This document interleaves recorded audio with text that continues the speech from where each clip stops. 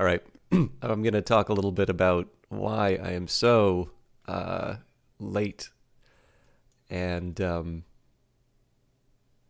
especially because I really hate the fact that lateness has become like a regular thing again. But I first wanted to make sure that I've got my encoding options. So I'm sick. I'm like proper sick. I was trying to get a little bit of sleep ahead of time, and then, um, you know, um, sort of flipped in and out. I think I woke up sort of around 8ish, so that wouldn't have been a necessarily late start for tonight. But the big problem is it's my throat in particular that feels very sort of scratchy and bad. So that does affect my ability to broadcast. And more importantly, one of the things that this will affect is here's a bit of an idea. We will get into the game pretty quickly, but I just wanted to kind of say what's up, particularly because it's the new year and I realize I have not been the most consistent with streaming this first week, and I don't want that to be a sign of things to come. So I've been, it may not seem like it, but I've actually been running pretty hot as far as streaming is concerned. So there are 2 hour-long videos that get uploaded regularly for Wednesday and Friday. There's the at least 3 hour video for Oblivion. So that on its own, not including sort of like false starts and things along those lines, that's 5 hours of material that needs to be recorded. um, and in fairly large, unbroken blocks. And then on top of that, there is the regular Monday, Wednesday, Friday stream. That is the reason why I ultimately took Monday for my own, like for the holiday. And, you know, on top of just, the fact that there's like a day job, about 6 to 9 hours of streaming if there's a holiday. And then I tend to find that on the Tuesday broadcast, I sort of babysit the chat, so that isn't necessarily really free time anymore. It's very easy for things to sort of fall through the cracks. In reality, my weekend is really for for the video recording, and the fact of the matter is that I'm heading into a weekend where my health has been declining. And I'm going to be doing the Kaya's voice. Obviously, it's not working. Oh, Jesus. Sorry. I just poured like half my tea on myself. Sorry. But like, obviously, the Oblivion episode in particular is going to be really rough on my on my voice. So, I did seriously debate on just canceling the stream this week, but I did say I was going to do Darkest Dungeon. And then on top of that, like, I really want as much as I can to kind of do the work, like show up, treat it seriously. Showing up late is generally a tough one. One of the things you may have noticed too is that the channel generally gets a little bit less of a viewership than it used to, let's say a year or two ago. And one of the reasons for that is that there does seem to be more of a momentum effect. So the fact that I do those vodcasts, that will definitely tweak the algorithm to say that I'm a smaller channel than maybe I would be under other circumstances. And so likewise, there is a little bit of a game to be played in terms of like just, making sure that you'll have, an early and consistent viewership come in and so on and so forth. But the thing is, you can go nuts if you just focus on audience stuff. So I'm going to stream. I'm going to do my best to do a full-length stream, but I am also kind of keeping my health in the back of my mind. Starting late and streaming the full length necessarily means a later bedtime, and it is a weekend coming up. But my intention is to get some rest this weekend as well as recording the videos. And then, of course, the fact of the matter is it's freezing cold outside right now. So a little less opportunity to walk and do all of my usual things. So, but I will give two quick cautions. One, I am going to have to get up in probably about 15 minutes to deal with something on a timer. And then the obviously I can't give any promises in terms of the duration of the stream. But on the other hand, I really like Darkest Dungeon. So with that very poor approximation of an apology, it's time to do some Darkest Dungeon. The one bit of good news I have, and I hate, talking about stuff that isn't ready to go. I've got, I'd say in terms of like something I'm looking forward to doing, I have a really, really clear idea of something that I'm going to be doing for stream, and it's going to be big and very involved, and I think a lot of people are going to like it. So, but it does involve me having to clear out a lot of stuff that I've been working on, like Darkest Dungeon and Stellaris and such. So there's stuff to look forward to. Ruin has come to our family. You remember our venerable house? Opulent and imperial, gazing proudly from its stoic perch above the moor.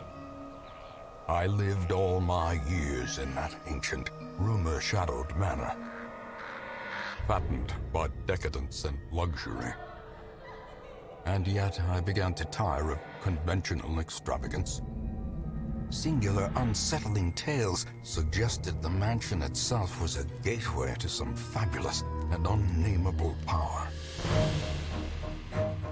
With relic and ritual, I've bent every effort towards the excavation and recovery of those long buried secrets, exhausting what remained of our family fortune on swarthy workmen and sturdy shovels.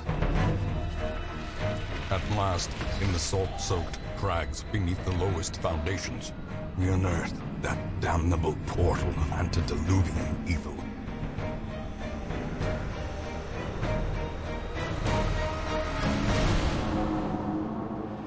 Our every step unsettled the ancient earth. But we were in a realm of death and madness. In the end, I alone fled laughing and wailing through those blackened arcades of antiquity. Until consciousness failed me. You remember our venerable house. Opulent and imperial. It is a festering abomination. I beg you, return home, claim your birthright, and deliver our family from the ravenous, clutching shadows of the darkest dungeon. Antediluvian means before the diluve. Darkest Dungeon is about making the most of a bad situation. Quests will fail or must be abandoned. Heroes will die, and when they die, they stay dead. Progress autosaves constantly, so actions are permanent. The game expects a lot out of you. How far will you push your adventurers? How much are you willing to risk in your quest to restore the hamlet? What will you sacrifice to save the life of your favorite hero? Thankfully, there are always fresh souls arriving on the stagecoach, seeking both adventure and fame in the shadow of the Darkest Dungeon. So, the reason I mentioned the antediluvian thing, I've always wondered about that term in the sense that, like, I've certainly heard antediluvian before, but I've always found it such an odd unit of measurement. At least my understanding is antediluvian means basically predating the flood, like Noah's flood, if you are familiar with the Bible story. Or possibly a Russell Crowe movie. I haven't seen it. But, like, so far as I can tell,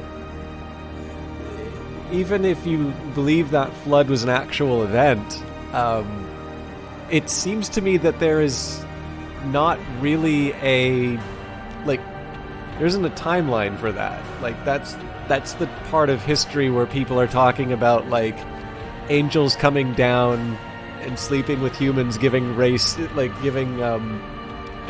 to, like, a race of giants.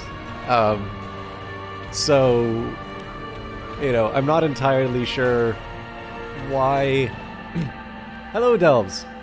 The only reason I say it is, obviously, if you're trying to rank like you generally, if you're ordering stuff in time, you're getting a bit of a you're trying to get a ballpark of location and time, but yeah, I'm not entirely sure before this mythic event how descriptive it is. I also kind of get like it's a little bit like saying that it's it's like it's a fossil or it's like super old. It's clearly it serves a purpose. I just find it really interesting that gets a specific word for placement in time, whereas I don't know if it would make sense to talk about before the fall of Troy, which at least was a real city, or what would, like, I don't know, before the death of Achilles or something like that, which isn't in the Iliad.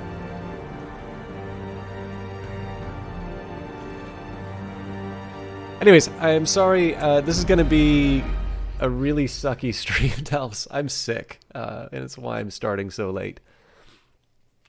So, but I'm going to do my best not to kill a lot of people. There is a great horror beneath the manor. A crawling chaos that must be destroyed. Now, I'm trying to remember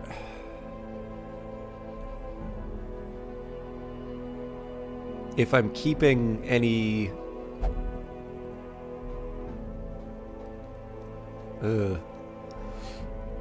So what I don't remember is whether or not I have like spares of things. So I seem to recall this abomination was going to be replaced by something. So what are some of the recent heroes that I've lost? Oh yes, I need to replace it with a bounty hunter.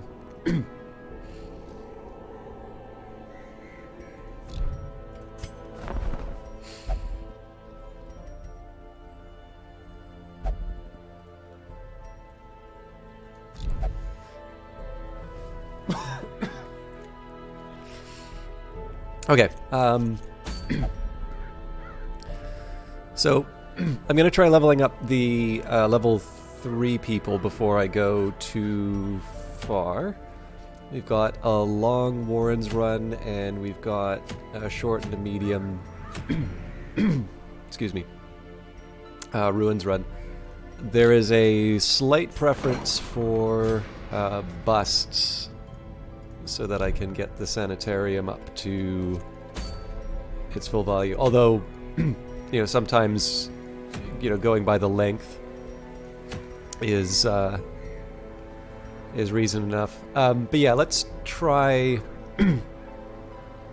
this exploration mission. So we'll grab Sungif, Kozwalt. Oh yeah, we've got this is a pretty good team just on its own. Thank you, Camerooni. Yeah, I mean, I kind of talked about it at the beginning. One of the things I'm not crazy about is the fact that, for the first week of January, the streams have really not been consistent, and I do feel bad about that. Like, I feel like if I'm going to be streaming, I don't want to take an audience for granted. So, it does mean that I, like, it means starting on time. It means, like, doing my best to make sure that the show is good and stuff like that.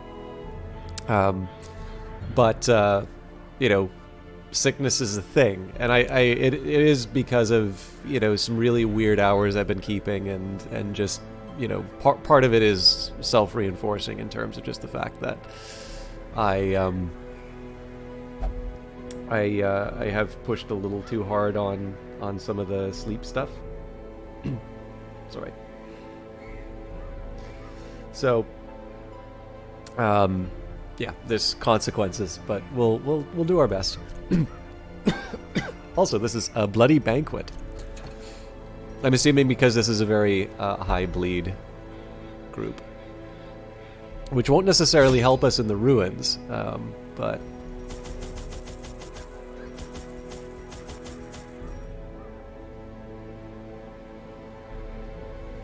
Yep, no, that's absolutely true. I mean, the fact of the matter is that,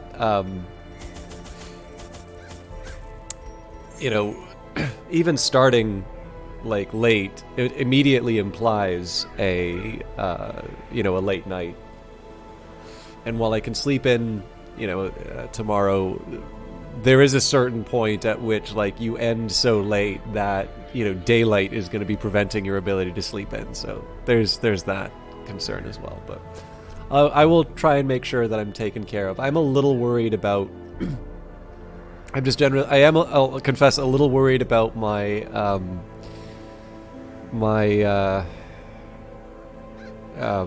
sorry, what am I trying to say? My ability to record the pre-recorded videos on the weekend. But that's like a weekend problem to worry about. Also, I'll confess, I'm a little surprised. I think I was supposed to get a notification. Pace out the halls of your lineage once familiar, now foreign. Oh, I didn't even check to see if I could upgrade any of these people. It looks like, well, 2 of them have got artifacts, so... If only treasure could staunch the flow of otherworldly corruption.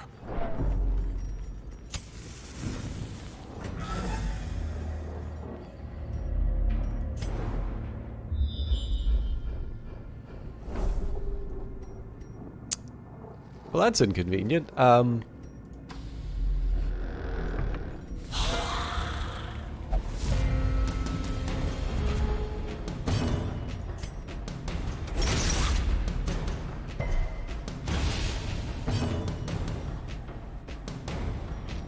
don't want the forwards up. A decisive pummeling.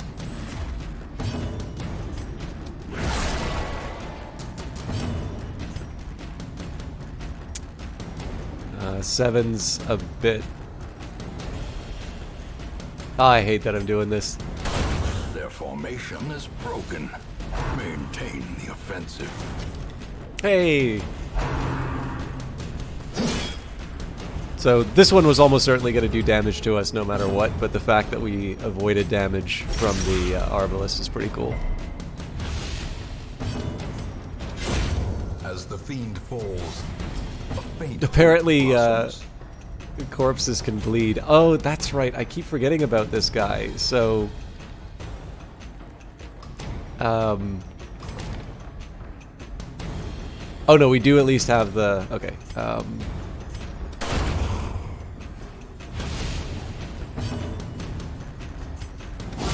So I have a lot less... I have a lot less attack than I thought I did. Oof.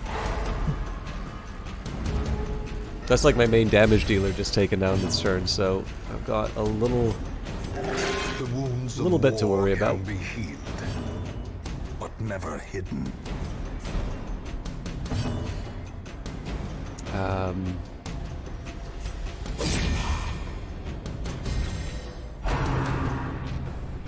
At this point, we just do the damage that we can. This is a little silly.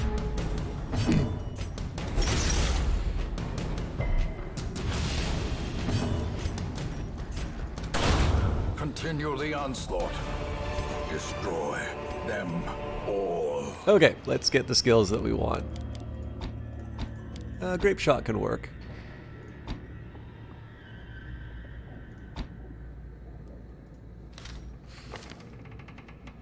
This is fine. Finale is definitely a very high risk choice. I'm not quite ready for that.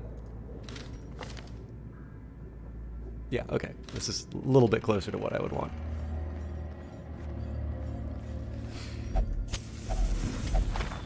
Reading a few pages has a lasting effect on the hero.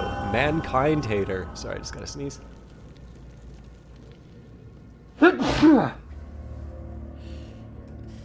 Okay. One of the things I will confess, so, you know, again, this is, sorry, got another sneeze. I'm pretty sure I knocked over something that had been sitting in place, and my housekeeping leaves something to be desired, because it definitely feels like there's a lot of little particles that are inspiring these sneezes. So I know, like, I know this becomes a bit of a rant, particularly whenever backseating comes up. The idea of like going to a wiki to learn how to play a game, and I think Darkest Dungeon is a fantastic example of a game which I don't want to say promotes this, but is a game that is very suitable for it. Sometimes you want to understand what a good combo is against certain bosses, and you want to, you know, if we run into an enemy, we'll just multitask.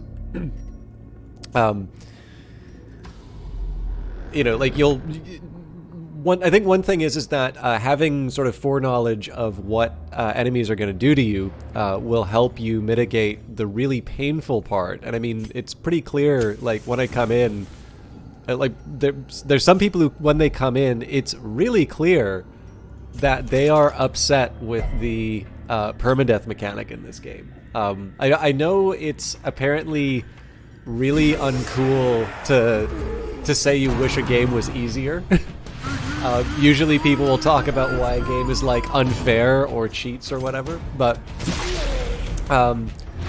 clearly, like, the loss of heroes, even though it actually doesn't really mean a whole lot in this game, the one thing that I think does kind of become a bit of a drag for people is the need to recover heroes. Although even then, like, I think the stagecoach does, like, for me, the fact that the stagecoach does give you some higher level heroes already makes it, you know, pretty forgiving in that regard as well.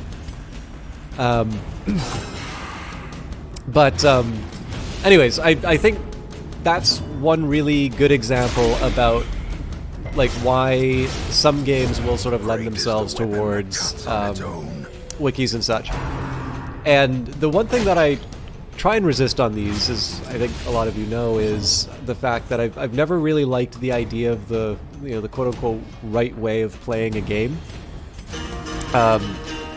And I've always personally sort of felt that if I'm playing, like, somebody else's, like, if I'm just implementing someone's algorithm for beating Darkest Dungeon, This is how a life is taken. to me, I sometimes question if that's really playing the game. And again, that's not a statement on how other people play games. Other people clearly do not need my permission to play a game the way that they enjoy. But I don't necessarily quite get the same enjoyment that I do from playing a game by consulting sort of an external resource than I would say... Confidence surges as the enemy crumbles. you know, so struggling with it and figuring it out. And again, that's just kind of how I'm wired.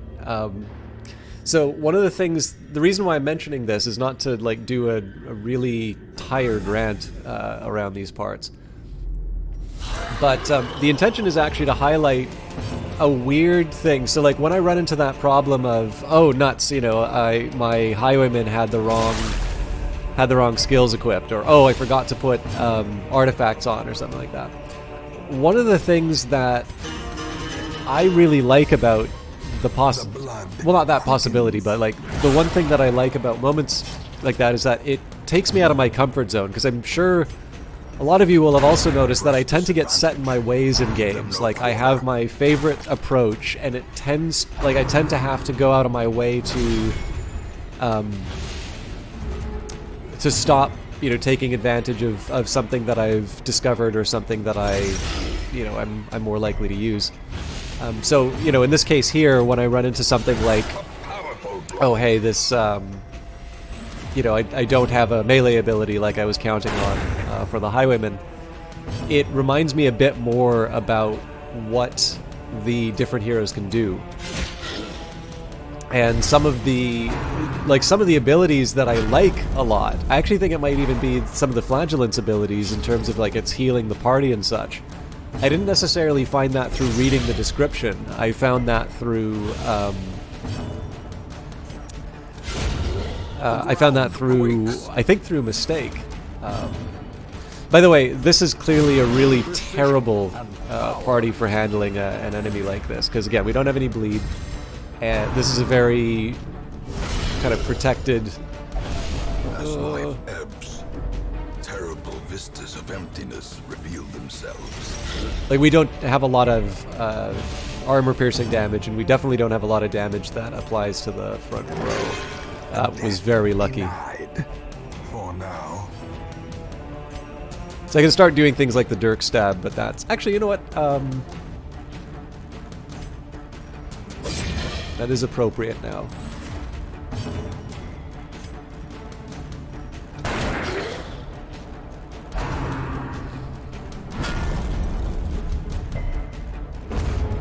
I also keep forgetting I don't need to Wicked Hack. I technically occupy his position too, so I can shoot.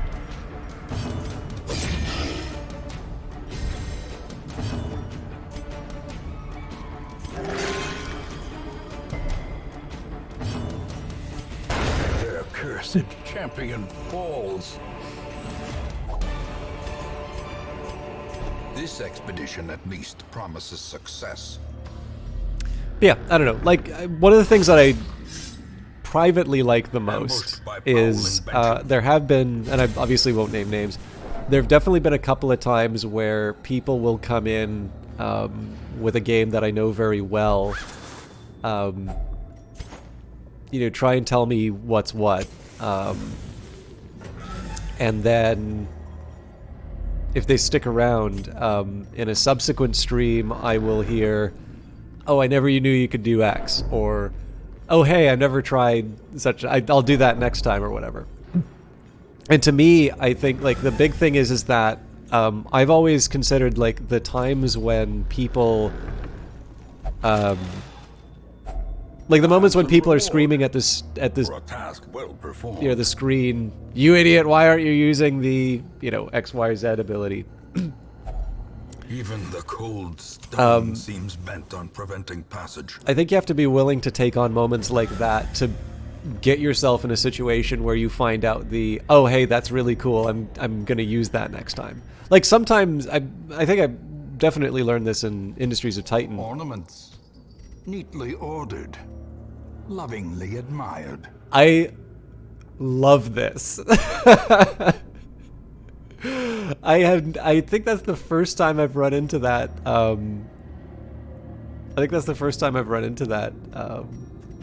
audio cue.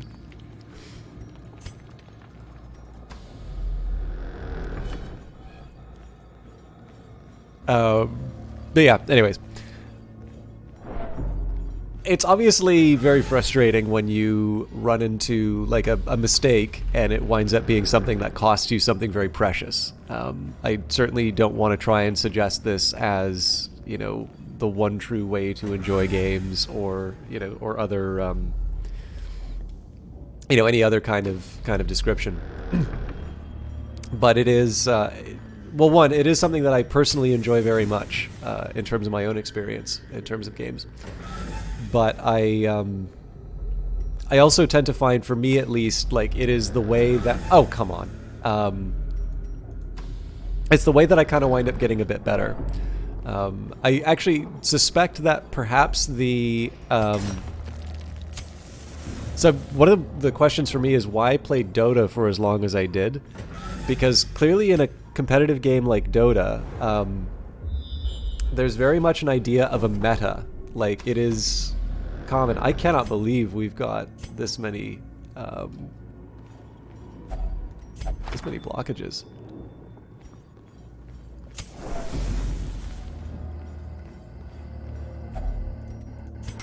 So you have an idea of a meta, and it's incredibly common for people, like, for there to be a culture of people telling other people how they should be playing their characters. May surprise you. It may surprise you to know that I did not deal well with that kind of environment.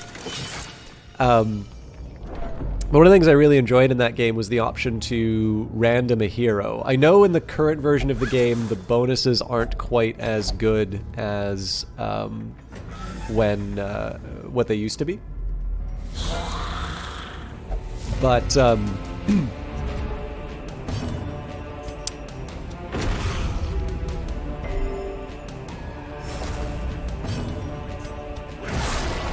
it was a nice way to sort of force myself out of my comfort zone and learn a hero.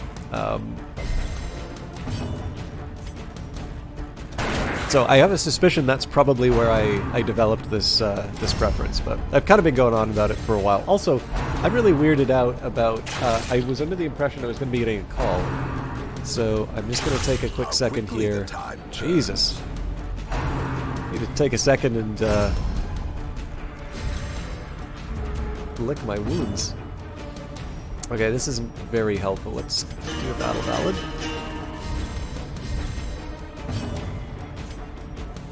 Clear out what we can.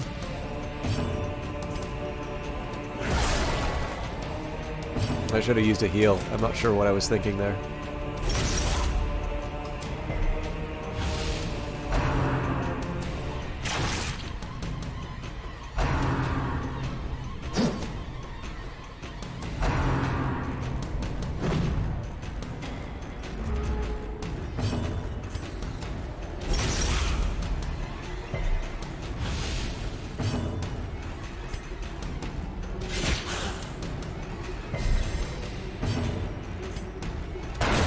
Masterfully executed.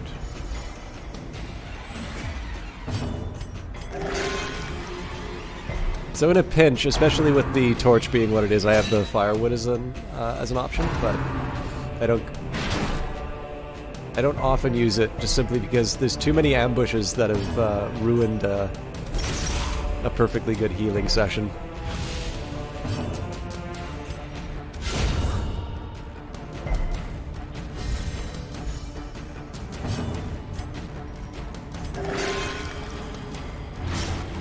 Yeah, about to happen eventually.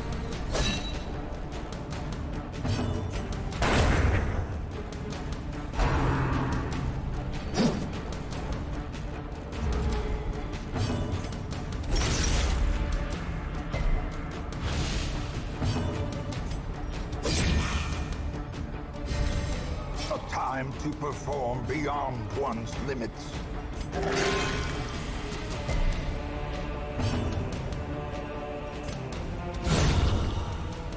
Beautiful. Okay, I'm going to step away from the keys for a very brief second to see what's up, and I'm going to be back soon. Dizzying fall.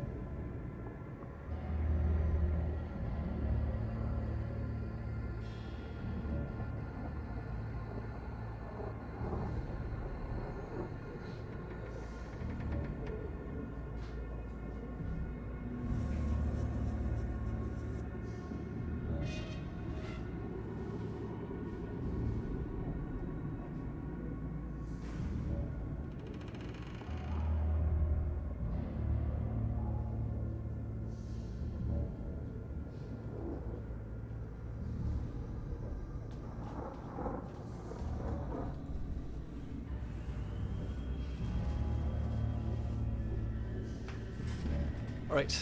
Sorry about that. Turns out I can't tell time. Although I guess long-time viewers of this stream probably already know this. Alright.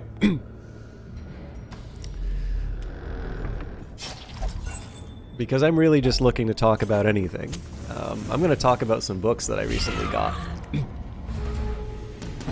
Every once in a while I kind of go nuts. I've actually noticed I'm sort of institutionalized school-wise. So, usually around late summer, like around August. So first of all, a bunch of, particularly academic publishers, but a bunch of publishers in general, I tend to notice, will have like a sale. Some of them are like really, really good sales, although I think the MIT one has become a little less generous than it used to be. Merely a trick of the light? But yeah, right around the time I would be buying textbooks for school, I inevitably wind up buying a bunch of textbooks. So sometimes for Christmas I wind up doing the same. Actually, there is one thing I need to say for work. So I complain about work a lot, and I do feel that those... Mind that such missteps are the exception and not the rule. I feel like those complaints are justified, but one thing that I don't mention enough is my direct manager, like the one who's sort of responsible for supervising me, who is actually very, very good. I don't know if saying sympathetic to my plight is quite the right term, but they like get it, and they are, even when I first worked with them, definitely someone who was sort of concerned with my like overall development and sort of like well-being in the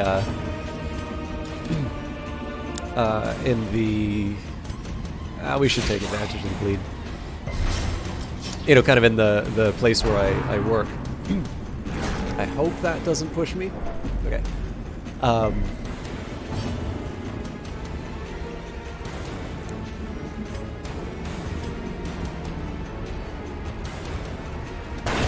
Cool. So I'm taking a risk that I'm not healing, but we are still double dead. That's a shame. So I, you know, obviously, given the amount that I complain about work, I was quite surprised when I took a look at my email when I came back from the holidays and saw that I had a gift card for... It's good managers are able... Yes. Yeah, very, very much so. There's definitely a limit in terms of how... you know, how protected I am from this stuff, but definitely, like, it could be worse. I have definitely had bad managers in that place before, and they are capable of making the work But yonder, a glint of gold. just, like, impossibly bad.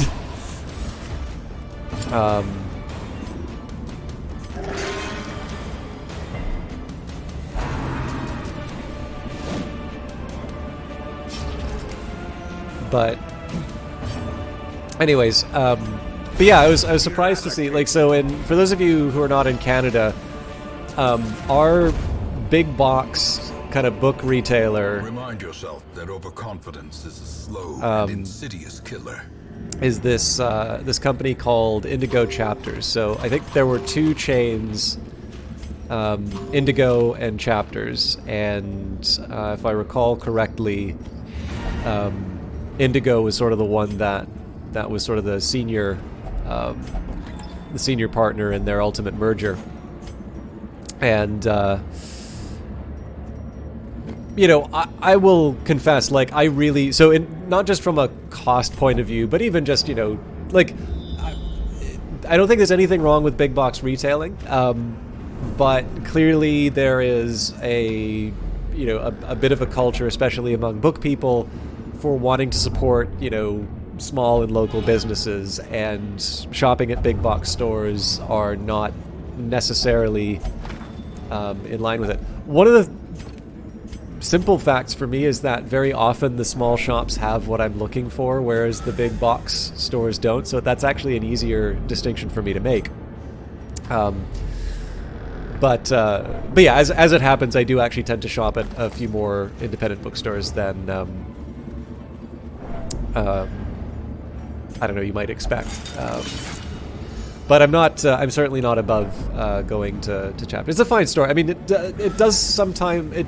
There are times where, like, I wish that they had a little bit more of what I was like, and there's what I prefer, and then certainly they seem to be Packs laden with loot are often low on supplies. pushing very hard into, like, you know, building a home and all of that. So that, you know, there'll be like throw blankets or whatever on the, you know, on the displays, like, normally $80, you can buy one for $25, and I'm like, I'm here for books. Like, And we will find whatever secrets they hold. I don't necessarily need the, you know, I don't necessarily need, like, a blanket or, like, a table for my Like, I don't need like a caddy for my computer in the bath or something like that. You know, I'm really just here for the dead trees. But the reason I'm going on this rant is that clearly Amazon is the kind of the boogeyman for that kind of a job. But Amazon's an old company. Amazon is like one of these things where if you could go back, like I've been trying to read a little bit more about the .com bubble and like specifics about it, not just like the hot take or whatever. Because like if you think about that time period, like the mappings are alarmingly close. Like everybody's super smart. Like everybody's getting into investing. I've got a guy who's a cartoonist, never had a mind for numbers at all, telling me how the stock market works. That clearly is not good. You know, NFTs are BB babies. I don't know what like the .com bubble is. Obviously, crypto is certainly got very high valuations, but like I'm not entirely sure it's quite the same as these .com things. People are tending to talk about how the rules are different and how the valuations, but like these are the things, like some of these are the superficial connections that you can draw, right? Why was I going on this? Oh yeah. And like one of the things, Bloomberg did a sort of a review of some of the financial trends, and they were sort of talking about is like, well, you know, NFTs, you never know which NFT is going to be like the foundation of Web 3.0. And I'm like, well, yeah, just the same way as you don't know which Beanie Baby retained its value into 2021. And by the way, I haven't taken a look at the price of Beanie Babies. They might have retained their value. I'm going to guess they didn't. I actually sort of don't know what a Beanie Baby is. I thought they were a McDonald's toy, but apparently they're something different. But anyways, I was obviously alive at the time. It's just like teddy bears? Oh, okay, fair enough. But like, you know, I'm not like sitting down with a copy of like Graham and Dodd, like trying to figure this all out while while it's going on. They're also sold in bookstores. That's hilarious. Yeah, the reason why I'm going all over the place, and I also want to take a second to make sure that my audio isn't too loud. One of the reasons I'm doing this digression now is that I am going to have to get away from the keys in a minute or two, so it seemed like a decent time to run through this. But like,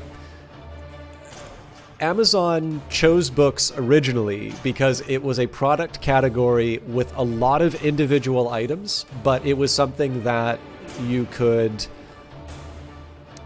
like, it's one of these things that worked as a very good test case for online commerce.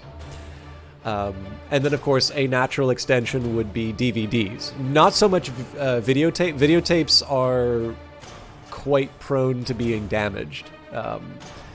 It's, you know, like, if you look at the packaging for like a tape for like an HD camera, it is like a little, like, it's not super protected or whatever, but like it's definitely something that sort of, it's clearly built, you know, assuming that this thing can't necessarily sustain a lot of violence.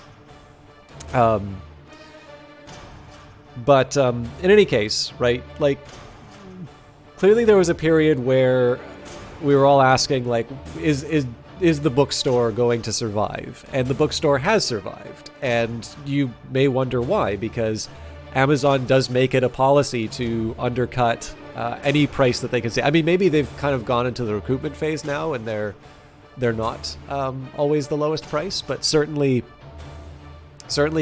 the strategy for a very long time was to always make sure that if there was a lower price listed, that they would revise to something lower. And you just simply cannot, in a competitive market, you just simply cannot compete with that, because you actually have to pay for the physical store, whereas Amazon isn't going to, right? That's kind of the whole promise of e-commerce.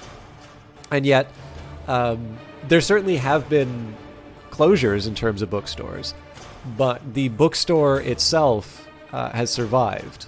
And I suppose there's kind of two ways you can look at that. Number one, publishing's a super old industry, and it has not looked the way that we... it hasn't looked like what we are used to over its entire history. But number two, it's a simple fact that, like, for me, going to a bookstore is... it's not just a machine for turning, like, books into money. I don't really have, like, a place where people will recommend stuff for me, but I definitely remember a used bookstore in Vancouver where I would always know where the classics were, and I would always go there, because inevitably there would be, like, a good penguin. It's actually how I first found Robert Fagel's translations of Sophocles, and like eventually that got me into his Iliad and so on. You know, I just kind of knew the right sections, and I had a friend who worked in a record store back in Scotland, and I kind of have to assume that the record store had a similar thing. Like, you'd have a guy who would sort of know your taste and give you a recommendation. And then there's like also events like author signings and things like that. Like, again, if you feel like a bookstore is just something that converts money into cash, converts money into books, Amazon is a perfect substitute for that. If, on the other hand, a bookstore is a place, it's a little bit like what Starbucks, another .com darling. You know, if you work there, they'll talk to you about the third place, and you know the fact that they're not just selling.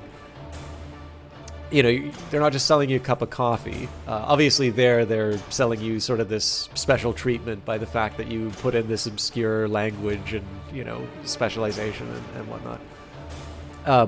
But you kind of like paying the rent for this table you're sitting at. Like, it's a place where you know, it's not home, it's not work. It's a place that you'll relax. And the guy who owns the coffee shop I normally go to gave the same spiel. I'm assuming this is just something that everybody who works in hospitality, talks about now.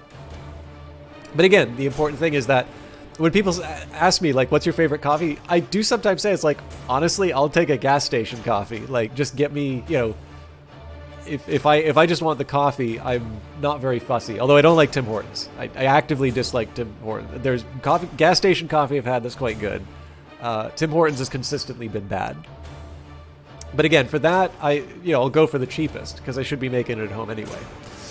But if I want a place to, you know, sit and do some writing or relax, or, you know, just kind of take in the atmosphere, like, generally, you know, a place with some good music, a nice, you know, atmosphere. Ariel Rubinstein, a game theorist in Israel, actually has this wonderful... wonderful map of, like, places you can think. Actually, tell you what, I gotta go. My alert came up. Hello, Totally Valka. See, the thing is, Chris Blattman wrote the same thing, and everybody was shocked that Tim Hortons, like, that he didn't like Tim Hortons. Tim Hortons, like, wraps itself up in Canadian patriotism, but it's a terrible chain. Like, bad lineups, bad coffee. Almost never have anything on the menu in like in stock. Like, it is not a good business. It's not. Tim Hortons is like Disneyland to you. You don't drink their coffee, just the value compared to any other coffee shop. That's really interesting, because I've never found Tim Hortons to be particularly affordable. I mean, I guess the donuts are okay, but it's kind of hard to screw up a donut, right? Let me see. So this will actually be kind of neat. So first of all, Ariel Rubinstein's game theory books are definitely intended more for a graduate audience. If I, well, tell you what. So one thing that's kind of nice is if you want to read his books, they're all for free. So that's his main website, and yes, it has a certain look to it, but this is a link. So, worldwide guide for coffee places where you can think. There is a place in my city that's listed. I was very surprised about that. But I'm gonna go and pick up. Oh my God, there's so many in Vancouver. But yeah, I'm gonna go. I'm gonna leave the keys for a little bit. I would love for you to. I'd love for you to check out that second link. You don't have to say where it is, because like obviously I don't want to dox anyone. But I'm curious if anybody has a place that they recognize inside of that list, and then I'll finish the like .com era rant later, because eventually I'm gonna get around to the whole book thing. I don't know. Sometimes you're just here to hear me talk. See you guys in a minute.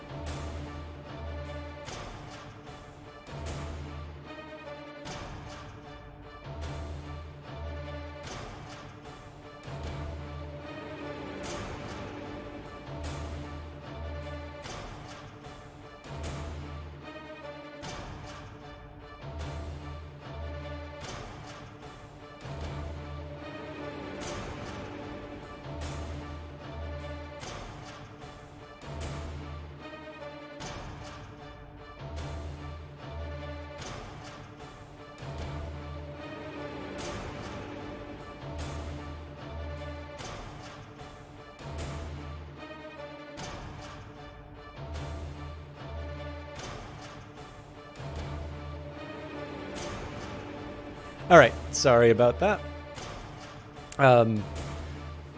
Obviously, this story is taken on a few different branches, but we'll see what pops up in the Women and men, soldiers and outlaws, fools and corpses. All will find their way to us now that the road is clear. Word of our predicament has spread, and a new crop of aspiring corpses stepped from the stagecoach. 6 more recruits than usual. Okay. Osmot is moving sluggishly after a long night of drinking. Grimo lost 500 gold after becoming tipsy and buying around for the house.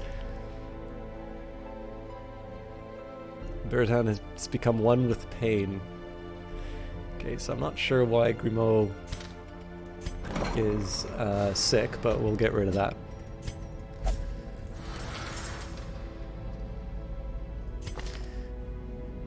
I think I'm gonna have to live with hemophilia for a bit. It'd be kind of nice to push the team up, although Osmont can get their disease healed. Well, let's just make sure we don't have a higher level.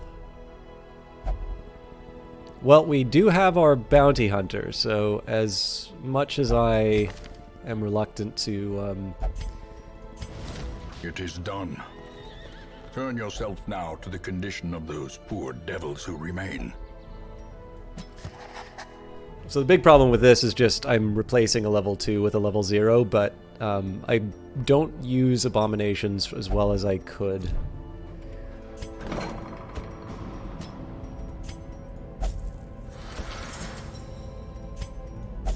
Okay, anyways, all of this is, I went on the big box thing simply because, like, I was essentially just trying to explain what chapters is. I call it chapters because I think that was, like, the Western Canada more dominant one. So it seems to all be indigo out here, or maybe they're just, like, finally, like, changing the labels. But anyways, I was surprised. It was also obviously a very thoughtful gift because clearly, you know, if somebody gets me a book thing, you know, it knows they know a thing or two about my interests. But I picked up, so I like Neil Stephenson, so I've not read Fall. I'm actually really far behind, so I have not read Ream D, Seven Eves, Fall or Dodge in Hell. I guess Termination Shock is the new one. I feel like I'm missing one. I also haven't read Zodiac yet. I don't know if the Big U counts.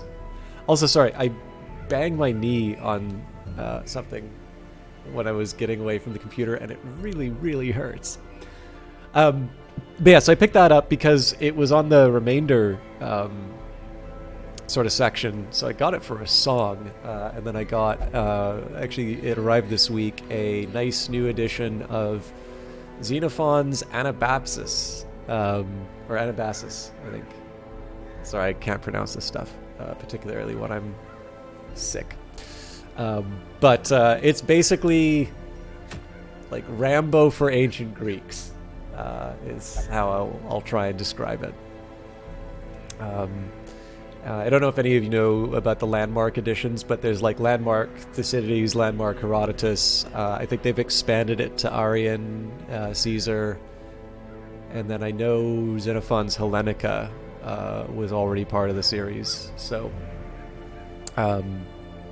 yeah. So the amount that I had left over from it, I put towards it. And then, obviously, I spent a lot of time talking about .com-ish stuff, and part of that's because I've been back into sort of reading a little bit on finance again, more so from a theoretical rather than like a, oh, I'm going to jump in on the, you know, on the investment activity sort of thing. Like, clearly, I am suspecting that if I am getting in, that's probably a really good indication that we are at the peak of the bubble.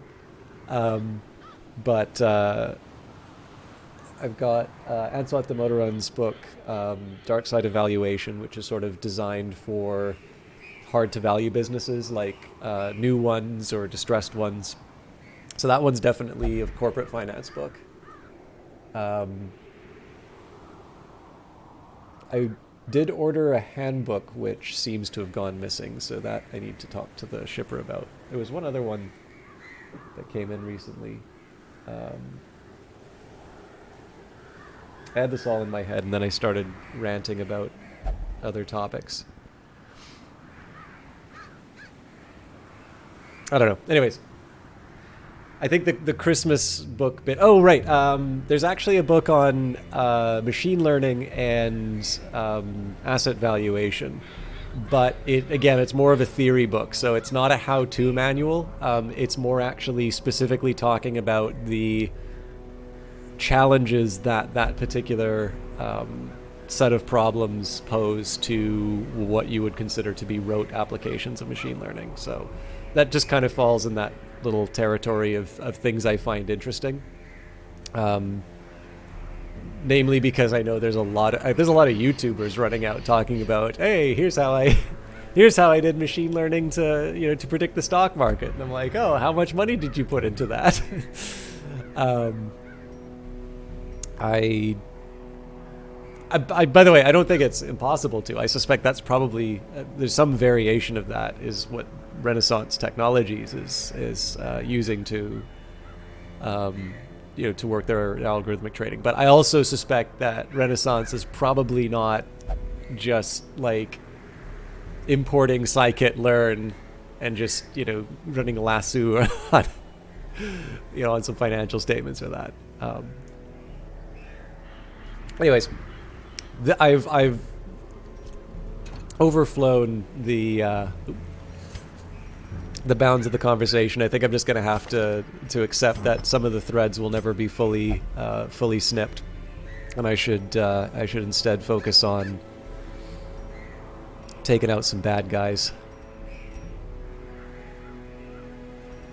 So can't do the dodgy sheath because I do use quite a bit of ranged for this. I think we can handle the Drifter's Buckle. Ooh.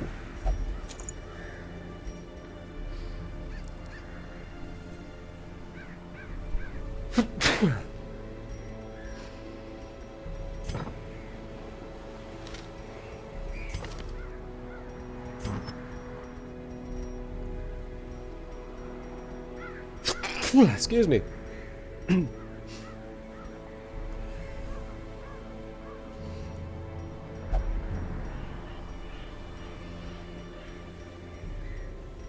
I not have... I have to have Jester specifics.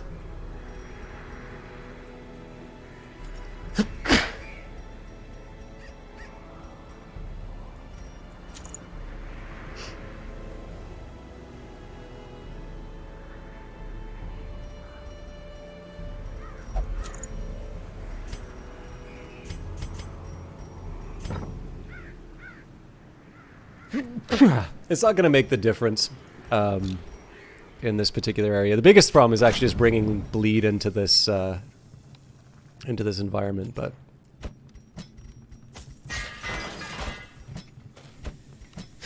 so hopefully that'll make the flagellant a little... Jesus, I'm so sorry. Hopefully that'll make the flagellant a little more potent.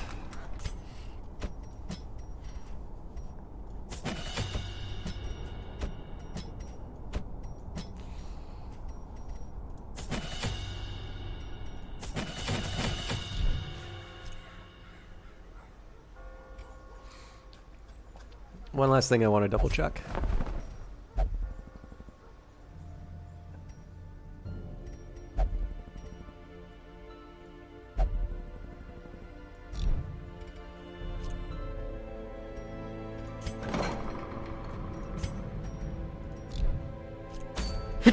Excuse me. All right. He's having a good time.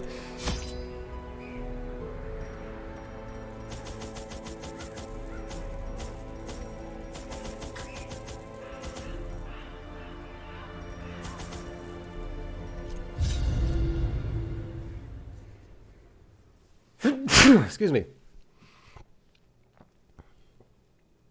I might try and make an effort on the Crimson Court again. The fiends must be driven back. And what better place to begin than the seat of our noble line? Definitely not allergic to chat. It's really good to see you again, by the way. Totally not Valken. I don't think I said Happy New Year to you yet.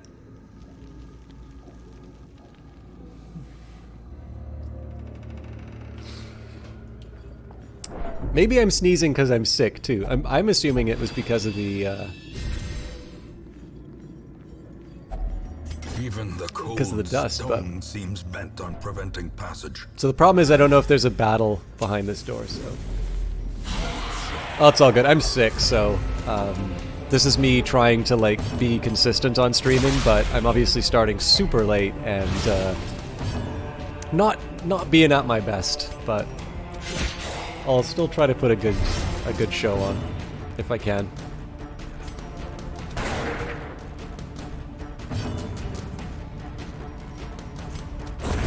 Continue the onslaught. Destroy them all.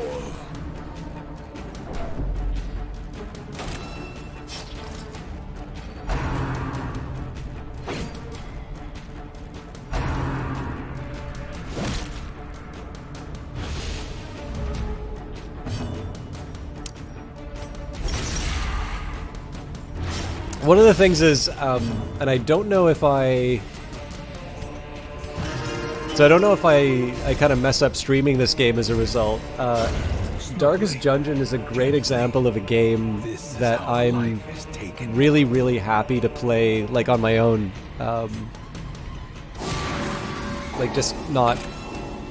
Like, I could just kind of sit myself in front of this and play and, like, not really think about anything for a long period of time. And I sometimes wonder if when I'm streaming, I take a lot of stuff for granted and... But a victory nonetheless. You know, just don't commentate as well as I otherwise could have, because it's one that I sort of enjoy, and to a certain extent, right? It's like, well, you try and do the damage on the bad guy, and you know, and then if you win, you move forward, and if you don't win, you're probably all dead. So. I didn't say what the unsettling passage did. Ooh.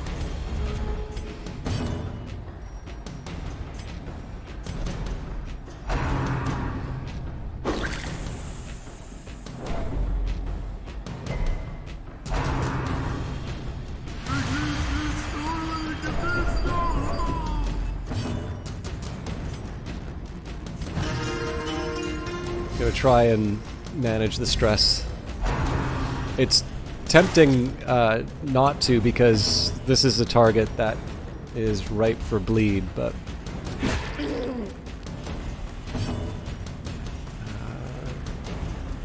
I thought I had one where I could push forward. Give them no quarter. So the first time I get a ranged bonus is the time that I decide to use my melee ability.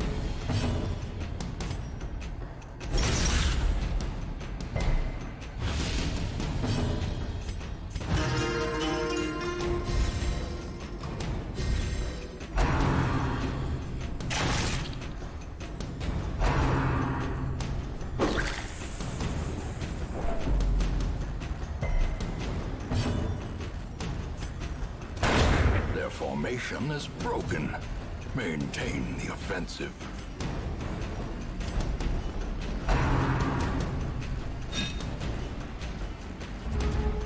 So just in time, because we needed a target for the flagellant.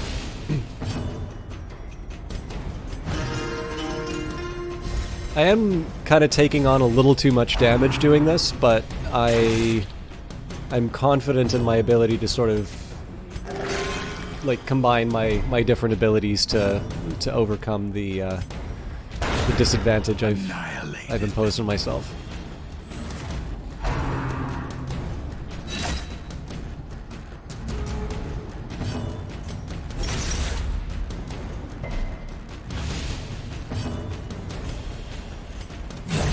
As the fiend falls, Wicked Slice is better than Open Vein on the skeletons for hopefully obvious reasons, but it's the immunity to bleed if it's not obvious.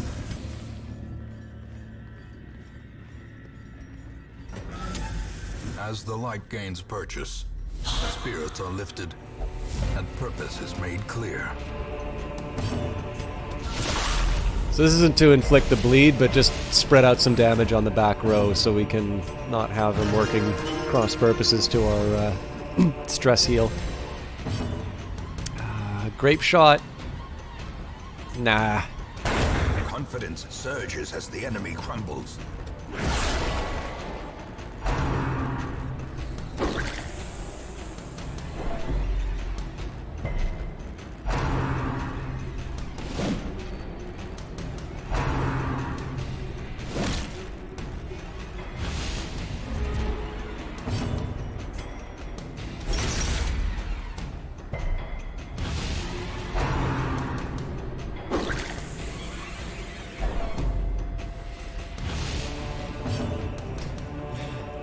That seems very game over, man. Game over.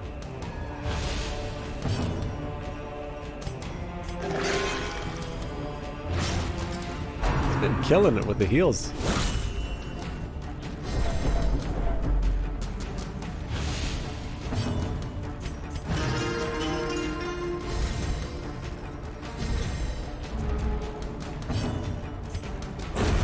Decimated.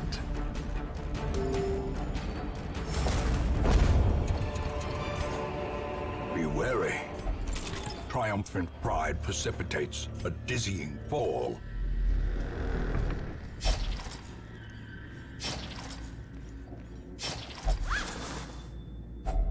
A handsome reward for a task well performed. Well struck. So for some reason I don't really fear the bone conscripts that much. The arbalists are the ones that tend to freak me out a little bit. Power.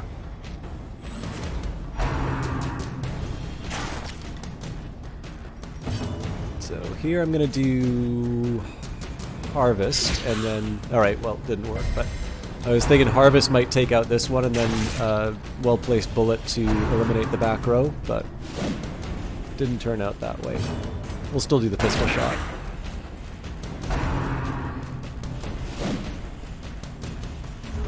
But as you can see, we still have the same problem with the front row, which is, okay, well, oh no, hang on, the corpse will help us. We're actually not really good at taking out the position 1 and position 2 enemies with this group, and we're kind of lucky that we're not running into more people with protection.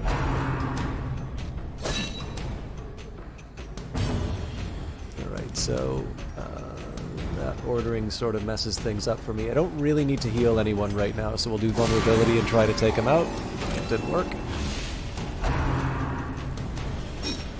Although if they're just bayonet jabbing, it's not that big of a problem. I will Inspiring Tune just because it's nice to try and get the stress down. And we're lucky enough that we get to act before them, so Missile Artillery should wrap up. Foolish horrors. Brought low and driven into the mud. Be nice if we could get a couple scouting events. The ground. So priority here is to get rid of the stress dealer, and then we'll move on. Both of these... Oh, sorry. I always thought the marksman had protection. I don't know where I got that idea from, but it's clear that they don't. Damn. I think we can afford to move... Oh, hang on. We can afford to move up, but why not do so with an attack?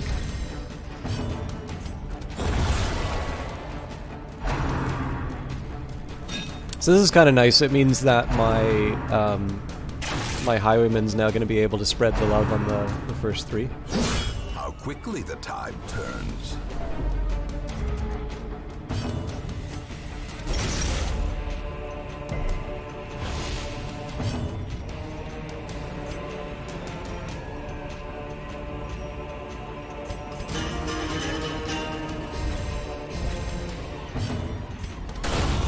Devastating blow.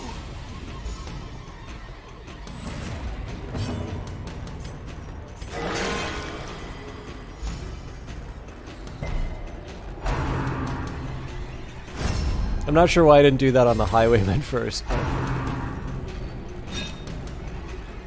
Clearly I had faith in their dodge ability.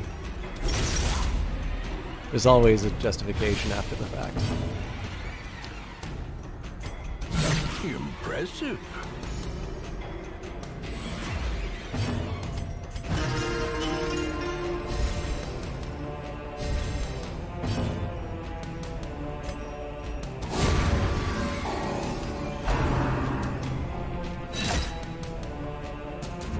So if you're wondering why I didn't heal the highwayman there, it's just because on the odd chance that that guy is able to stun one of my damage dealers, I consider that more of like a long-term health savings.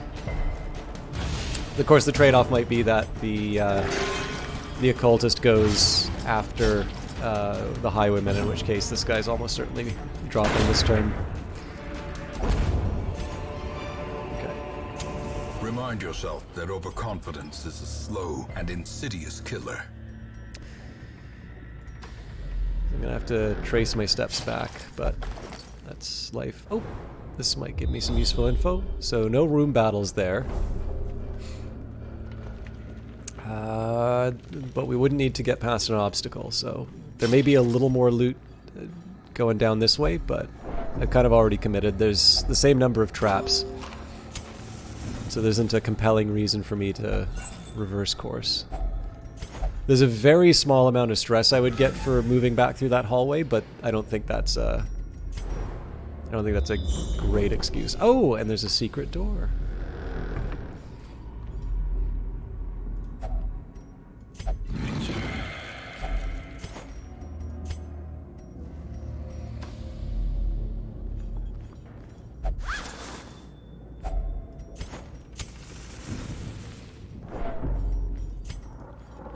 I still really like that. I've never had the voice line trigger for when you're just like messing around. I wonder if I can trigger it again, actually.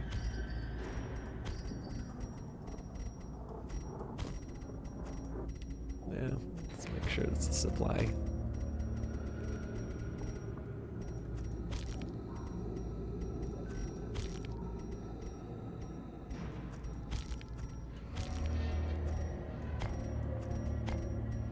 I'm assuming that is a somewhat rare one because people probably do that a lot, but I kind of wonder. I'm wondering whose idea that was because I liked it a lot.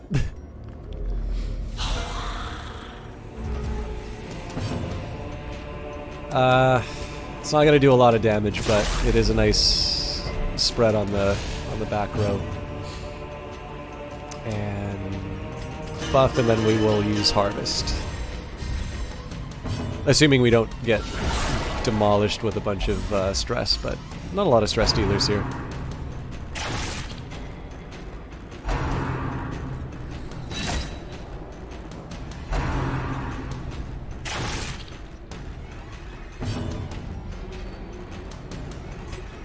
Oh, for those of you that liked the Charles Dickens thing for Christmas, I have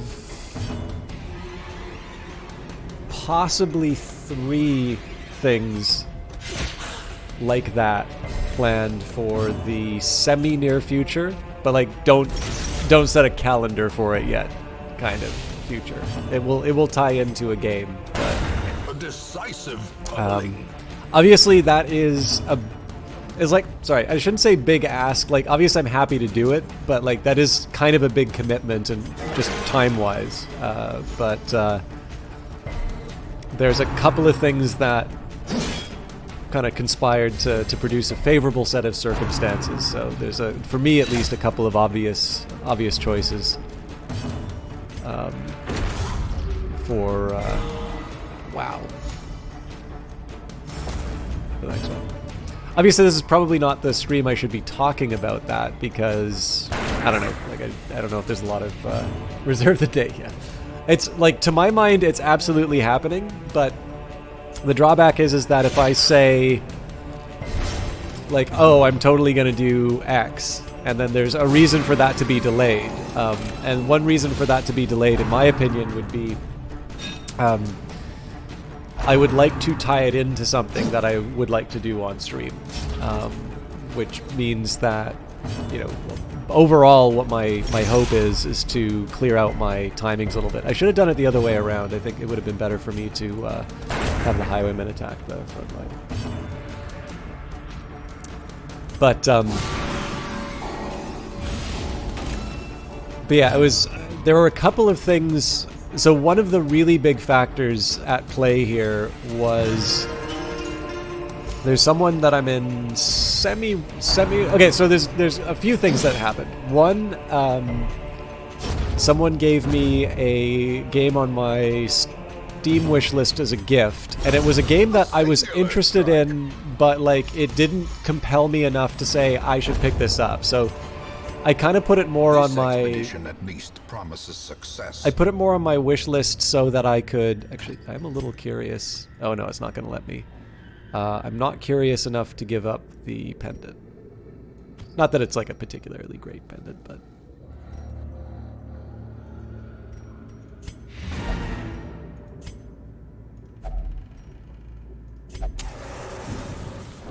Okay, well, if nothing else, I'll do a fight just so that I can cure that stress.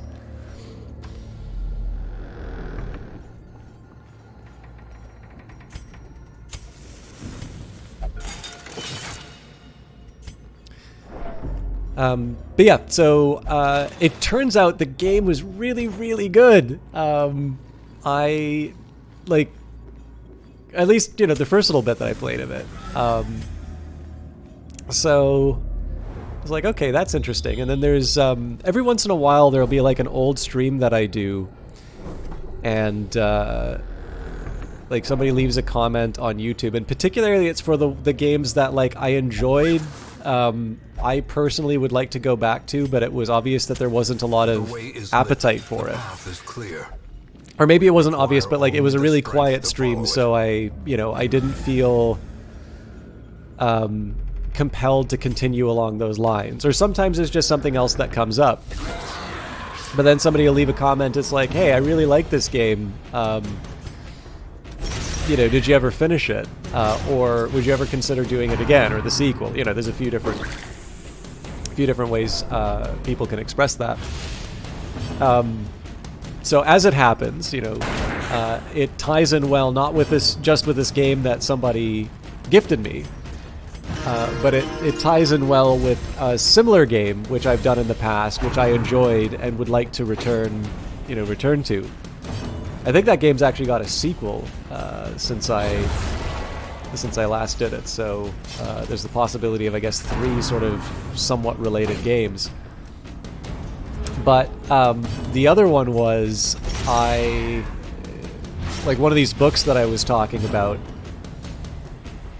I'd asked somebody I'm on semi-regular contact with on Twitch, they're also a broadcaster, and I said, hey, have you ever read, such and such? Like, nah, I've heard of it. I was like, no, you gotta read it. Particularly because I think the emphasis that a lot of people take from those kinds of books. I shouldn't have cleared them out. I should have. Success so clearly, and should have healed the stress. Or is it merely a trick of the light? I think we can ditch the... Oh, we can ditch the firewood for sure.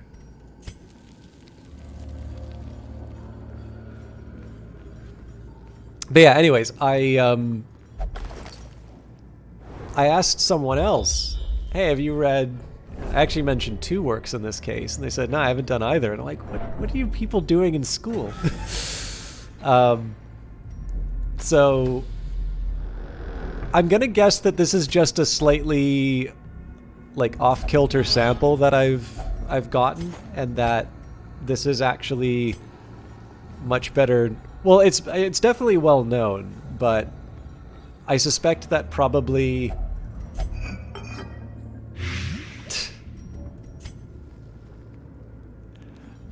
it's not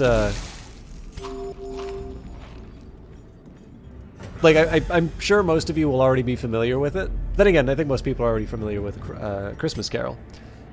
But Room by room, thematically, all this stuff fits very well together. And once I found out that this broadcaster I really like has not experienced either. So again, I did say there are 3 works that I'm specifically thinking of, but the fact that that particular person had not seen the 2 that I mentioned, I was like, okay, I absolutely, it is my duty to my fellow man that I give them an opportunity to experience this. And of course I'll do it on stream, because why why would I just keep that to myself if I'm going to do it? So at some point... All the decadent horrors I have seen pale in comparison to that final, crowning thing. I could not look, nor could I look away. I do need to cure these diseases, but we're on a bit of a roll with this group. So we're going to level them up. We're actually going to send them back into the ruins. I don't think anybody needs... Yeah.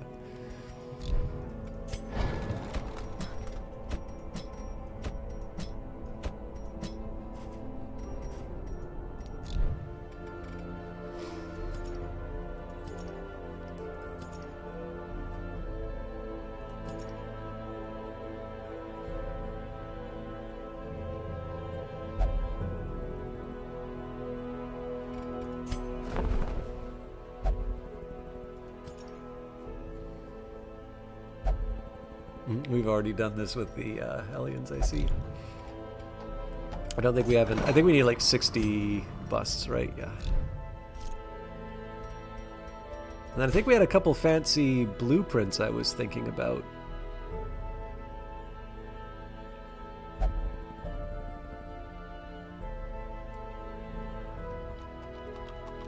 Yeah, so alter the light was what we were looking for.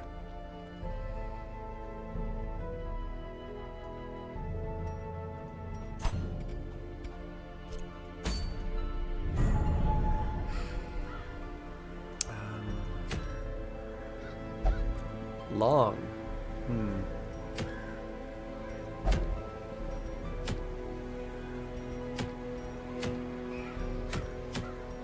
So none of them give busts. Let's go for the long one.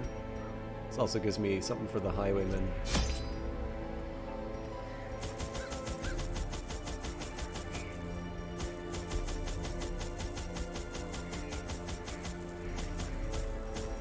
That's a little excessive.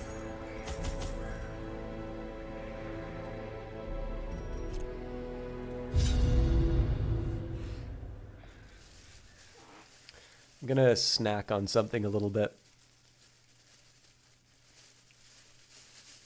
I'll try to keep it away from the mic, but I'm hungry.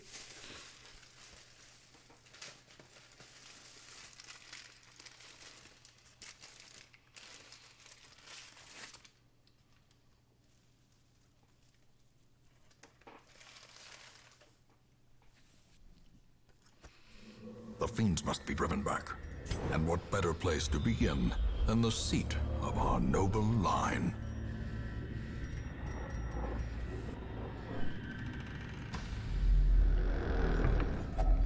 Even the cold stone seems bent on preventing passage. I wasn't crazy about blowing a Glittering shovel right gold, away, but trinkets and baubles, paid for in blood.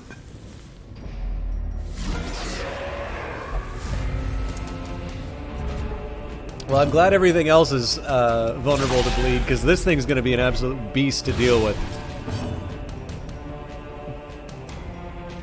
I think we're going to distribute the bleed as best as we can.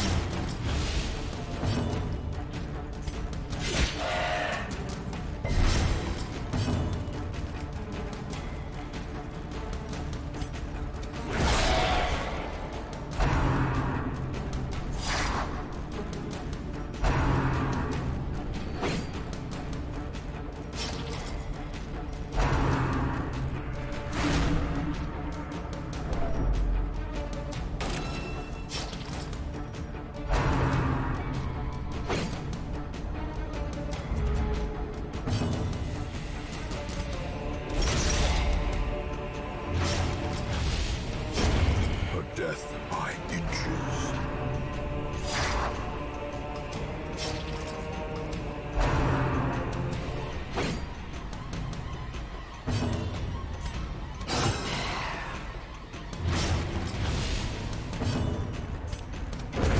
Continue the onslaught. Destroy them all.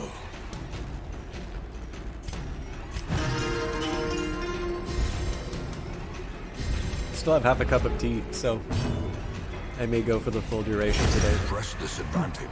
Like I was saying, Give them no this is quarter. definitely one of the purely decorative, as you can see by it being covered in blood. Like I said, this is definitely a game that I could like sink an entire day into just sort of playing on my own. So I do tend to find that it's easy for the time to slip by as I play this. I don't know though. I feel like this game streams reasonably well. Like it's one where,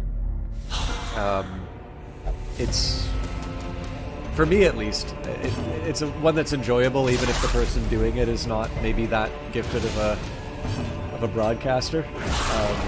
So. As the fiend Maybe that's falls, just something I'm telling a myself faint hope blossoms. to make myself feel better about completely phoning it in today. I hope you're enjoying it.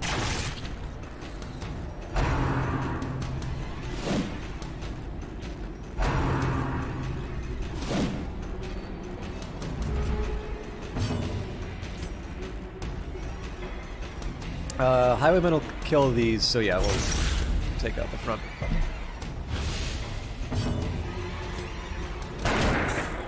Okay, I guess the...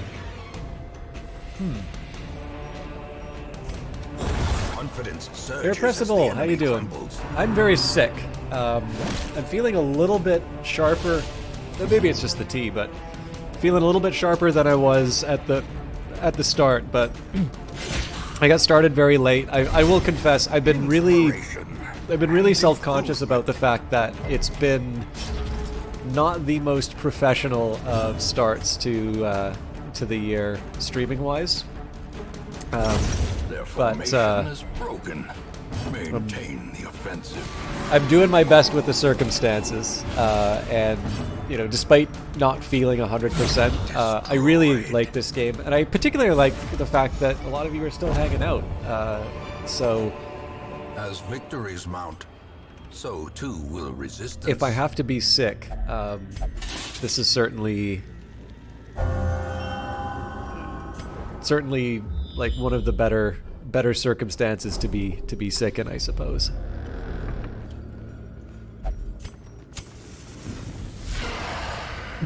I don't think we can bleed. Oh no, we can. A singular strike. The bleed's gonna be how we kill this thing then, so yeah, I'm gonna do the pistol shot though. We need to do something to get rid of the cultist. I was hoping the abyssal artillery would be enough.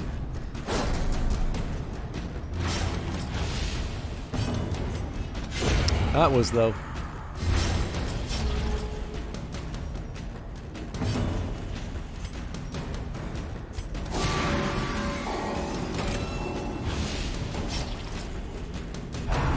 I was debating about healing the flagellant, but it occurred to me that this bleed might be going for a while, so...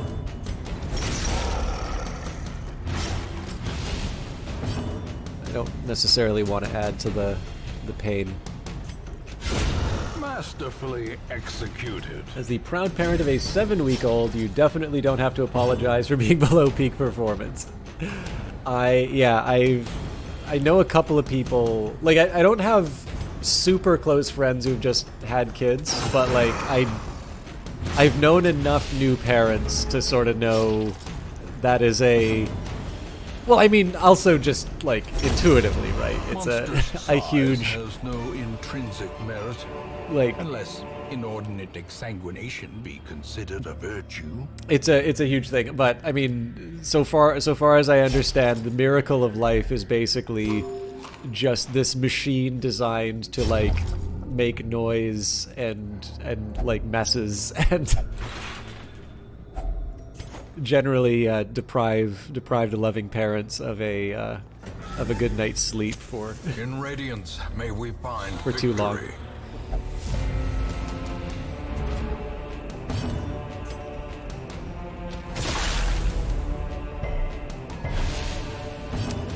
I'm not sure if this is the right way to do it, but when I see something like a bone bulwark, my usual approach is just to ignore it and get rid of the multiple damage. Because like the thing is that if there's 4 people up, they'll be able to spread damage all over my team. If there's one source of damage, yes, that sucks. Yes, I'm gonna have to deal with it, but it's not like it's much more manageable. I will have a heal to help the, you know, to help whoever's in danger.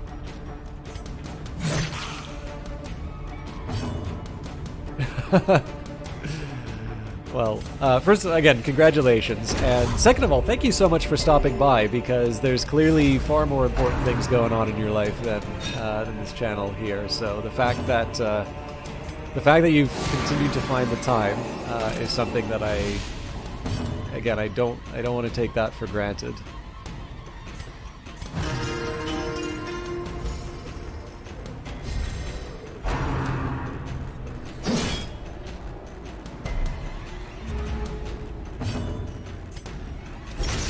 Although one thing I do kind of wish for, I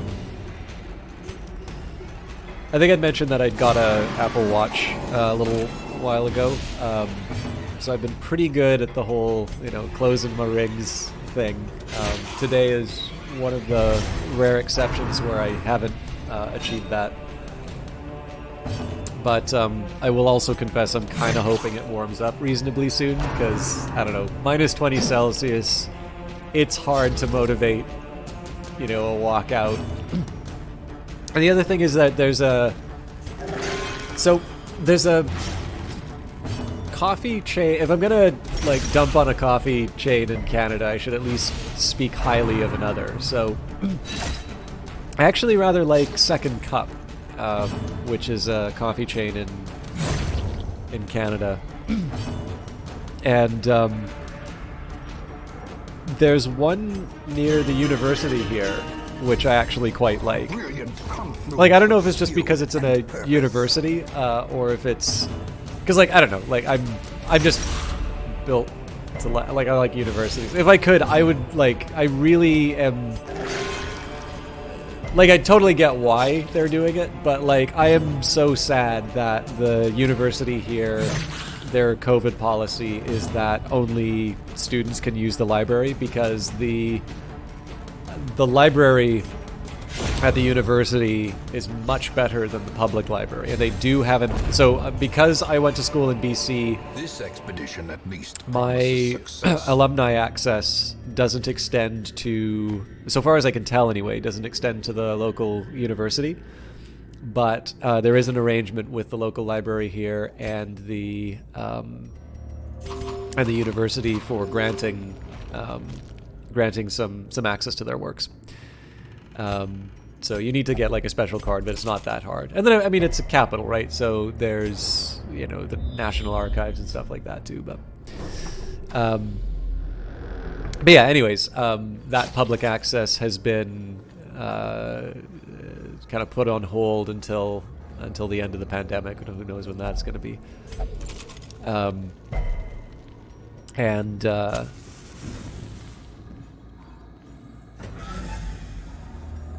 But yeah, I don't know. I libraries, universities, places of learning or knowledge. I like them. But the nice thing is that the university is really far away. So I was a little one of the things that I found most interesting about the watch was to finally be able to quantify just how much walking I really do, and on a given day it'll be anywhere between 4 to 10 kilometers. And one of the and again, that just happens because I walk everywhere, and I've always walked everywhere.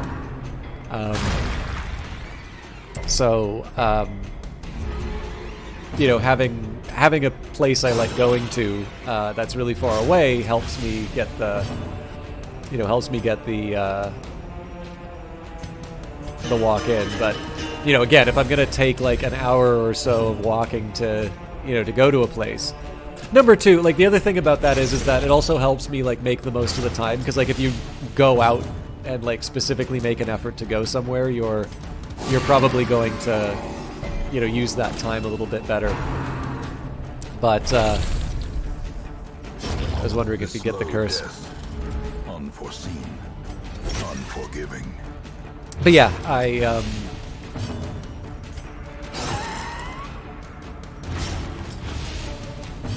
even I have my limits. Minus 20 is a little much to ask for. Very aware of COVID vaccine boosted, but I think it's getting close to time to roll back to all the. Gently. Yeah, it's a tough one for me. I mean, the biggest thing for me is that I'm obviously not an epidemiologist, so to a certain extent I kind of defer to the experts. But I do also see where I definitely sort of see where you're coming from on that, which is that if our, I guess the biggest thing for me right now is that if our goal is the elimination of the disease before we go back to normal, then we probably need to have a conversation about what do we do if we can't achieve that goal, because I do think that is a contingency we need to prepare for. But I know, at least in the case of Canada, when I've been following the news, it does seem to be that there are a number of health authorities that are very much either asking for federal help because of overwhelming caseloads, or essentially, basically, they're in that situation where they are actually having to decide, who gets treatment and who doesn't. I do think, to a certain extent, we are not doing ourselves any favors with the way that we're rolling out things like boosters.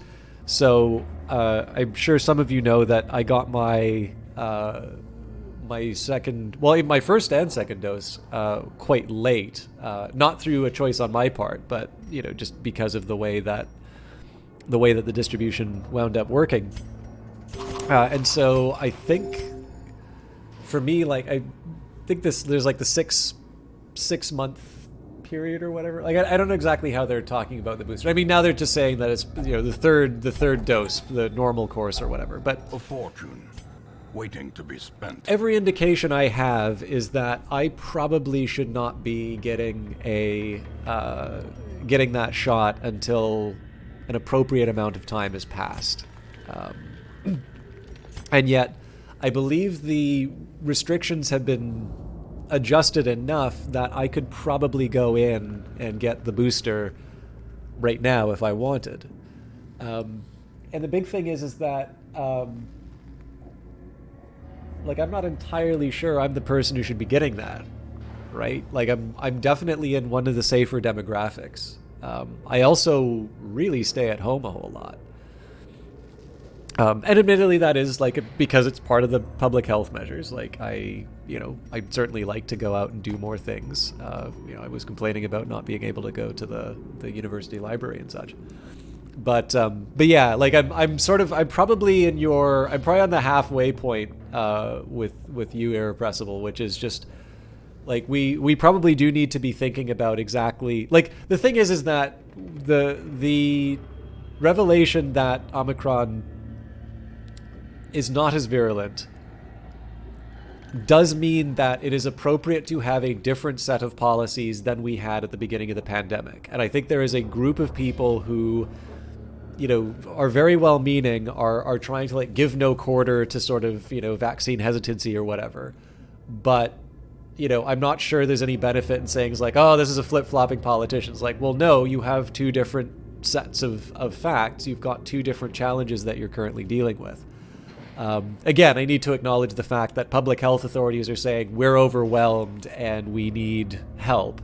At which point I would say it's if we think about what happened, in the spring previously, we did have these fairly strict lockdown procedures, which sort of put a bit of a cap on this stuff. And then, things were able to loosen up enough that I was able to go on a plane, visit Vancouver, and not have that be an unusual or a reckless thing, right? So we do know what a more normal period looks like, even with the pandemic still going on. But yeah, whether or not I would make a judgment about our current circumstances right now, I don't know, and it's just simply because, as with most cases, I would defer to the people affected by the decision. You're stuck here in conservative America, Nebraska, so we'll never beat it. Do you think the rule specifically for the Omicron tidal wave makes sense? Yeah. You lied to get the booster in October because your baby was coming, and then 3 days later they released all the restrictions in the USA because of slow uptake. That's interesting. I believe in Canada, so I definitely know. Actually, I really liked. So Josh Barrow's not on that series anymore, but I really enjoyed Casey. Well, I still enjoy it. It's just the host I like isn't on it anymore. KCRW's Left, Right, and Center podcast. And Josh Barrow did a lot on this, which is to just simply say it felt like the U.S. government could not have made it more difficult for people to understand that they were actually able to get the booster. And that was apparently part of the reason for the slow uptake. In the case of Canada, I'm not quite sure what the story is. I am hearing stories that apparently it is hard to find a booster, but the thing is that like my understanding is that Powerful blow. I don't think there's anything stopping me from getting mine. I'm more so choosing to say it's like, well, like here's the thing, I don't obsessively watch this stuff. Like I probably should be more informed about it than I am, but the thing is that like my life has already been revolving around, you know, this disease that there's a certain point at which, you know, I kind of become a little bit numbed. So returns even the boldest gaze. way back when we were still in the course of getting everyone, like we were measuring, you know, the phase 1, phase 2 vaccination, or dose 1, dose 2 vaccinations, there seemed to be some Gnawing uncertainty, the birthplace of dread. there seemed to be some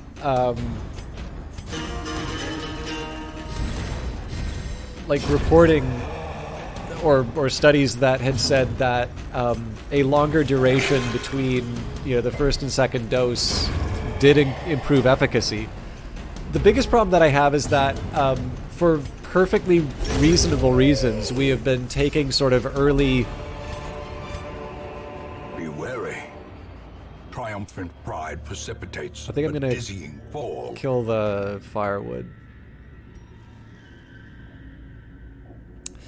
But yeah, so like we've been taking early work, like, you know, for the same reason for a long time the vaccines were special. You know, they were exceptional measures. They weren't like fully FDA approved, or, you know, or again your regional equivalent. And again, I think there's completely reasonable justifications for that. I actually don't think it's a bad thing that they did that at all. But the thing is that obviously, you know, for the same reason that there seems to be another study that comes out saying that either coffee is the worst thing ever for you, or it's, you know, the secret superfood. You know, clearly there is a credibility gap for some science, and you know, unfortunately, in a time when people are getting really unreasonable about certain public health measures, there's definite, like, that tendency is being exploited quite a bit. So, you know, again, I'm trying to do my best with the knowledge that I have, Decimated. and one of the challenges that I run into is that, you know, early on in the pandemic, I can remember when we were hearing that you didn't need to get masks. And I think, at least my feeling, and I suspect that probably a few other people thought this as well, that this was being said not necessarily because this was something really based on evidence, so much as they didn't want a run on PPE.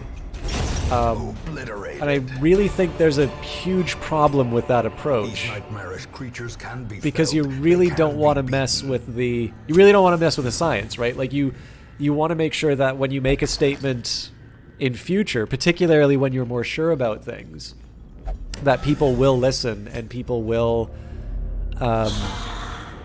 you know, will follow through on the recommendation. So again, the challenge that I run into is that, you know, the idea of you know, a vaccine being more effective on a later pickup. I'm doing this in an environment in which I know that certain things were said to try and ease the you know, again, well-meaning, but there's a famous road paved with good intentions. You know, we're in an environment where clearly there was something that was not very good advice was said, possibly in the name of trying to have sort of an orderly distribution. Again, I'm trying not to sound like a conspiracy monger on this stuff, because I realize this stuff can get misinterpreted really easily.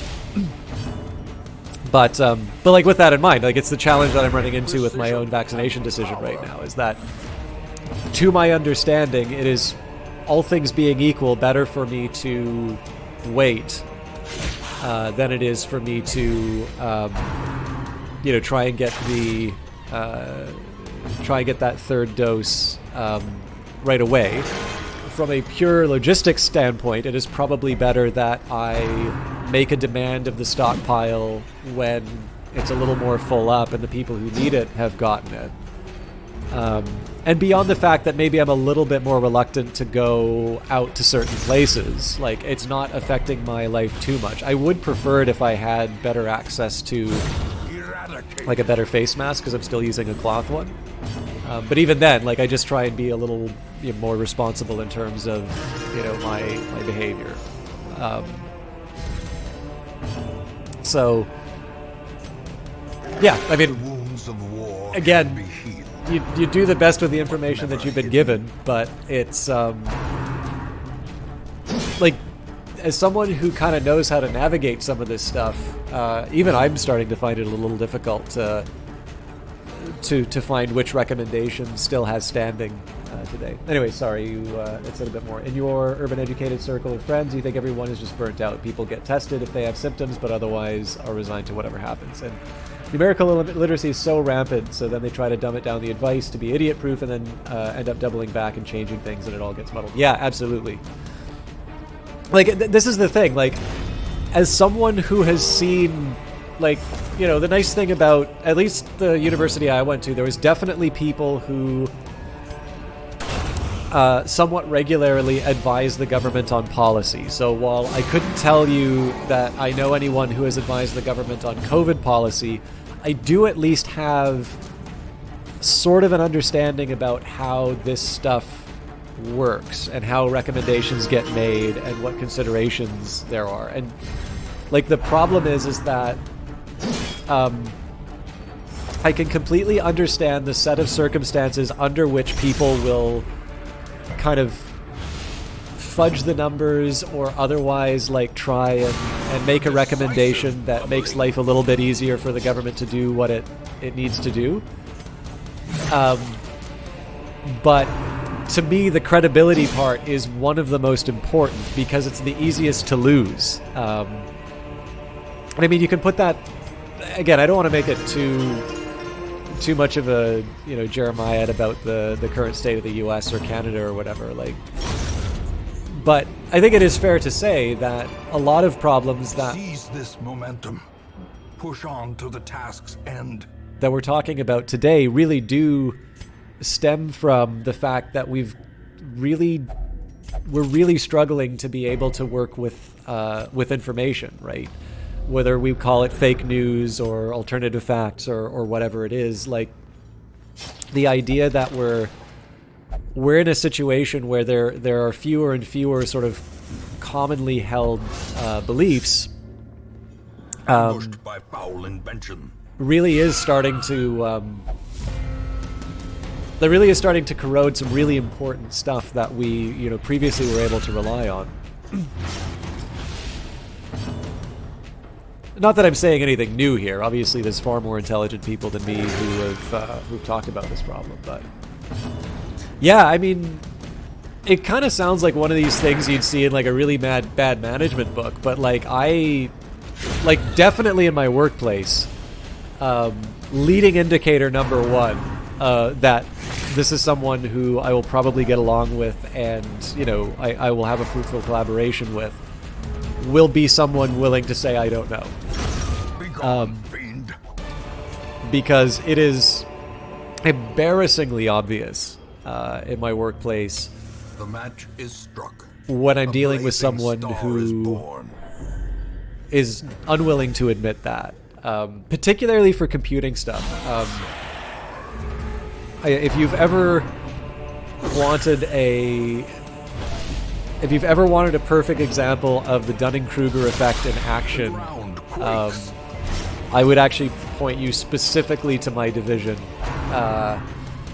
There are some incredibly inflated ideas about overall skill in terms of being able to do, even just basic programming.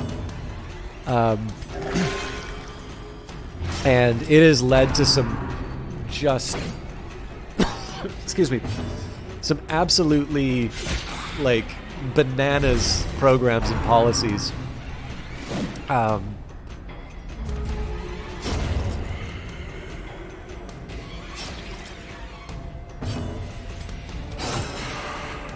And I always kind of think like the I don't know thing always is like for the lowest possible stakes. Like I can't ever think of a time when, at least for me, you know, somebody said I don't know. Well, okay, actually, sorry, that's not 100% true. There's a very narrow set of circumstances under which I've thought it's a bad thing that someone says I don't know, and it's one of these ones where it's like it's someone's job to know it, right? So like if I The will to fight falters. if I go to say, well, I'll use a coffee shop. We've been talking about coffee shops. So like if I go to a coffee shop and I say, hey, what's the price of a medium dark? And the person at the counter says, I don't know. You know, and not, I don't know, I'll look it up for you, because obviously, you know, coffee shops don't just sell coffee. Annihilated. But, A trifling victory, but a victory nonetheless. you know, clearly that is communicating sort of a lack of willingness to do the job. And that I would kind of consider to be a negative signal. But obviously that's a very different sort of affair. You know, clearly that's a different one. And somebody's like, I don't know, I'll find out. Like that's a great one because that communicates exactly the behavior that you want, customer service wise especially. But yeah, like as you're saying, right? Like the like to me the cost of an I don't know is so trivial. Like I would almost consider it a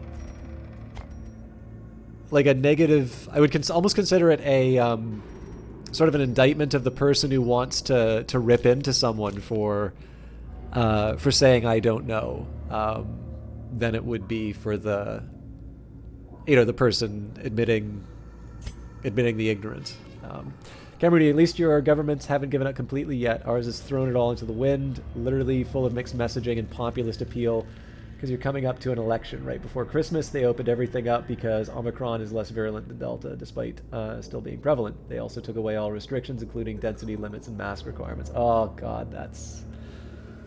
Yeah. See, and this is where I'm getting, like, I can see a revision of policy because the Omicron variant is different. And I, you know, even if it's somebody who I'm not particularly fond of politically is doing that change, I am willing to go on board with that. In the case of Canada, when I hear a health authority saying we are overwhelmed and we need, you know, the military or we need federal assistance or that says to me, it's like, okay, so while Omicron is less virulent, we have a problem. We have a bigger problem than we had necessarily with Delta, because I don't recall in Canada a situation where almost every province was asking for support from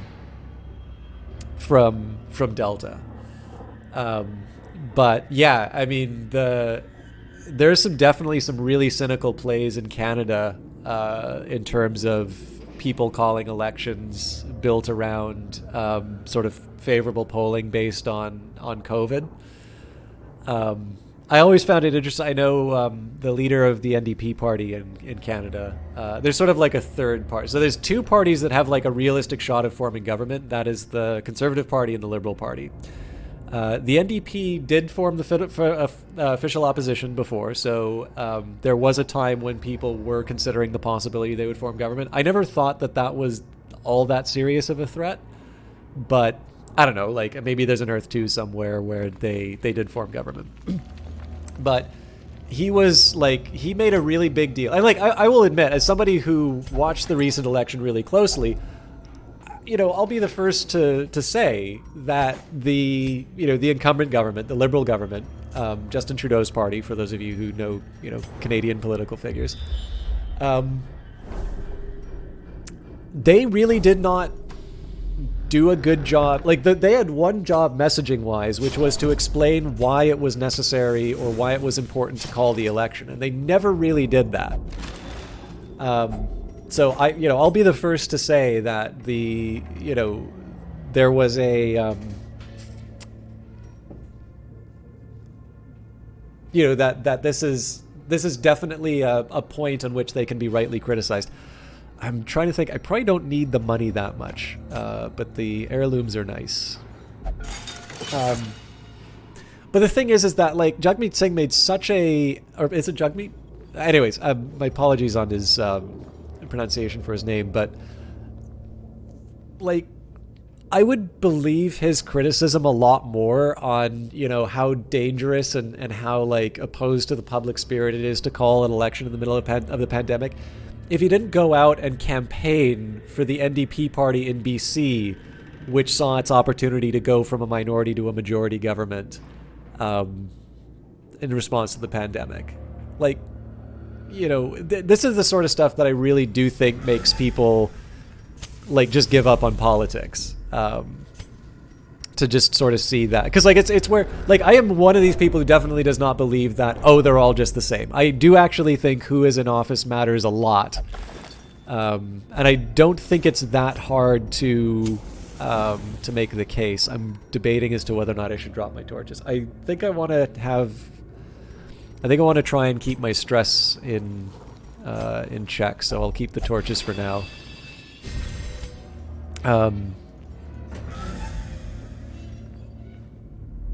But yeah, like some of the stuff that you'll see just really.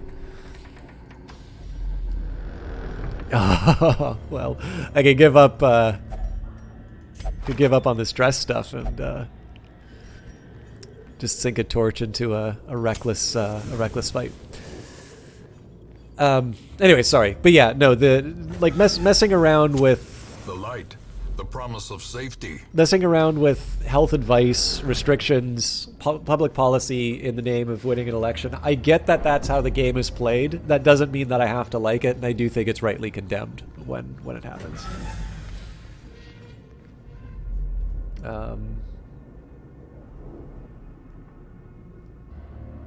Australia lost it all, and our media is too concerned with the distraction of not letting a rich man to the ball across the net. I expect Australia to be an example of how to throw away any hard-earned gains.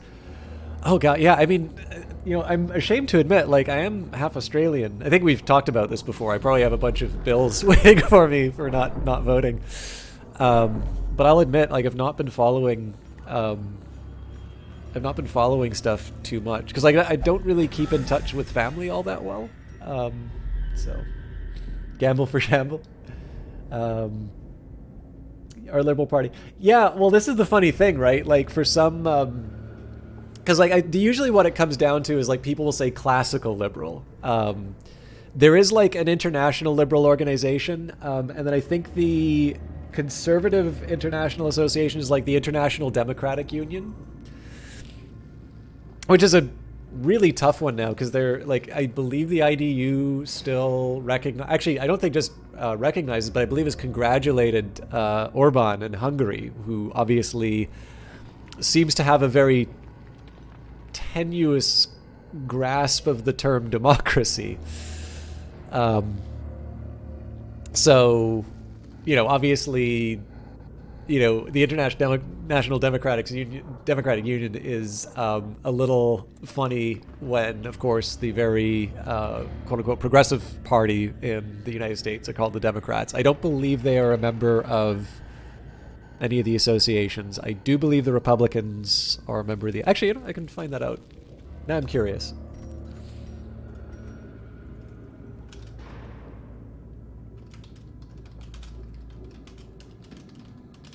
Oh, what Google ads am I going to get for searching for the Republican Party? Yes, they are a member of the International Democrat Union. And the Democratic Party is...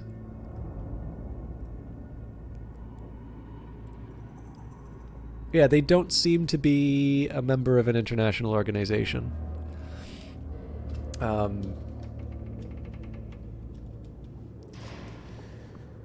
yeah, our Liberal Party of Canada is... Some have argued historically it has been center-right. I'm not entirely sure I entirely agree with that characterization. On the other hand, though, like, earlier on, so we had a prime minister named Jean Chrétien and his finance minister, Paul Martin. He eventually became prime minister, like, under his period. So they, and again, this is more from school studying, I would have been very precocious to be on top of this stuff. But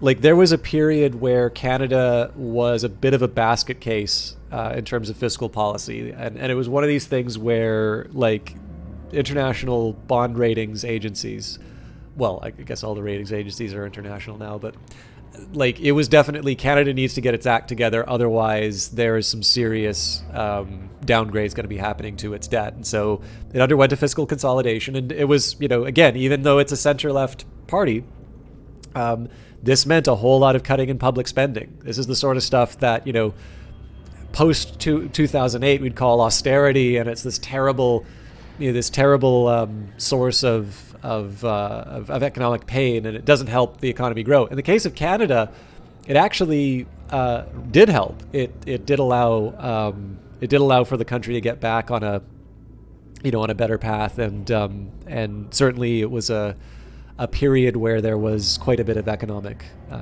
growth. Again, it's generally political stuff tends not to work very well if you just paint it with a broad brush. There are 100% times when it is appropriate for governments to cut and to balance the books, and then there are other times where it is not just necessary but advisable for governments to run deficits. But they are a member of the Liberal International. But again, like it's kind of weird, right? Because if you're in the UK, you know, the members of the Liberal International would be the Lib Dems, who I guess technically have been part of government because they had that coalition with David Cameron. But like, I don't think anybody seriously expects the Liberal Democrats to form a government. So, and then of course in Canada, this center-left party is got a red color, and the Conservatives, who are properly a right-wing party now, they used to be the Progressive Conservatives, but the Progressive part has definitely dropped in its current manifestation. But they're, you know, they're blue-colored. So in Canada, it's basically everything's inverted. So, E-Corp, sorry, you're running into Canadian political arcana. Thank you very much for the host. I'm assuming you were playing Darkest Dungeon? Hello, everybody. We will be jumping back to the game, but I did just want to take a second here and catch up with some of chat's comments. That's what's happening to us now too. We had to open for the economy because all of the states agreed to open up at 90% vax rates. Seems to be this idea that vaccines alone were enough, despite the fact that they don't make you immune. You can still catch it again down the track. And they did think a state with less than 10 cases a day is now posting over 1,500. Yeah, I don't know.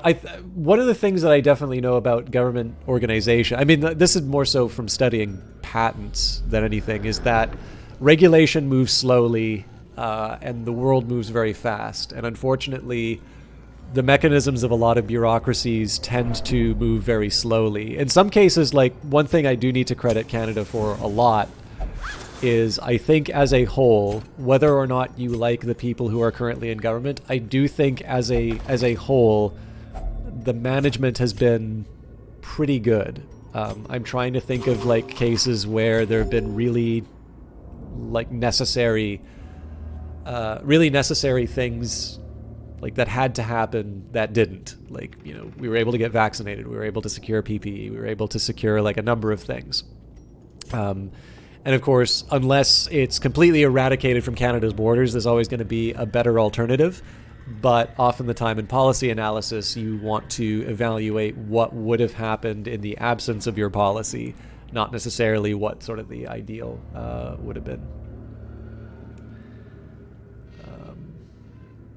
But yeah, I mean, in the case of especially something with exponential growth, right? Like, you know, if you've got someone who's sort of havering and it's like, okay, if I make this decision, you know, we're going to have to put in X, Y, and Z measure, or, you know, this small business community is going to be really mad at me or whatever. It's a set of circumstances under which, for very understandable reasons, people will want to hesitate. But it's like that old lily pad puzzle, right? You know, if you've got a lily pad that doubles in size, you know, how many days does it take to cover the pond, or in some cases, you know, what size? It's usually a brain teaser, so there's a few different formulations people have depending on what type of thinking they're trying to promote. But yeah, like that kind of hesitation is what really does make the difference between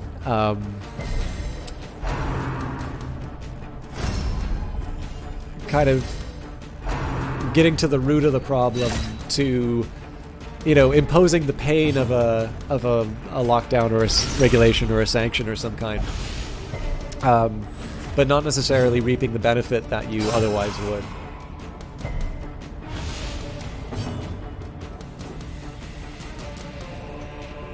Yeah. Incidentally, I've never actually found neoliberal to be that bad of a... Like, I know people always... I've never heard neoliberal said in anything but a pejorative term, but I actually don't necessarily find that all that insulting of a description. But I know what you're saying. I do know a few Australians who are quite unhappy with the current state of things.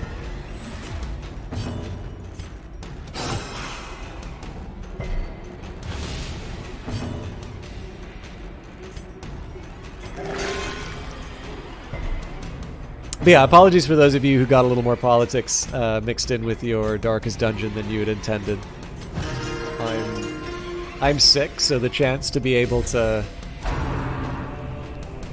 take my mind off things by just chatting is it's a nice way to keep me going through the broadcast. But Ecorb, if I've not scared you off, how was your broadcast?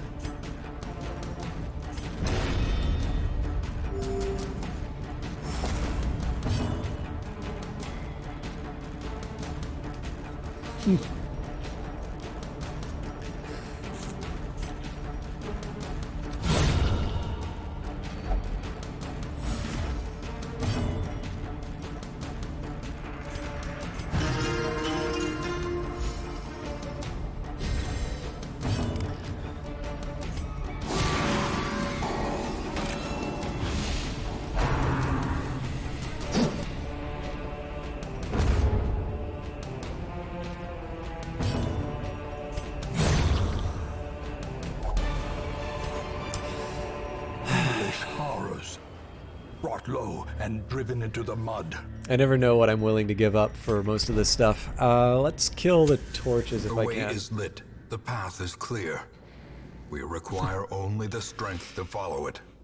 Nah, it's all good, Cameron. I mean, like, so the other thing too, I've always really struggled with the COVID discussion on Twitch, because especially when the pandemic started, I went into some chats that I normally really enjoyed, like, visiting, and there were some really harsh, like, you're not allowed to talk about this rules, and I think that's kind of changed, because, like, honestly, how do you not talk about, a global pandemic 2 years in? And clearly in this channel, like, I've more or less said, like, anything kind of goes as far as conversation topics are concerned, with the usual kind of caveats that there's an expectation that, it'd be respectful, and then also, you kind of need to back up what you're claiming or you're saying. So back in 2016, I don't know how many of you were here for this, but, like, there was a full-on, Trump supporter. And people were actually admittedly quite mean to them at the start. And I was a little disappointed with that because, my own... Impressive. My own belief is that, like, I'm never going to want to see that guy in office. I, definitely had absolutely no sympathy whatsoever for the candidate, and wasn't particularly fond of the type of person who would sort of be taken in by that con, if I want to be really unkind about it. But I also think there is an important line to draw where if someone, especially when it's an unpopular position, if somebody's sort of willing to put themselves out there and talk about something that matters to them, I think at the very least they should be afforded, sort of the same courtesy that I would afford to anybody who is expressing a difference of opinion. What I did find interesting about that time is that once we moved past the really common talking points, I eventually started hearing it's like, well, you're Canadian, so what do you care? And I mean, like, the answer for me is like, well, largest trading partner, there's a number of trade irritants, and this is a increasingly protectionist rhetoric coming from, a potential leader of the country. I actually think there's a lot that Canadians should care about. But I did make the point. It's like, well, I took the time, we heard you out, and I just find it really interesting that once we've moved past the common talking points, that all of a sudden I'm no longer allowed to have an opinion. And I really do think that's the right way to handle this sort of stuff, because my fear is not necessarily that secretly somebody who holds a different political belief than me is going to have like a real crusher of an argument and that I'll be forced to change my mind. So, my own injury. Ooh, that's going to be ugly. To just try and basically try and handle the topic like a grown-up. So I sort of figure... Sorry. If we can handle that for certainly one of the most controversial and one of the most heated topics of that time in particular, surely... surely a disease, which is a matter of biology, should be something that we can handle in a better way. So I really wanted to try and avoid the don't talk about COVID rule that a lot of people put in. But the other thing that I kind of respect is that Twitch is for entertainment. People go to find some kind of escapism, whether they like playing games before but don't have the time or interest in doing it now. Maybe they just want to hang out with friends. There's a lot of different reasons why people will watch Twitch. But the thing is that, if this is your escape, and it's like listening to the, to the nightly news, and you're just hearing about how terrible everything is, that can be something that really does kill the enjoyment. And it's a really hard one to come up with a good balance for, because part of having a community and having sort of like-minded people, having people who sort of you care about and want to be able to share concerns with, is to be able to talk about stuff that you might be feeling unsure of, or Success so clearly, things that are, things have you merely a trick of the light that have you worry or are just going on. And I don't actually see anything wrong with being able to have those kinds of discussions. But again, it's also a little bit like trying to talk about a type of media that you really enjoy. So, if I've seen a movie that I really like or I'm really interested in, I'm going to want to talk about it. And very often that will mean talking about the ending. So I'm not going to talk about the ending for this. More bones return to rest. Devils remanded to their abyss. But I really like the movie Whiplash, and I showed it to a friend, and they had a different opinion about something about the ending than I do. And then I actually also read an article which I think missed the point of Whiplash. It was basically about how Whiplash didn't understand jazz, and I'm like, actually, I think Whiplash understands jazz very, very well, and I think the reviewer perhaps has misunderstood this movie. But the thing is, for me to have an interesting discussion about Whiplash would, in turn, that would mean discussing the end of the movie. And this is the challenge, right? Is that if you want to experience Whiplash and you don't want to... Sorry, actually, you don't want to experience Whiplash, but you do want to watch the movie called Whiplash. You're faced with a couple of dilemmas here, which is, number one, do I leave the conversation because I don't want to know the ending before I've seen it? And then, of course, the person hosting the discussion used to say, it's like, well, do we limit the discussion that could otherwise be very interesting because some people haven't seen it? Or do we allow that, some people are going to understand what's going on and other people are going to, and everybody needs to make up their own minds. Like, there's no perfect answer to that. And the only thing is that when it's a movie and it's a spoiler, like, there's generally people's lives are not ruined by it. Whereas obviously if you're talking about things that make you anxious, like, potentially your day is going to be much worse off if, you know, you went from, you know, a day of working in healthcare and then you turn on your favorite streamer and then, you know, it's just the COVID channel 24/7.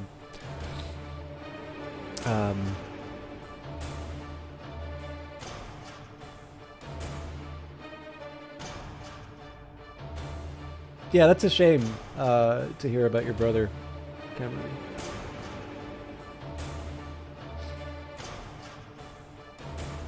Yeah, no, I mean, I generally, like, I like to think I have a pragmatic view on sort of the whole spoiler thing, which is,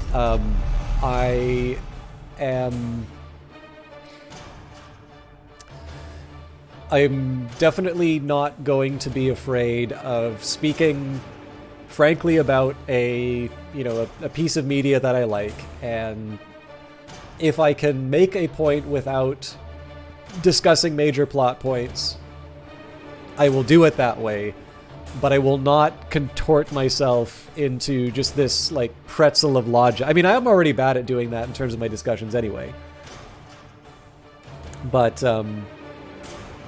yeah, like, you know, the like, contorting myself into just this pretzel, you know, on the odd chance that one person in chat, like, so if, like, the ending of Casablanca is one of the most lampooned, and it, like, I don't think anybody on this planet doesn't know how Casablanca ends. But if you think about it, like, it is actually the sort of thing that might deserve a spoiler alert, because the entire arc of Rick is about the decision that he makes at the end of the film, right? It can go anywhere, and you could make an argument that that is one of those, like, best ending kinds, which is surprising but inevitable. There's not like, in one sense, if you were to reason your way through all of the actions that happen in Casablanca before that final scene, you would make a very good argument for one of two actions that he will take, neither of which happens at the end of the movie. It is a third action which has been built up to in the entire movie without you ever realizing it. And again, that's, I think, why it's regarded as a classic, and rightly so. I know a couple people who watch this channel who they actually don't like the movie at all, but all I can say is shame on you in that case. So, you know, obviously a meaningful discussion of Casablanca is going to involve, you know, discussion of the ending. And there may be a possibility that somebody has not seen the ending and that it's, you know, been spoiled for them. But, you know, you do need to talk about stuff, right? And sometimes things will be unpleasant, and sometimes things will be, you know, a subject that somebody hasn't heard about before. You know, another thing is that I have heard a couple of times when we talk about subjects that people feel alienated because they're complicated or they're specialized topics. Perhaps things are not as bad as they seem.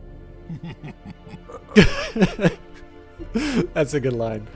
And I'm really sympathetic to that, because I am academic by nature, but I have also had that experience of feeling like the total moron in the group, and that I'm so hopelessly out of my depth that, you know, there's just no way I'm ever going to be able to, you know, to figure this thing out.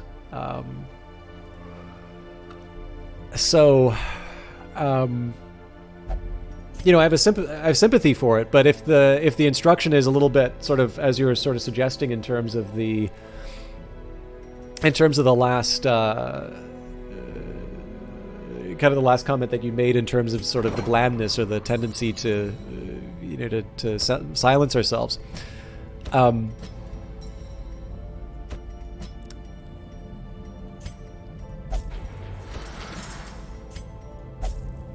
The one thing I don't want to do is avoid discussing an interesting or important topic on the basis that someone's feelings are hurt by the existence of that topic, right? Obviously, the issue that needs to be dealt with there has very little to do with We're just killing one of these bounty hunters The for task ahead is terrible, the better one. and weakness cannot be tolerated. The answer is to elevate the person and bring them to, bring them to that spot where they can appreciate the discussion and feel like they can participate, and not just like kind of drag the level down so that nobody's in danger of feeling like they're, that they don't know something, right? Again, not knowing something is not the worst state in the world. Not knowing something often means that you get the wonderful experience of learning it. But again, like it's a taste, it's a maturity thing. There's a number of things behind it. If it wasn't made in the last 5 years, so it's old and people don't care about old media. Yeah, it's funny. I'd say like 5 years is an incredibly short period of time to put on new, just because of the sheer volume of stuff that's being released. Now, it might just be that people have more time or spend more time watching stuff, but I don't think I would be able to make it if our guideline were 3 or were 5 years. I do want to get a Hellion up, although I guess we already killed the Necromancer, so that's not as big of a deal. And let's get Lyra in.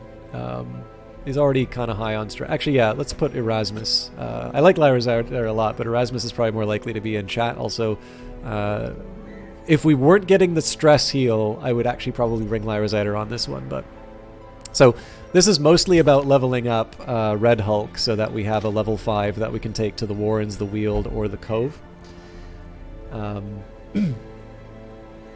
But I think it's the shipwreck. Yeah, the drowned crew.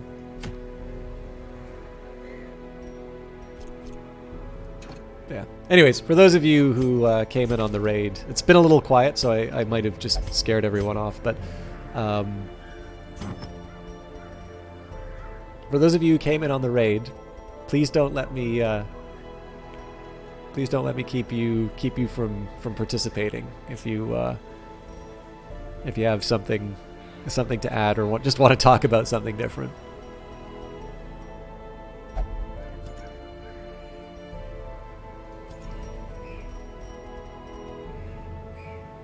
I'm really not sure if I want to bring Hell's Hairpin, because like the torch has to be low, and generally I don't have the torch low. The HP's kind of helpful. I think probably the hat might help.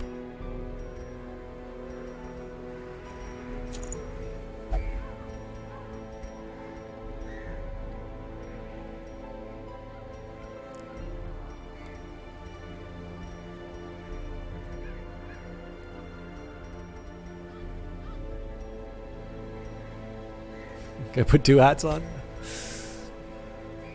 Lower dodge.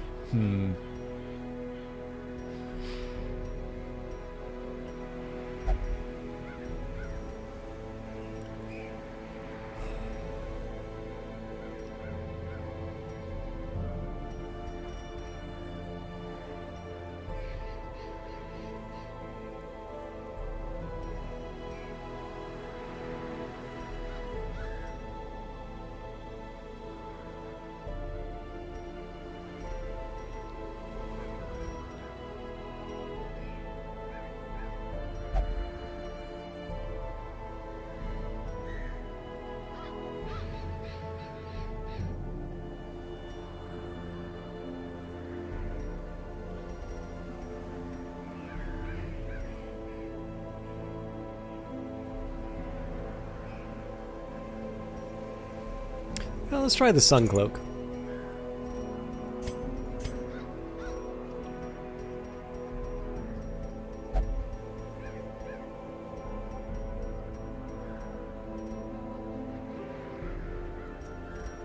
The stress will be a bit of a problem, but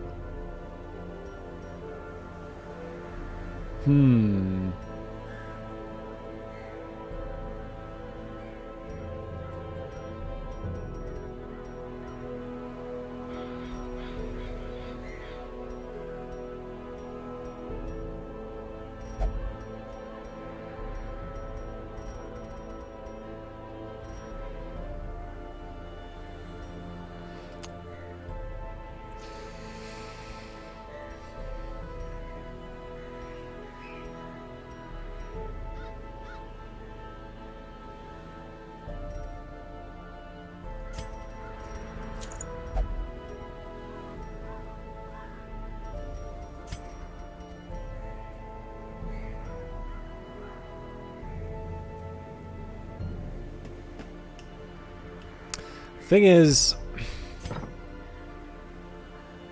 well, Incision does work in position 3.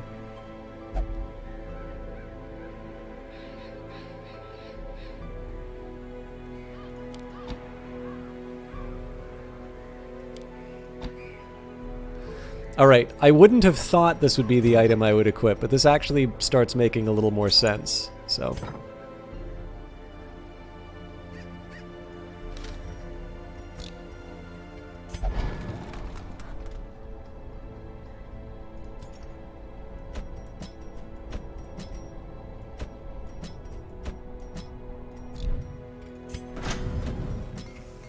We're a little short on healing, but we do have 2 healers. The question is just whether or not they're going to be able to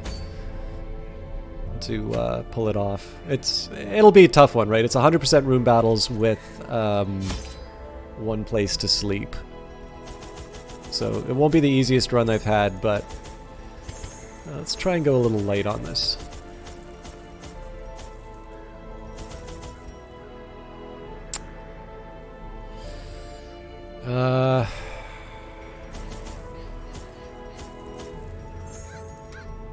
So I think we can cure...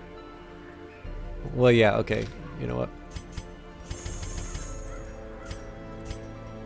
I'm not going to buy that just because the Plague Doctor can cure the bleed, so... Okay.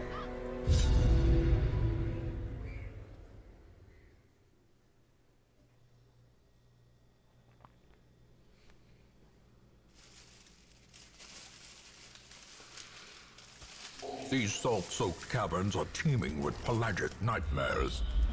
They must be flushed out. So the thing to remember about this is that the real goal here is to get this guy to level 5, Red Hulk, to level 5, so that we can go after one of the enemies. Everything else is sort of a secondary consideration.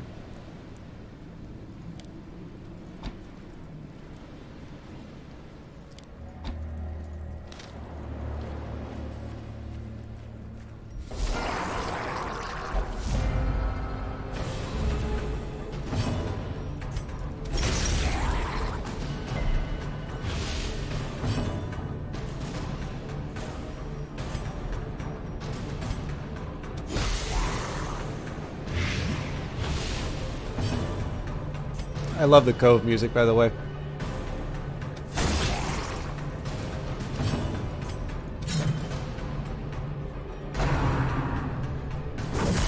Mortality clarified in a single strike.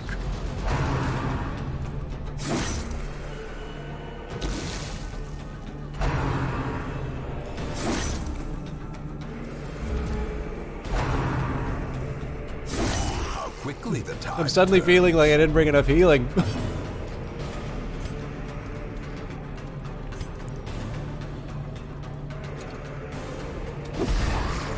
Oh, that was the wrong one. I should have done Noxious Blast. Their formation is broken. Maintain the offensive.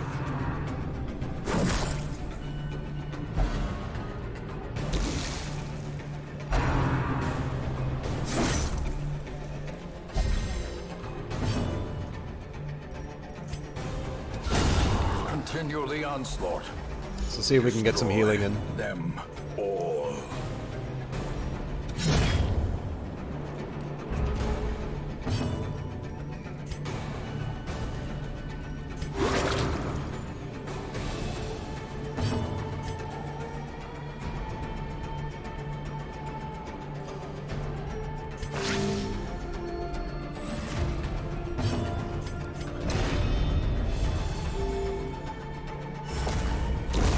The slow death, unforeseen, unforgiving.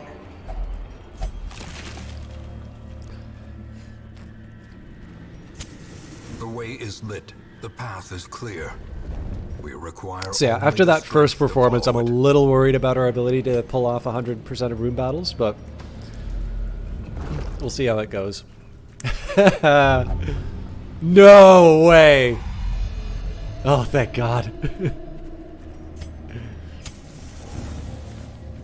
I wonder if there's a way you can get a debuff that will actually, like, get someone to poke a torch inside there.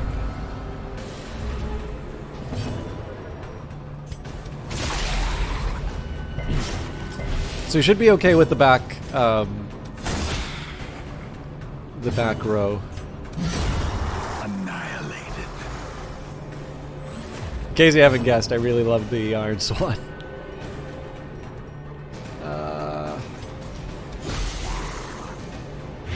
I would have liked to try and hit the Enchantress, but I think putting some blight on the fish is the done thing. This is a decent team for sort of matching up to the threats that we'll run into. So basically, we've got leaders for the cultists, and we've got blight for the fish. Where I can, I'll try and respect that distinction. But necessity might call for some other possibilities.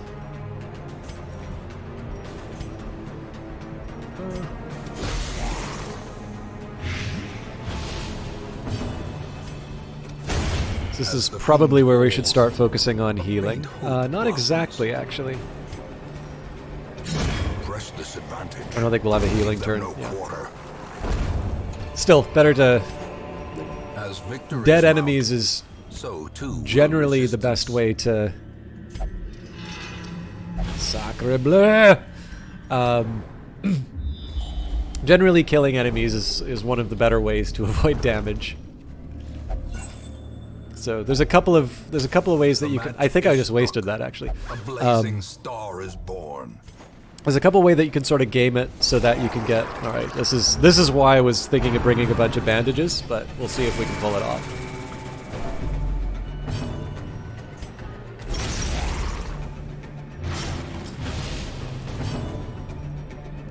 A mark might be... Yeah. It is wasting a turn, but we weren't going to kill this thing first turn anyway.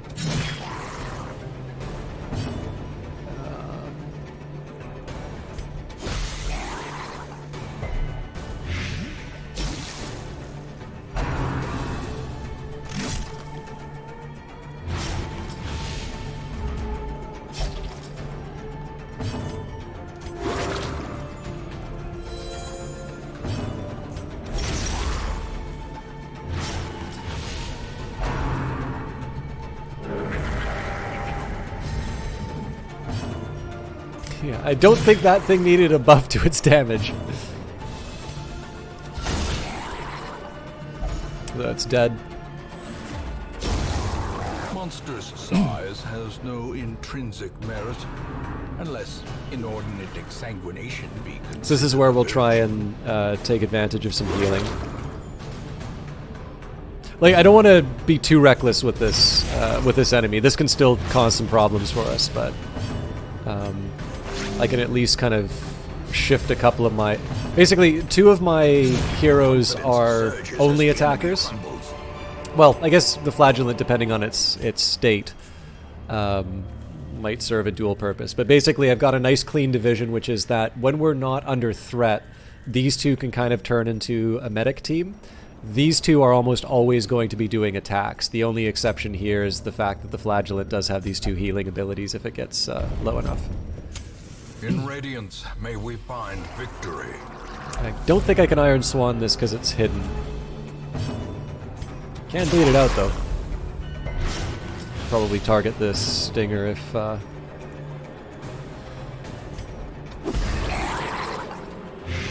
So the spear and the... Well, actually I guess both of them have spears, so there's not as good of an argument there. But yeah, the energized stinger can shock us. So it's a little bit of a priority to kill. Eradicated.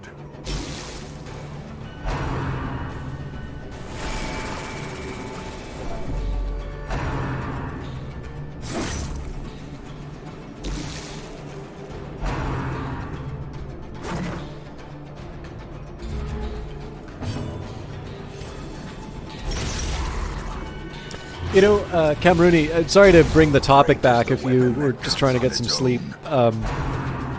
One of the things you were saying about, you know, the corporate blandness. I was reading Masterfully So apparently executed. George Orwell wrote an introduction to Animal Farm, which was not published until later. I think actually it was his Pitch of battle. daughter that found it. I'm going to try and turn this into a healing turn. This might be a mistake, though.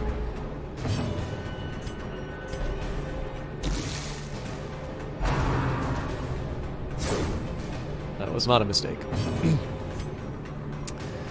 But yeah, I'm a little surprised that it wasn't included with the book, but it is actually a fairly...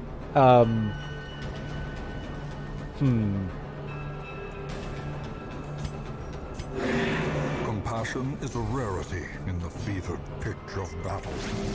Oh, wait a minute. This guy doesn't have his blight anymore. A powerful blow. But yeah, he discussed a little bit... So I didn't really know this about Animal Farm, but These nightmarish it's- creatures can be felled. They can be beaten. apparently had some difficulty getting published. And the essay largely concerns itself with this phenomena that he encountered. And it was certainly not exclusive to Animal Farm, but certainly one of the things that sort of held up its publication, which was essentially the idea that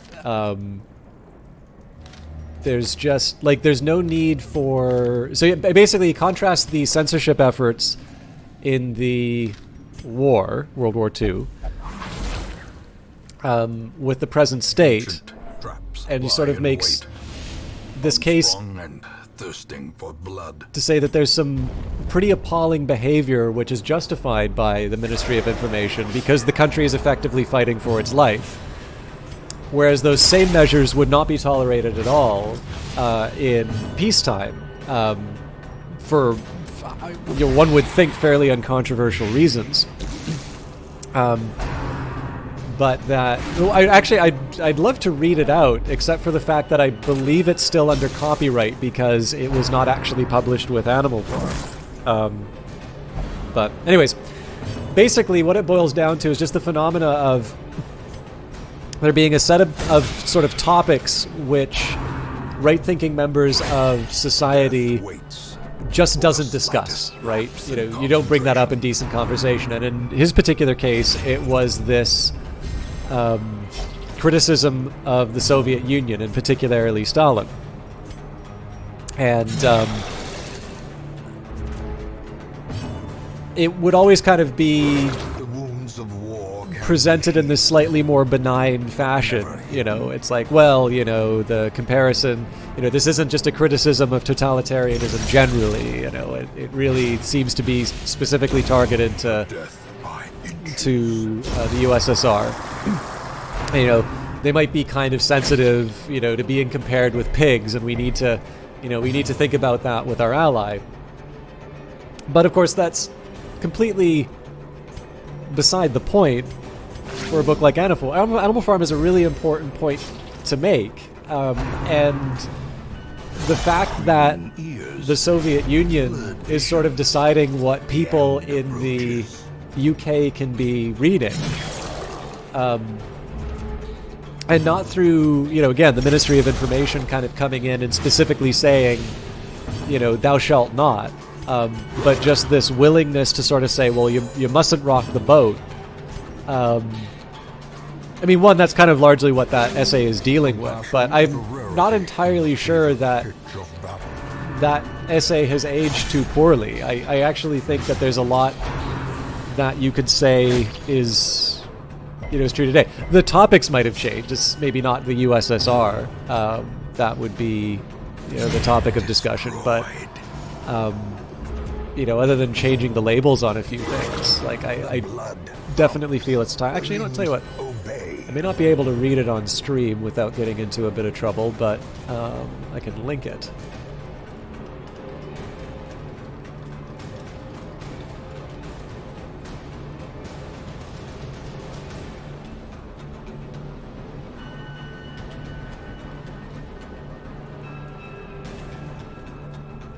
Oh, come on.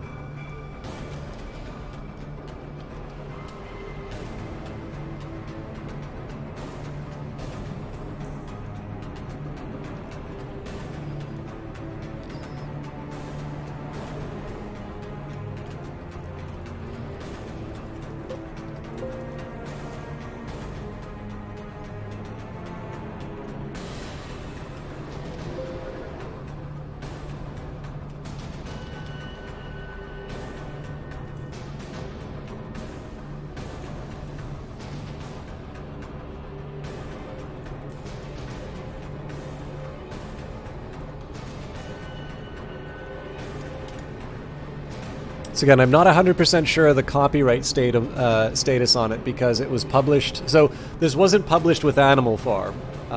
This was published in the Times Literary Supplement in 1972, and I believe the copyright gets treated differently if Despair Embodied. I believe it gets treated differently if it was not published in the author's lifetime. But that was the essay I was referring to. I mean, it's Orwell, so you already know it's well written. But Gently. This is how a life is taken. let's get somebody who's a little less stressed out to check it out. It is a little tempting to try and camp right now.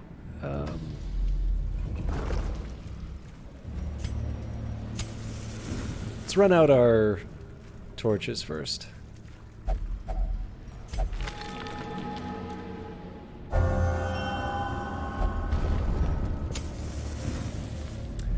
Well, I'm sick, Despair Embodied, but I will confess, this is actually probably the worst start I've had.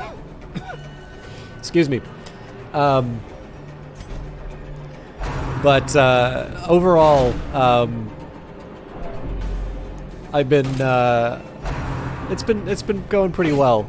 My big regret is that this first week of 2022 has been a disaster as far as like overall streaming professionalism is concerned.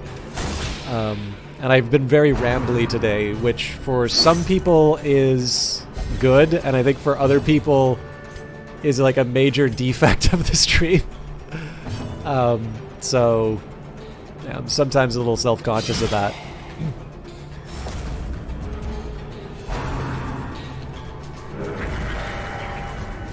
Sorry, input on the quality of the stream. Well, I mean, I try not to be too thin-skinned on streaming stuff. Like, there's obviously stuff that people say that is just simply not helpful. Oh, the game. I gotcha. Yeah, actually, I was talking about that a little bit earlier. So I had a couple of cases where, like, I had a highwayman who had, like, a skill set that was completely different from, you know, Jack about stream. Well, I mean, it's just a matter. I mean, it's like, this is the thing. Like, it's so funny. I kind of feel like reviewing streams is a bit like trying to review comedies. Like, if the audience laughed, it worked, and it's probably a good comedy. And if the audience didn't laugh, you know, cannot hope to withstand such an assault. No amount of sort of logic chopping is going to make something unfunny funny. So, you know, like, I don't think there's like a platonic ideal of streaming that you know, we could point to and say, yes, you know, this is a good stream, and if you like something different, you're bad. I mean, it's a matter of taste, right? So, but yeah. Anyways, I was trying to say, like, the comments that I find like funny, for lack of a better term, are usually the "lol, look at how many people are watching you" ones, because I mean, at that point, it kind of fails to like, it basically demonstrates that there's just a fundamental misunderstanding of what's going on at that point. That's probably the easiest one to deal with. But yeah, no, as far as Darkest Dungeon is concerned, though, we actually talked about this a little bit. Success The so clearly and there was this highwayman which just had is it merely a skill trick of the light? a skill build that was completely counter to anything that I would normally use.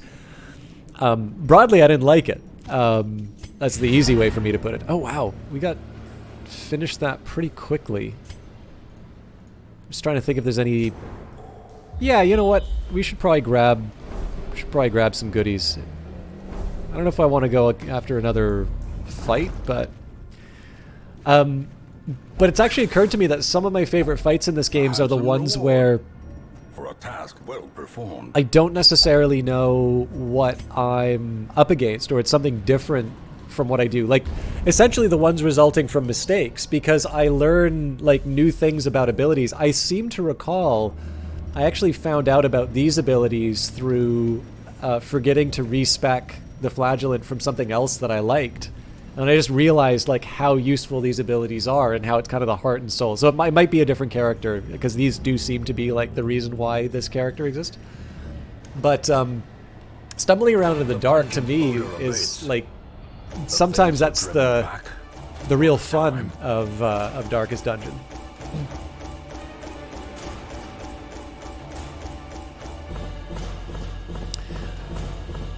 Of course, the funny thing is that that front row Highwayman build was after I had just equipped them with, like, I'd pointedly not given them the melee skill buff and like pointedly assigned them as a ranged individual, including their position in the order. So it was a little embarrassing.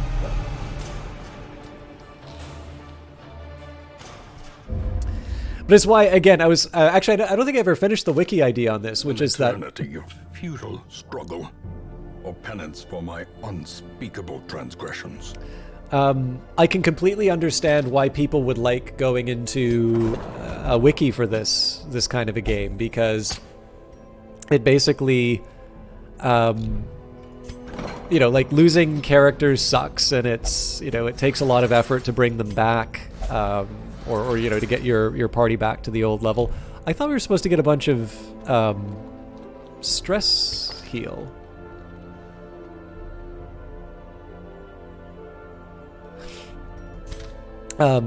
Excuse me. But and then somebody mentioned that the was it that the Crimson Court is not randomly generated. Actually, it might have been you that mentioned it, Disparate Body, now that I think of it. But so obviously you're able to go through, you know, there's a considerably easier way of going through the Crimson Court content. But, you know, for me, like, so many of my, and I mean, like, I lost a bunch of people. I believe if we go sufficiently high, there's the Crocodilian. Somebody bleeding out from the Crocodilian. I believe Johnny Big Time died during a Crocodilian fight because somebody took them. This was definitely a bleed out from the Crocodilian. Or actually, no, it wasn't because of the level difference. But like, clearly there's some very, very memorable moments which are not necessarily the sort of thing that you sign up for when it comes to, you know, like challenging encounters. I don't think anybody willingly goes in and says, I want to just get my ass kicked. Like, this is what I signed up for. This is the best game. Like, I know people like to say that's Darkest Dungeon, but like Darkest Dungeon is really good, or not Dark Souls Dark Souls is really good at giving you the illusion that it's really hard, but it's not quite as difficult. Like, I love that game a lot, and I don't mean to suggest the game is easy, but I do think that a large part of what makes that game work is this wonderful little trick they play on you, in terms of also convincing you that the challenges are actually quite a bit more. The challenges are quite a bit more difficult than they actually are. And again, like I say, this is somebody who's like, I'm not gonna try and suggest here that Ornstein and Smough is not a difficult fight. It is, and you know, those two archers on the roof are, you know, miserable too. But in general, I think the difficulty is maybe not quite the. Okay, yeah, that's a fair point too in terms of achievement hunting. But anyways, yeah, I would say in general that like one does not sign up for this sort of thing to say, yes, clearly I'm going to have the, you know, the defining experience of just getting completely obliterated. You know, I just want this game to repeatedly kick me in the nuts, and you know, this is a good evening's time, but. You know, being able to have these really unexpected moments, you know, sticking the torch in and finding the Shambler, or, you know, running into the Croc for the first time and just realizing how completely screwed you are, to me, you know, creates some really memorable moments. And I definitely wouldn't trade them. I think we're going to do some Crimson Court. Some people have a better tolerance for them, but yeah, absolutely. And this is the thing. Like, so for me, like the idea of going to a wiki for this game is anathema, because so much of the most memorable, like the most memorable experiences in this game for me, tend to be the ones that stem from my ignorance of the game or come from me learning a new approach to something. And then, you know, every once in a while, if I get quote unquote good at a game, that often has its origins in that particular approach. Because, you know, if I just simply take what other people write about the game and that's how I learn it, I'm not necessarily setting myself up for a train of thought that will, I mean, it's still possible to innovate in that, but it's not sort of training that innovative perspective. Whereas if I sort of suffer and it becomes hard-won knowledge every once in a while, right? It's almost this kind of Darwinian view of gaming. You know, I'll have this mutation. I'll have this moment where I run into something unusual, and you know, it turns out that it becomes my new favorite ability or my new approach. So, but again, everybody's got their own approach to games.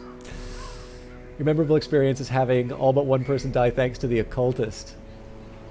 What would cause your occultist to kill everyone? Is it just that you open wounds on everyone? I guess I have to put him in position 3 because I didn't want to bring Malfike for the... I mean, they can drink the blood on their own, but we might as well choose it for ourselves.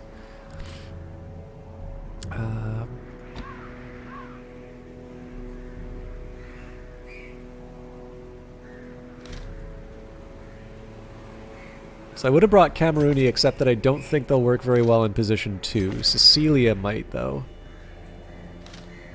That, or we bring a couple of heavy...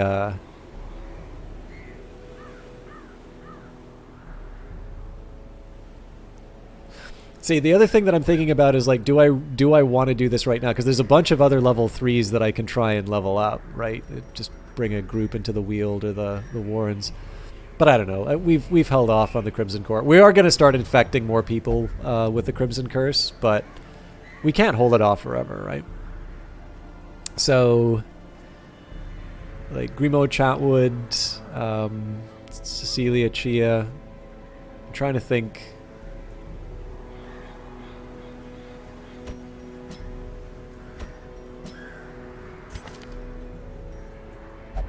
Yeah, we can give that a shot, I think. This one's a little more focused on melee.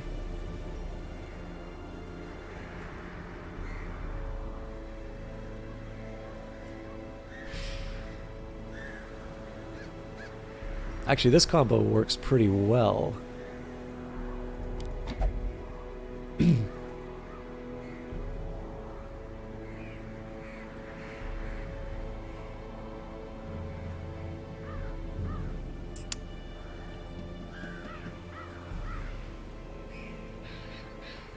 So what I think I'm going to do here is I'm going to let the abilities... So I'm not going to do point blank shot, but I'm going to let the abilities of these two sort of kind of do the dance, let's say.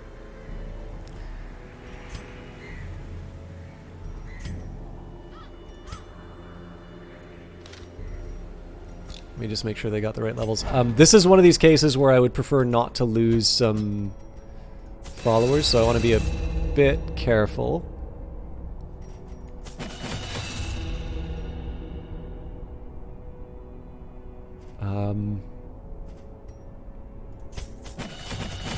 I may not equip it, but...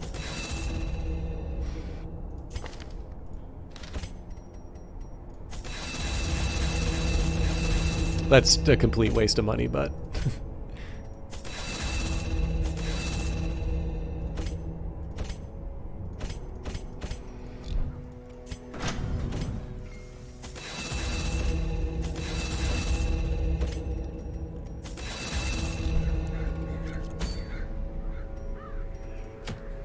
So, we are short on curing stress, so I probably should bring some torches to burn some stuff down.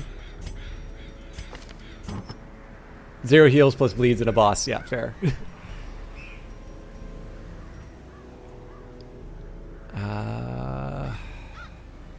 I do like the Sacred Scroll, although I do tend to use that stun ability quite a bit.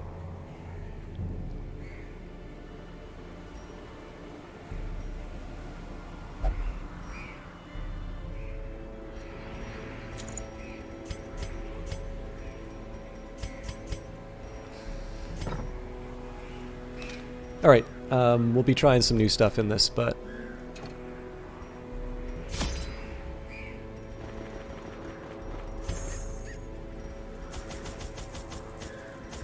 Question is 8...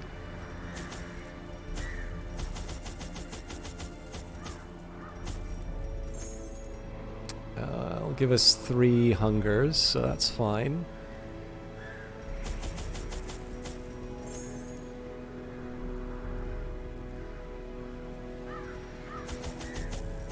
This is probably too many torches, but I'll feel a little bit better packing too many.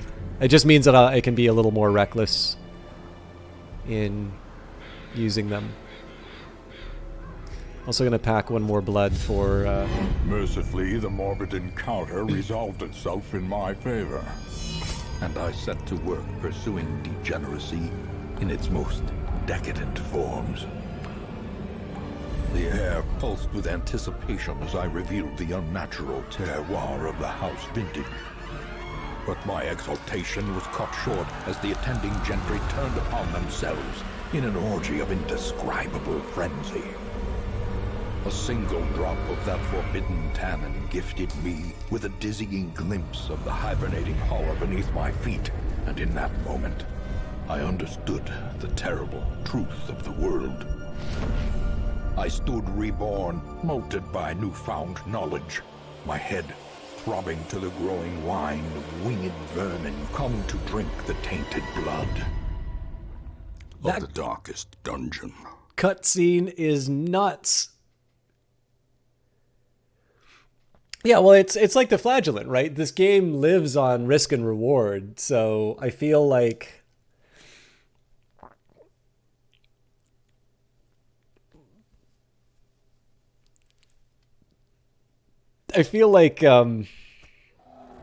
Even my untethered imagination dares not conceive of what effect the years spent submerged in toxic sludge may have had on her heteromorphic flesh.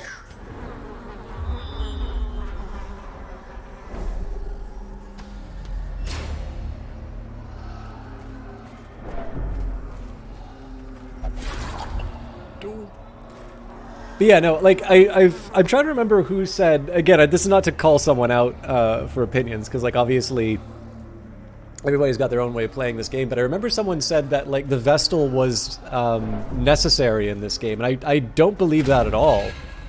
I think the Vestal gives you a degree of certainty, and that degree of certainty can be helpful, particularly in a game like The Darkest Dungeon, where you know, so much of it is just, you know, trying to find the light in the dark places, I suppose, for lack of a better term. But you know, like I guess one of the things that I think one of the first lessons that you need to unlearn when you play a game like Darkest Dungeon is actually how little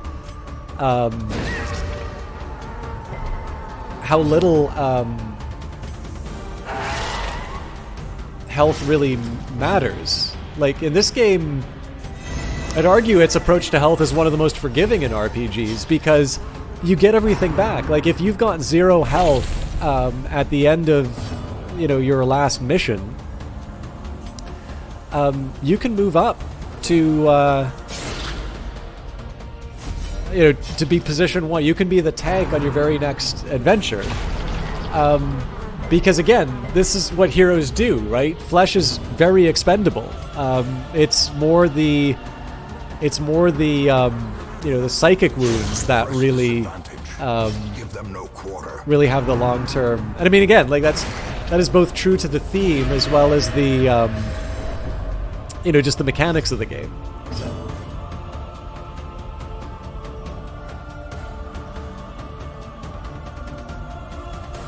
Yeah, for sure. I'm trying to think whether or not it's fair to say that the best way to play this game is just to simply accept the fact that there will be bad times. There are going to be times where you get hit by what seems like absolute nonsense RNG or whatever.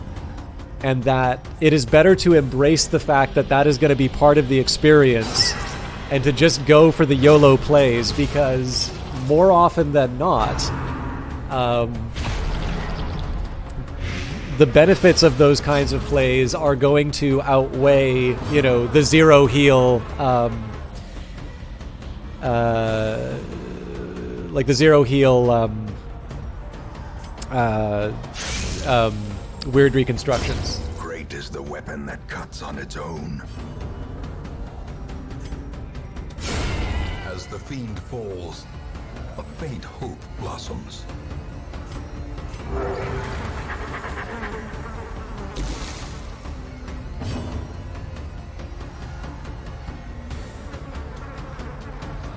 I was trying to think if there's an advantage to trying to attack this thing or not.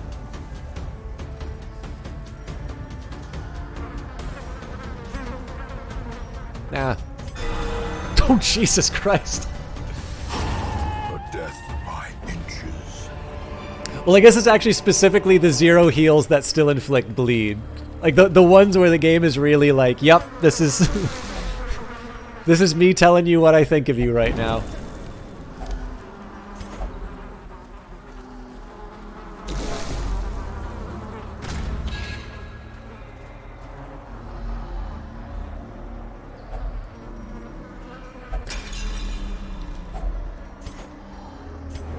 Pretty full pack already.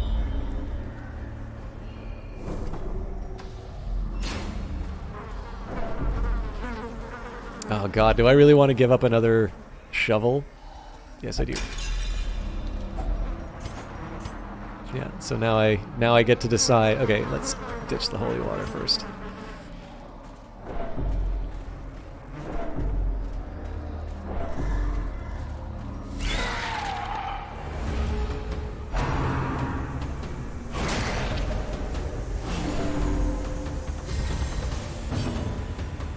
By the way, I'll say it again, like, the decision to have the vampire enemies be mosquitoes, not universally mosquitoes, but, like, the mosquito idea is such a good one. I don't know if it's been done in other like, vampire stories, but it's one of these ones where, like, it's an obviously good idea, but one that I personally haven't seen in other stories.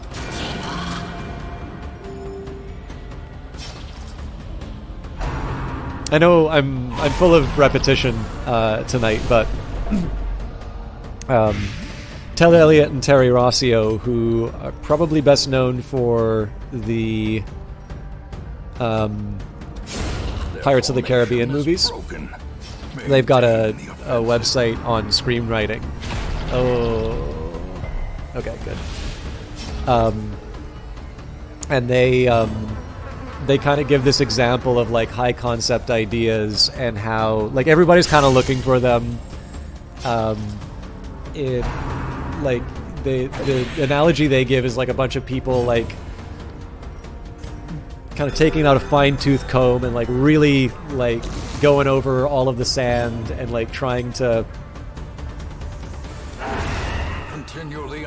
just trying to find these particularly shiny little grains. And every like also scattered on the beach are these like beautiful jeweled conch shells just like lying out in the open, but everybody's too busy sifting through the sand that they don't notice it until every once in a while like somebody finds this like really obviously good idea. And then it's kind of like one of those like, why didn't I think of that moment? And it's just like, it's because, and I mean, I've experienced this. I'm not necessarily like a creative writer, but definitely when it's come to, you know, reading a really good paper or, you know, just running into, or like some game ideas, it's just sort of like, well, you know, I was spending too much time like on this particular train of thought, which didn't necessarily push me to where I needed to go. You know, there was potential there, but I was spending so much time focusing on this narrow little world that I missed, this other much more big and interesting thing. I definitely think that's true for gaming. Like, I definitely feel like in the case of the mosquitoes for Crimson Court, it's just one of these things where, you see it as like, of course, but how many decades of vampire stuff have we been experiencing, and nobody's made the Mosquito Association. Hey, it's Huge. How you doing? Yes.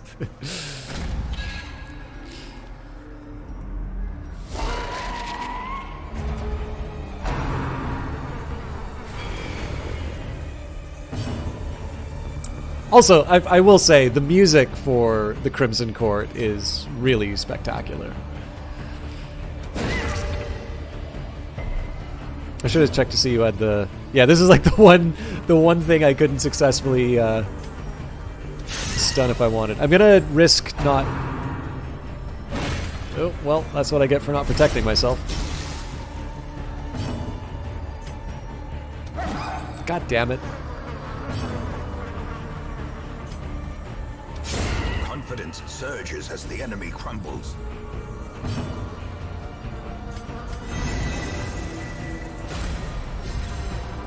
The blood quickens. Yeah, well, I wasn't gonna hit that guy anyway. But yeah, the Crimson Card, like, the music for Darkest Dungeon has always been very, very good. But I feel as the game has like gone on and developed, I definitely really feel like the soundtrack is like, again, like I don't. This is the one problem when you start at a very high plateau. It's sometimes hard to say this without kind of sounding like you're The ground quakes. like you're implicitly criticizing the work. Darkest Dungeon's soundtrack has always been very strong, but I also feel like the music in as the game has gone on has gotten progressively better. A brilliant confluence of skill and purpose. I'm gonna hit the corpse just in hopes that we can get a heal on someone. Let's do a party heal. Compassion is a rarity in the fevered pitch of battle. A devastating blow. God. I haven't been using these bandages even though I've needed them multiple times, so maybe I just accept that those are a loss.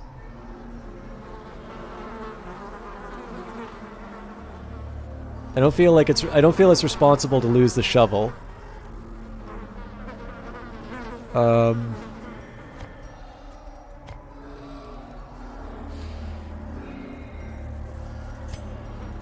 thing is, I think we probably brought too many torches.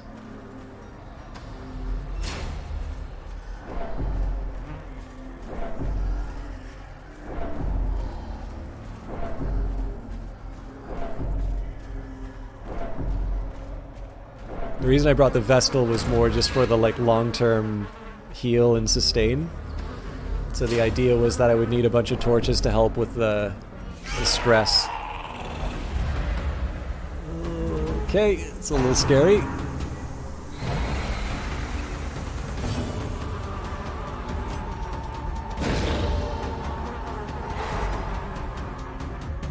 Part of this is just buying time at this point. I got a couple people who can move forward with their abilities, so...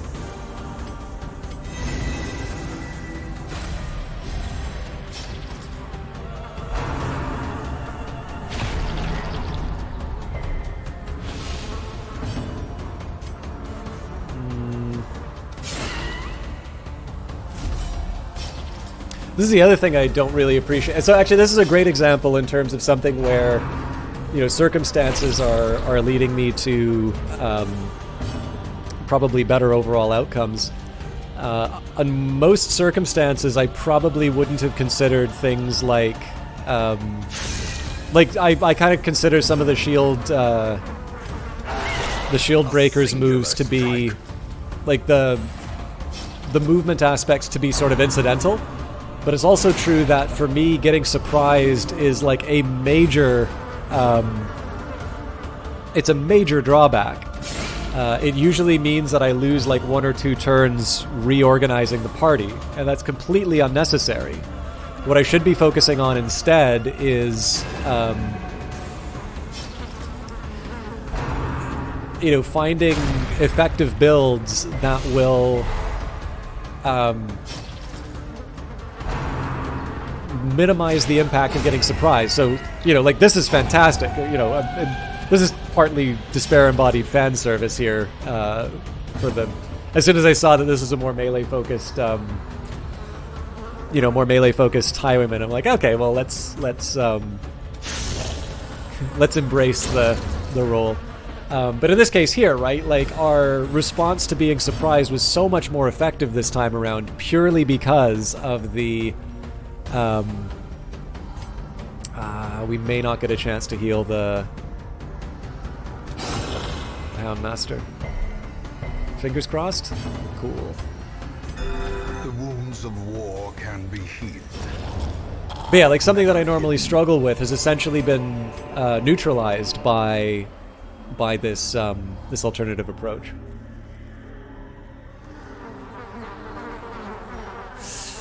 Okay. What am I willing to sacrifice? Well, I guess busts aren't quite as important as they used to be because of we've already built the improvements to the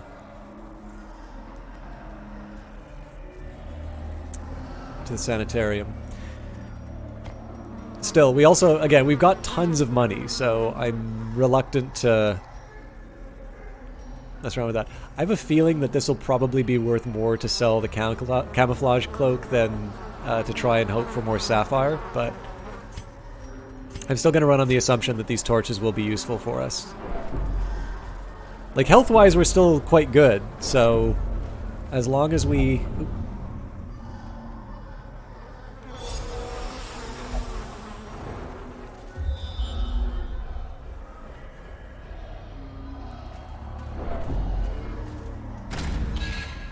As long as I'm able to manage the stress, it feels like we should be able to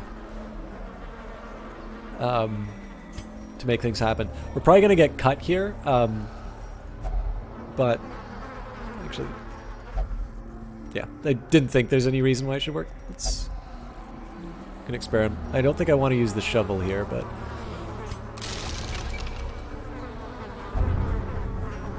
okay. I'm just going to get the Vestal to get hit by the bleed if it came down to it.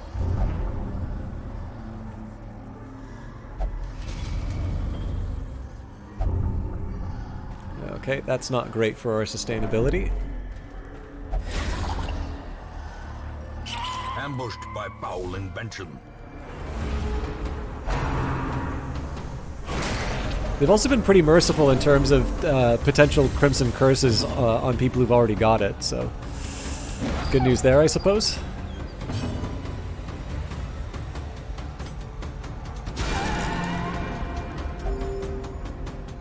Serpent Sway would be very stupid this time around. It's entirely possible we can kill the party and the start. Well, now it's not, but...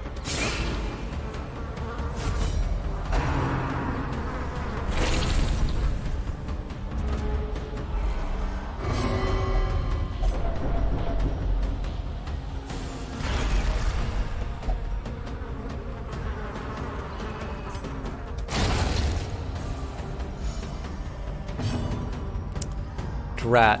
I'm gonna see if we can get the Vestal to get a move.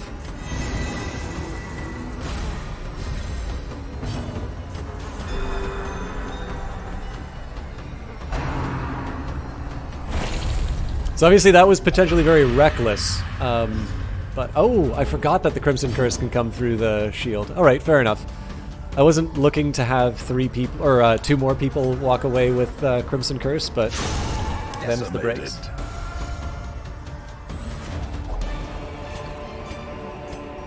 success so clearly in view? Or is it merely a trick of the light?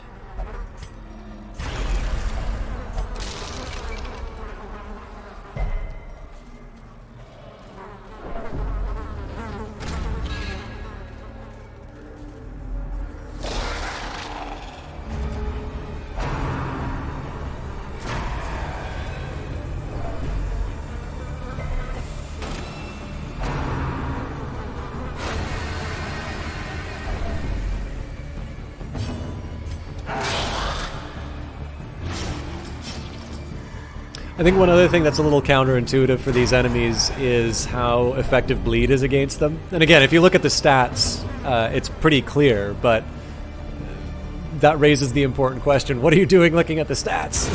Precision and power.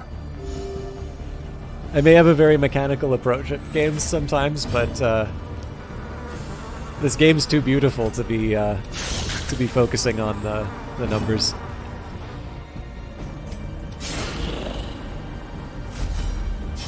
I would have gone for extra bleed here, but turns out this was the right call.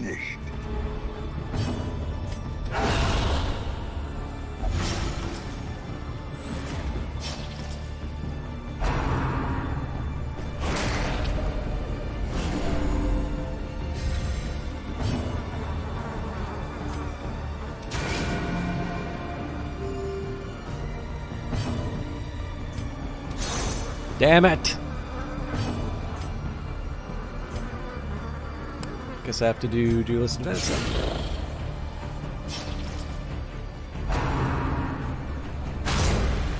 So if we can, as much healing as possible, everybody's gonna bleed out.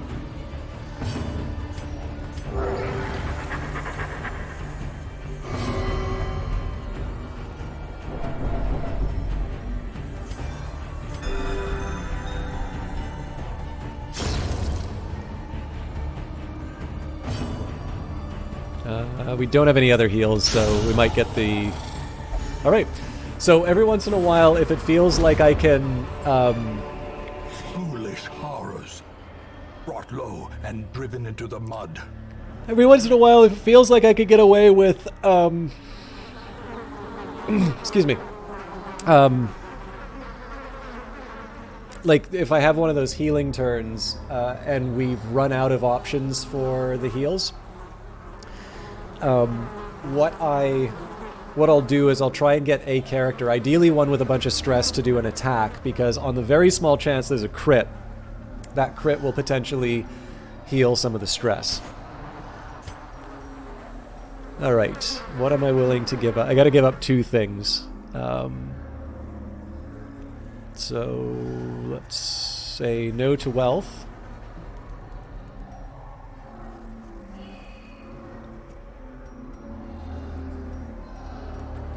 How badly do I want the blood? You know what?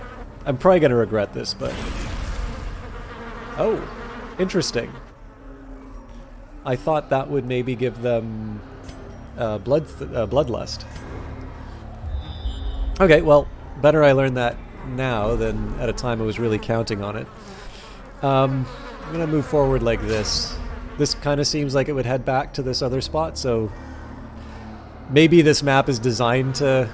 So, like, I was just thinking, if I want to, like, pull the wool over the eyes on someone, like, going to the left, like, you know, depending on your culture, most of us read, you know, left to right, so generally you assume progress to be left to right, and that's built inside the game, so even if you are familiar reading in another way, progress in the game has sort of usually been left to right. So even though I'm going down, you know, I'm moving from the left side of the screen to the right. So... in this case here, if I wanted to be like, haha, the Countess was waiting for you all along, I'd totally put them to the left. But in this case, I'm gonna make the assumption that moving forward like this is the right call. I know this doesn't cure stress, but so I said no to $3,000. It looks like, and.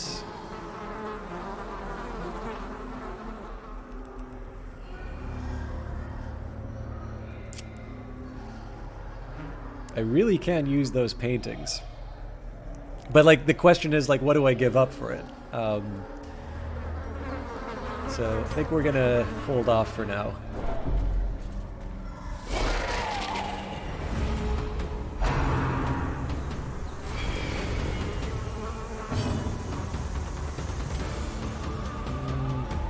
Yeah, probably better to get the protection up.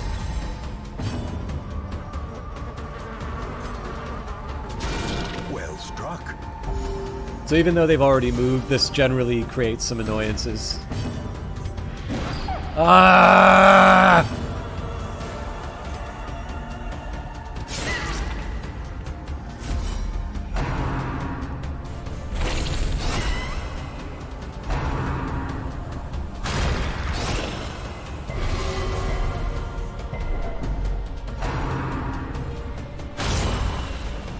Can't get enough of the Vestal. Will to fight. Forward.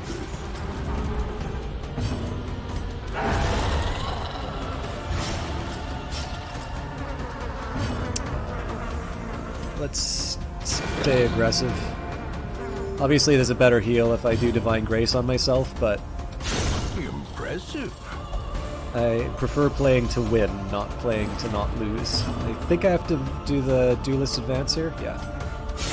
A decisive pummeling.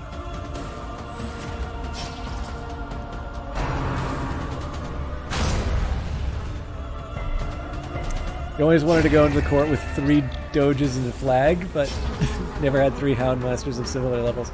I think I misunderstand flag, though. A powerful blow. Oh, Flagellant, sorry. I was thinking that this is like some item that I haven't run into yet. Oh, man. Triumphant pride I could have had 4 precipitates a paintings. dizzying fall.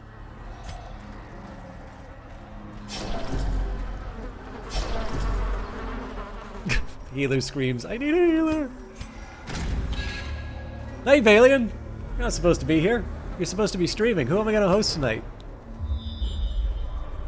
Thank you very much for hanging out. I know you know I was feeling under the weather. Oh, Jesus. Alright.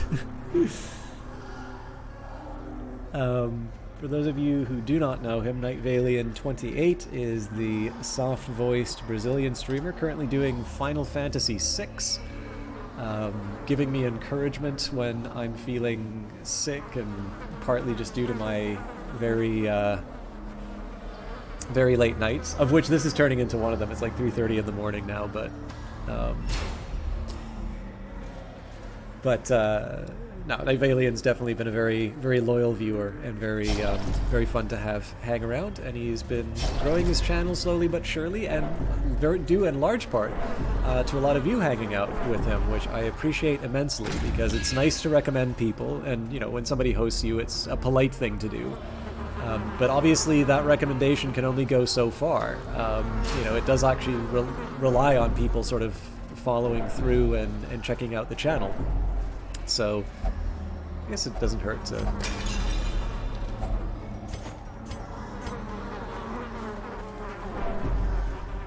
Alright, so this can cause us some trouble with the Vestal. We're going to do our best.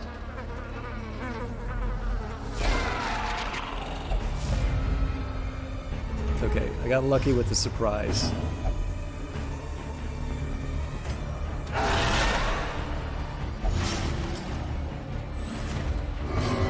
So here I'm going to Divine Grace myself. This is just for the sheer... Actually, that's the same heal I got when I did a Judgment.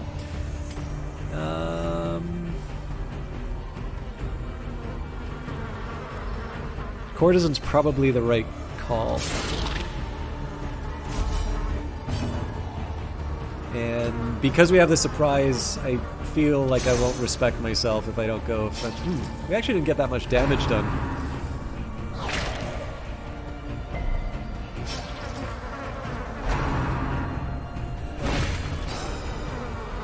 Yikes.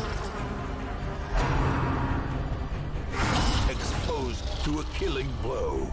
That's a brutal round for us. The one saving grace is the fact that they all went for the character with riposte, but it's not nearly enough damage. I'm hoping we don't have to run after this.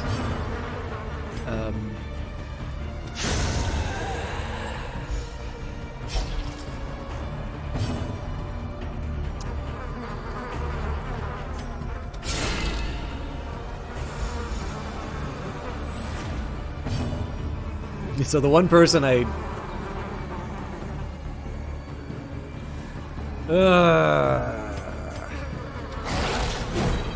Nice.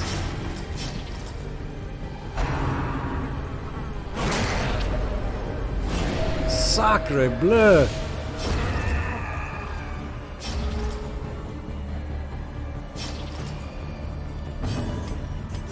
The wounds of war can be healed, but never hidden.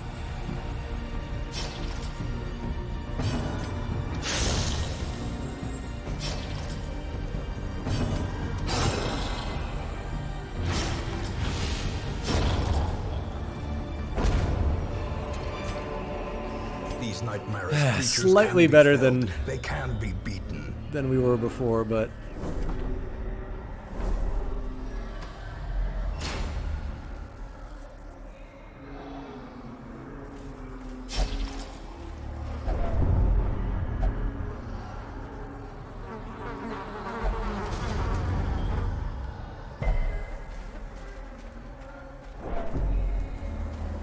Okay, now I gotta see this game more, because you guys are saying anything with a concept like a Doom train is,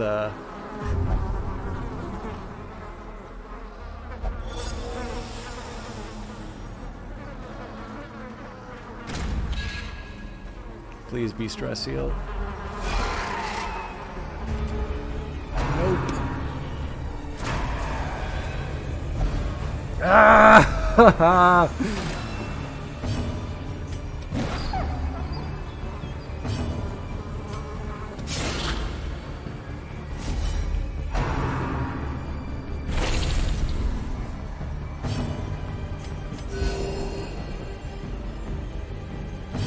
I always feel like divine comfort is me admitting failure.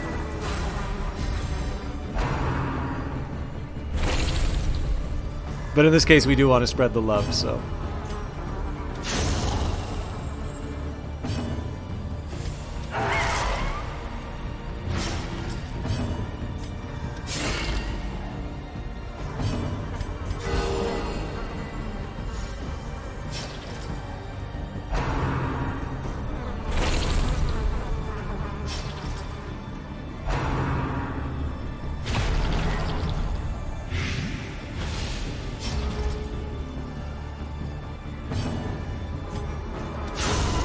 Annihilated.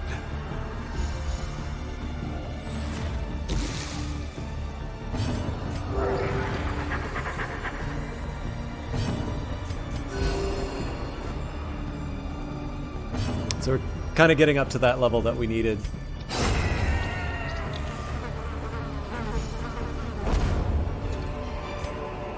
Seize this momentum. Push on to the task's end.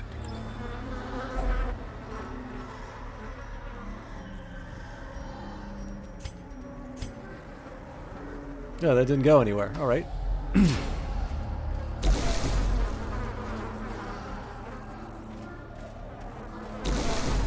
I played a couple that were on the Nintendo DS. I think one of them I got very close to the end, and there was something that like kept me from being able to do the final fight, or the final fight was too difficult. I think it might have been just I wound up skipping something that left me underleveled, or so, I can't remember the exact circumstances, but they're fun. I mean, it does feel like the combat's not entirely different from... like, it does kind of feel like those JRPG-style combat systems have, like, a mapping to how Darkest Dungeon does it.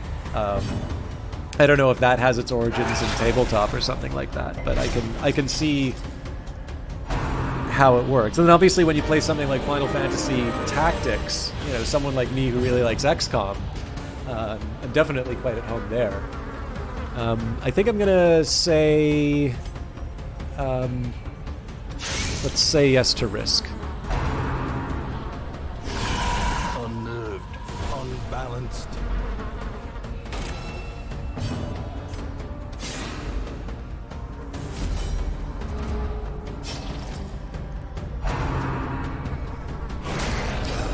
We failed to deliver on what our first mission was.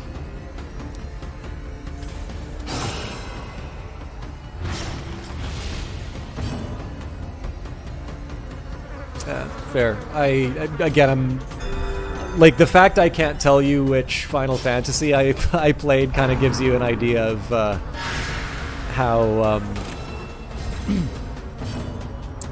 how useless I am for discussing the series. How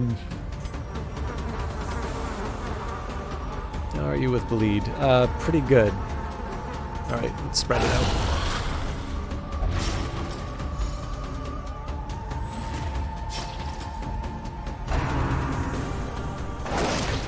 Jesus Christ.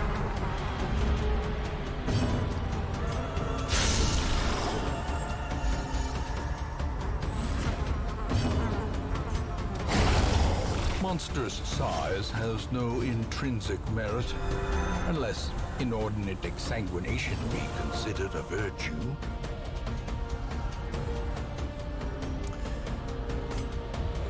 I have actually, so I know I like making fun of Night Valiant and his boomer games, but I did play Chrono Trigger. I'm pretty sure I played that on the DS too. As victories mount, so too will And resistance. then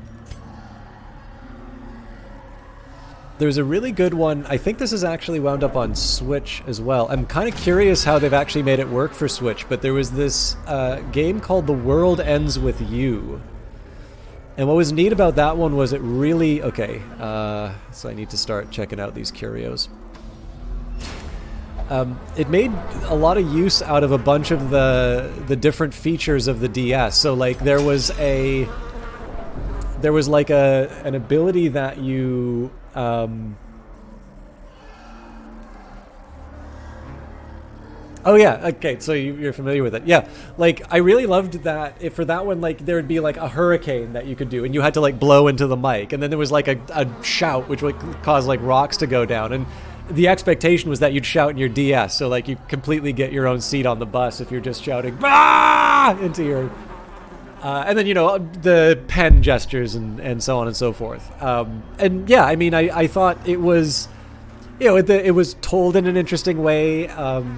You know, a couple of the moments in the story I thought were maybe like a little overdone. Like it really wants to like hammer home this message of like, you know, you need to have friends and you can't go it on your own. And like definitely the characters really play up as like, I'm Mr. Independent. I'm going to be independent. This is my independent moment. But like beyond that, like, you know, there's no reason to be snarky just for the sake of snarky. Like you can, there's a lot of stuff that you can roll your eyes at.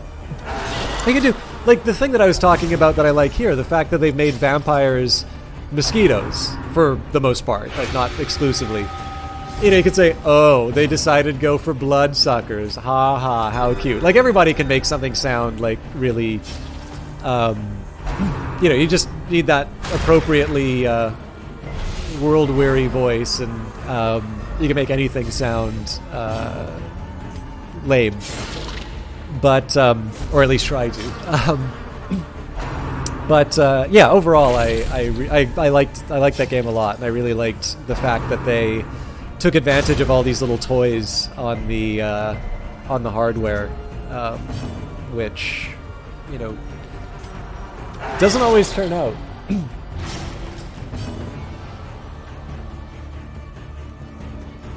Suikoden. I feel like I've heard that game, but I don't.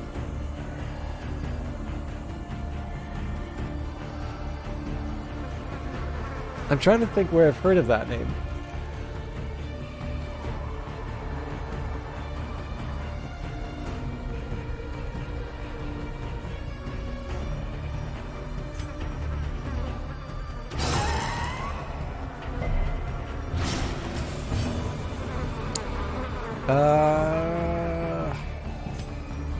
I'm gonna start by healing the shield breaker, because in an emergency the Houndmaster can heal themselves. Of course, I want them to spread the bleed, but...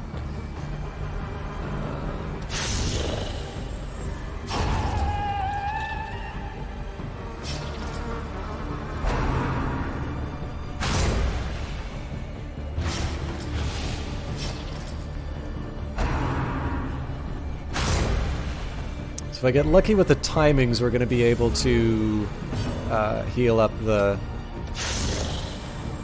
Houndmaster. Nope, Death's Door. Teetering on Okay. the brink, facing the abyss.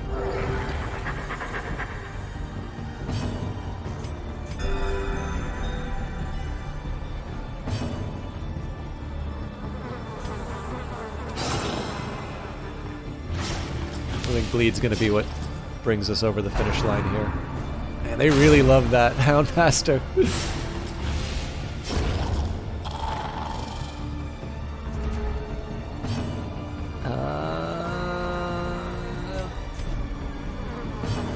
Oh, come on.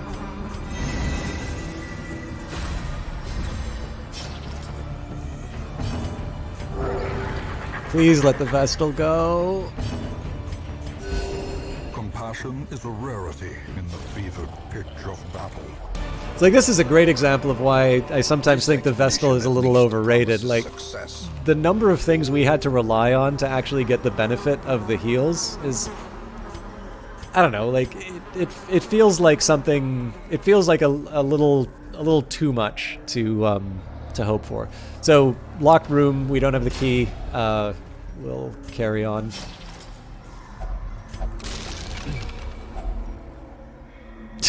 Yes, clearly I need more torches.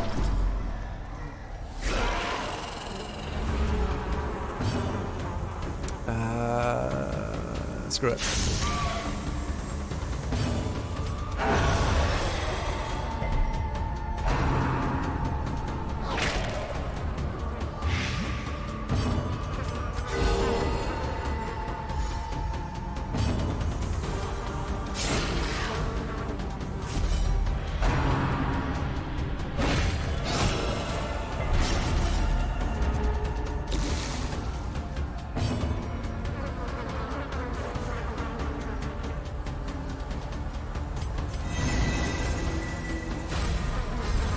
This is in prep to start hitting the Esquire.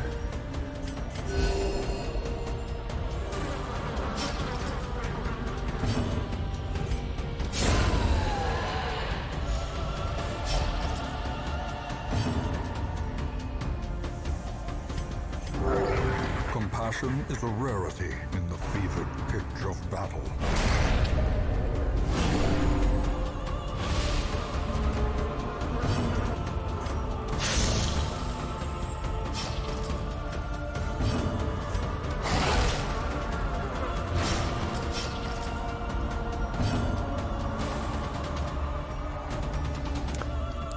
This probably is gonna kill him.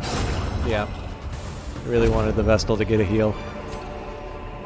Remind yourself that overconfidence is a slow You'll and lose that insidious to killer. bleed, so.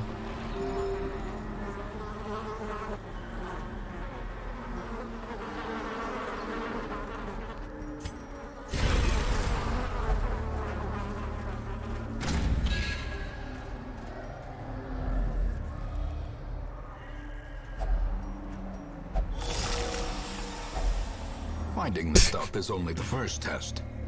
Now it must be carried home.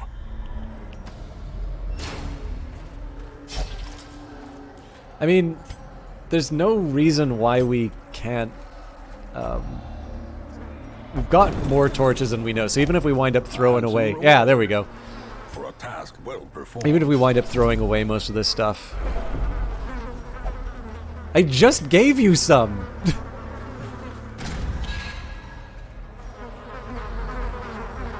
Yeah, apparently I can't. Because I just gave it to him, apparently it's not eligible. Okay.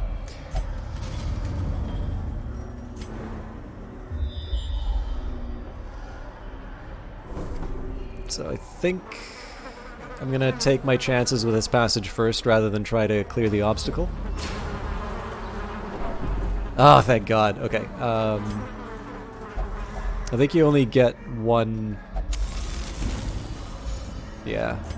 I wish that would go for the party as a whole.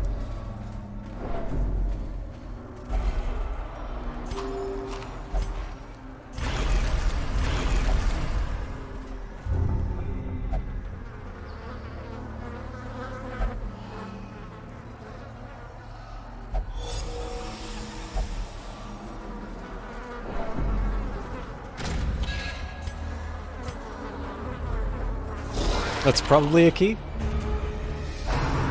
Oh, I'm trying to think whether or not I want to try and take out the Esquires right away. Probably not the best idea. I am, however, going to do Serpent Sway right away, because we're potentially dealing with two big hits.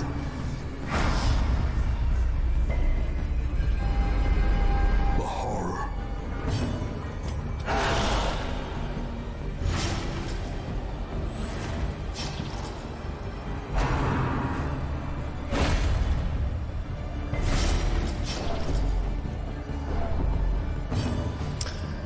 I think we are going to spread out the healing here, because we've got another Skewering Repartee coming up. Potentially. Oh, but we dodged it.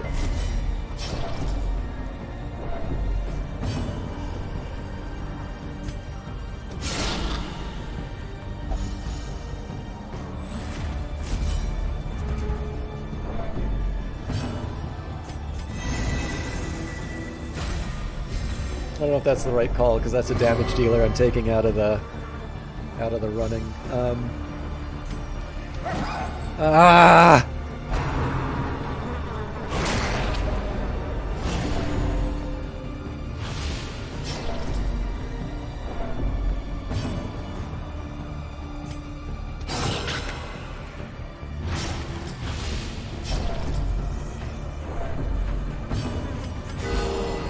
The flesh is knit.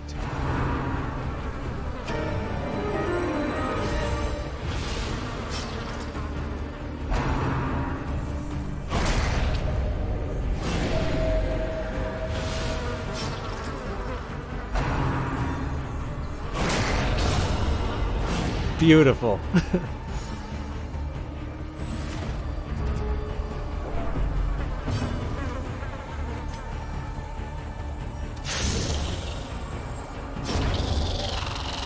Sorry, your anime eyes are gone to spare.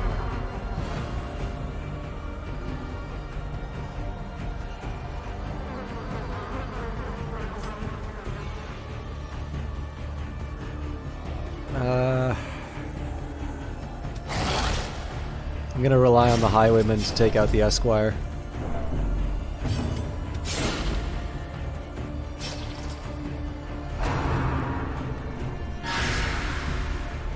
So they die on their own.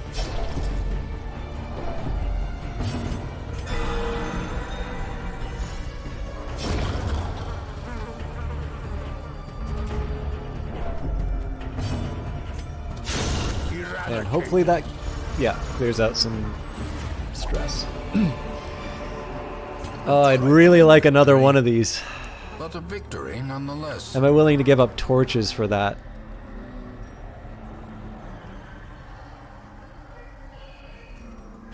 I am. Oh, this trolley game! Otherworldly corruption. God damn it, so what do I give up?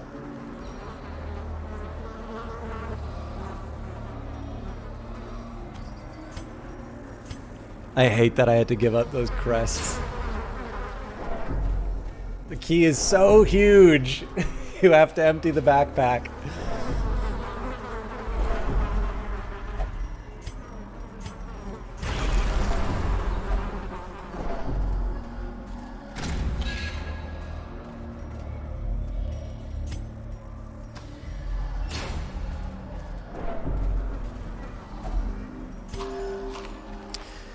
Okay, so if we don't find food soon, we're gonna have to... We're gonna have to leave.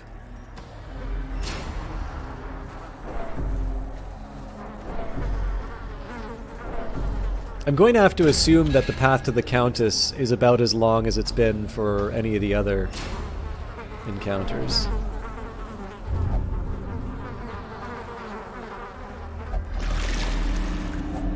A fortune waiting to be spent.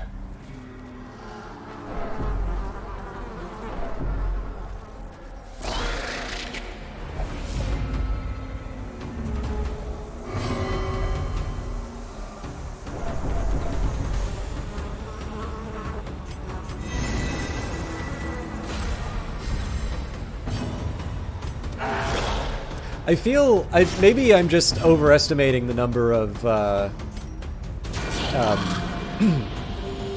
Compassion is a rarity in the fevered pitch of the number of like egg sacs in the other dungeons. Man, it's like we didn't take this turn at all.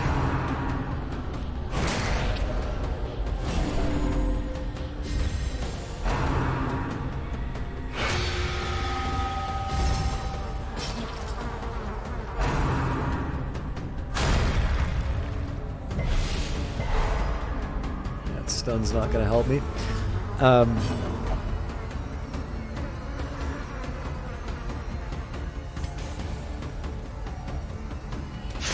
Heavier hits.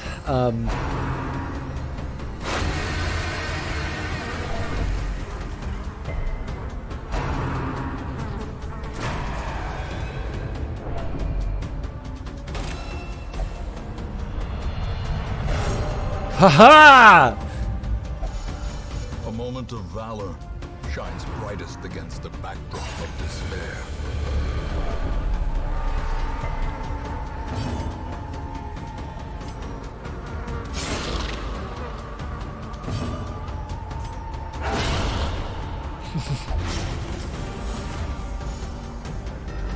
But yeah, I don't know, like the number of stress reducers, it feels like there are fewer of them Such a terrible here. assault cannot be left unanswered.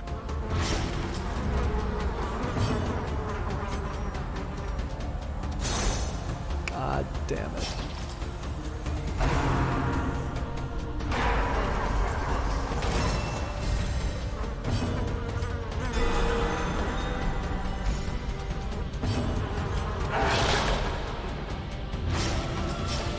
I don't know why we're struggling so much with this group.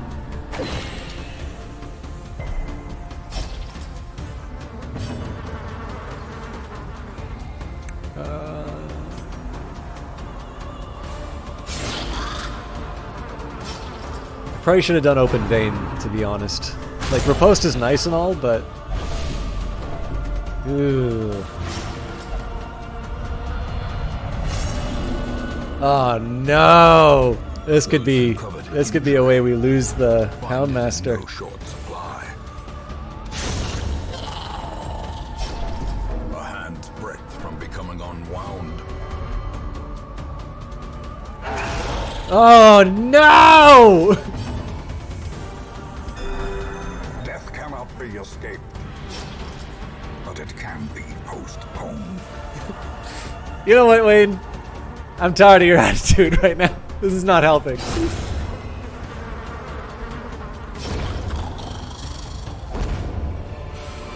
Whew.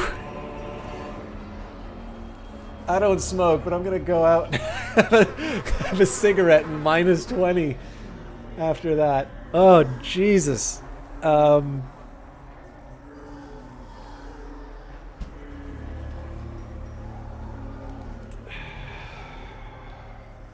It's 4,000 gold.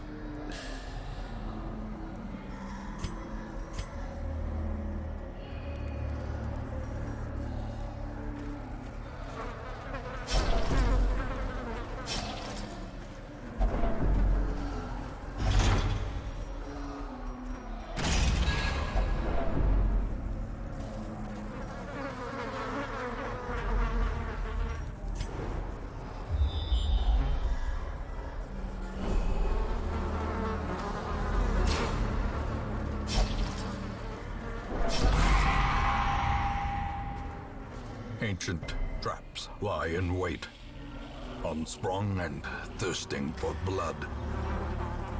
Alright, I think we can heal the... Oh yeah, this is not as scary as some of the others.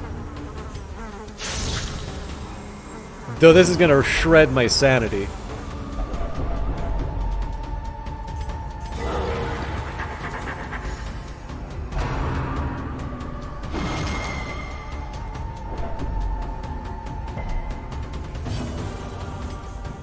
Let's spread it out.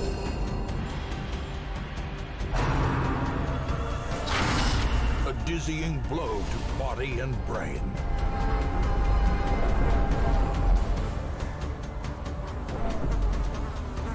I actually really like that idea of stepping on the locals. Oh, pardon me.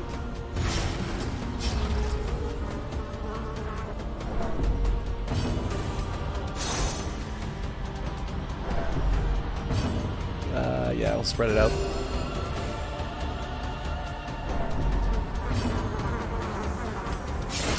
Now, it's unlikely the insatiable ghoul is going to be attacking the highwayman. It's almost certainly going to be the Houndmaster for the stress, but... oh, well.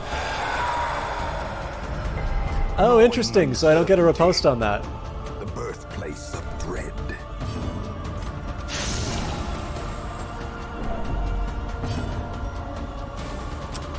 It would be wasteful to... Jesus! It'd be wasteful to do a heal. Well, that turn it would have been. Now it's actually a really good idea. Yeah, I don't see a situation where the insatiable ghoul attacks anyone but the Houndmaster.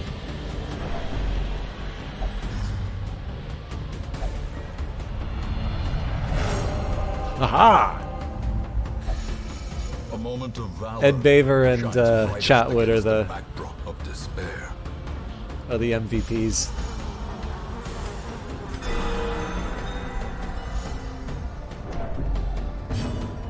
Let's try and get back to the business of defeating the enemy. I was gonna say defeating the boss, but it's not even the boss. Ah!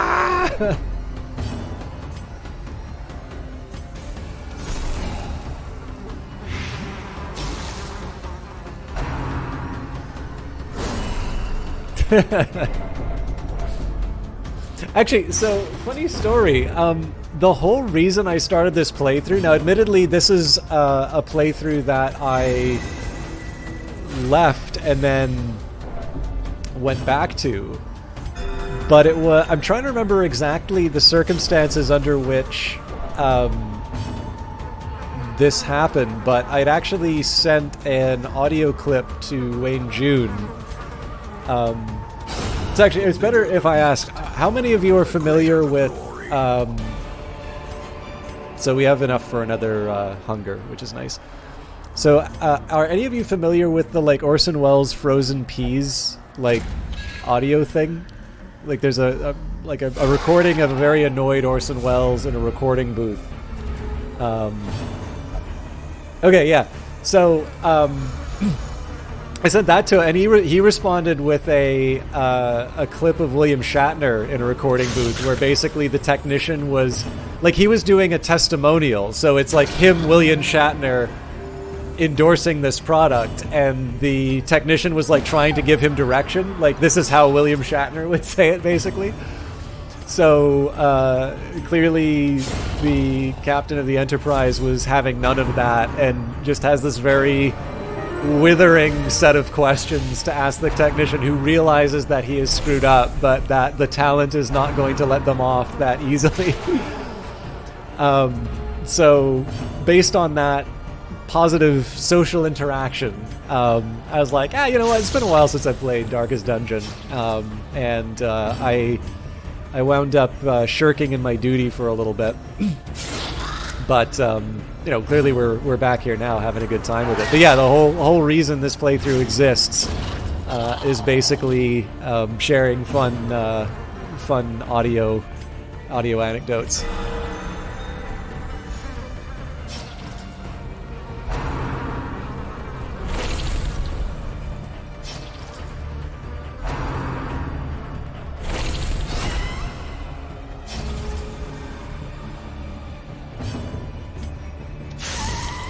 For those of you, I wish I kept the link for the William Shatner one. I'll try and find it for a future broadcast. But you know what? Actually, let's. It's a little bit of a waste of the Vestal, but I feel like doing a little extra healing for the shield breaker isn't a terrible choice here. And we always take the opportunity for a possible crit. Nope. Yeah, one of the things I really liked about the William Shatner clip was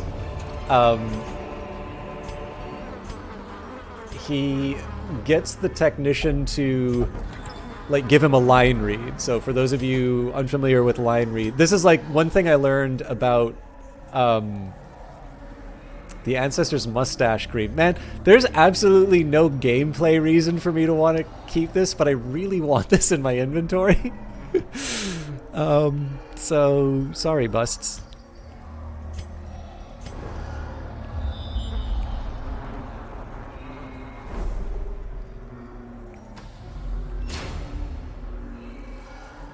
Fear and Hunger. I'm not immediately familiar, but feel free to mention it. Anyways, yeah. So one of the things that like I learned is that like I don't know if this is an actual rule, like never give an actor a line read, but it's definitely considered to be an inelegant form of direction. So like obviously you are hiring a professional to do a certain job, and generally it is not too helpful to then like, so imagine you've got someone like Charles Dance, right, the guy who played Tywin Lannister in the Game of Thrones movies, and like you've hired him, you know, he's gonna do, I don't know, some voice acting or whatever for you, and like you're gonna read to him how the line should sound. Like clearly that's not gonna work. But I mean, the thing is that I know, like, again, my background here is coming from film, right? So you've got a lot of directors who are very much focused on what really is more kind of the director of photography and often the editor's domain. And they're not trained in the one thing that they really should be focusing on, which is directing actors. Just because that's where the focus is, you do sometimes wind up in these situations where you have people who aren't really able to bring out a performance. And I mean, some actor training, from what I understand, is kind of director proofing them. Again, I'm not really all that well versed in this area anymore, but from what I understand, like part of this is just like trying to go from the director to English kind of vocabulary, I suppose. What was I going to say about that? But yeah, anyway, so he gets, Shatner gets this poor technician to like give him a line read. And of course, like he's not a trained actor, so he's like really embarrassed. So he's like stumbling over the lines, and like Shatner gives the exact reading, including the stumbles and the stuttering. I kind of felt bad for the guy, except for the fact that like what he did was kind of silly. So, anyways, I'll take a quick, let me just, I've got a browser up, and clearly I'm monologuing now, so I can afford to look it up. Fear and Hunger. So it's a game, tense game with mature themes. Survival. So it says here, released in 2018.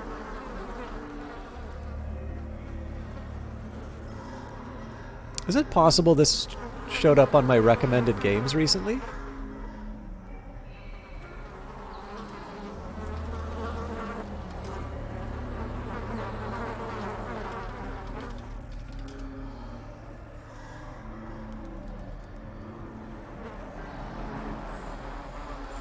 Fear and Hunger is a horror dungeon crawler set in the dark and hopeless dungeons of Fear and Hunger. The game is a hybrid of survival horror and dungeon crawler games, with its influences ranging from Silent Hill to NetHack.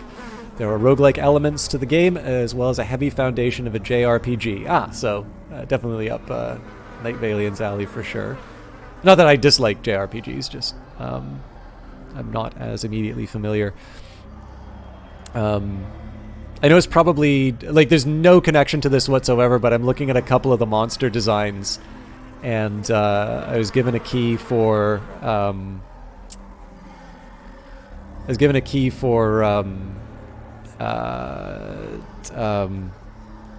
my god, why can't I remember the name? World of Horror, which I thought had a really distinct art style, and probably not as heavy on the subject matter from reading the description.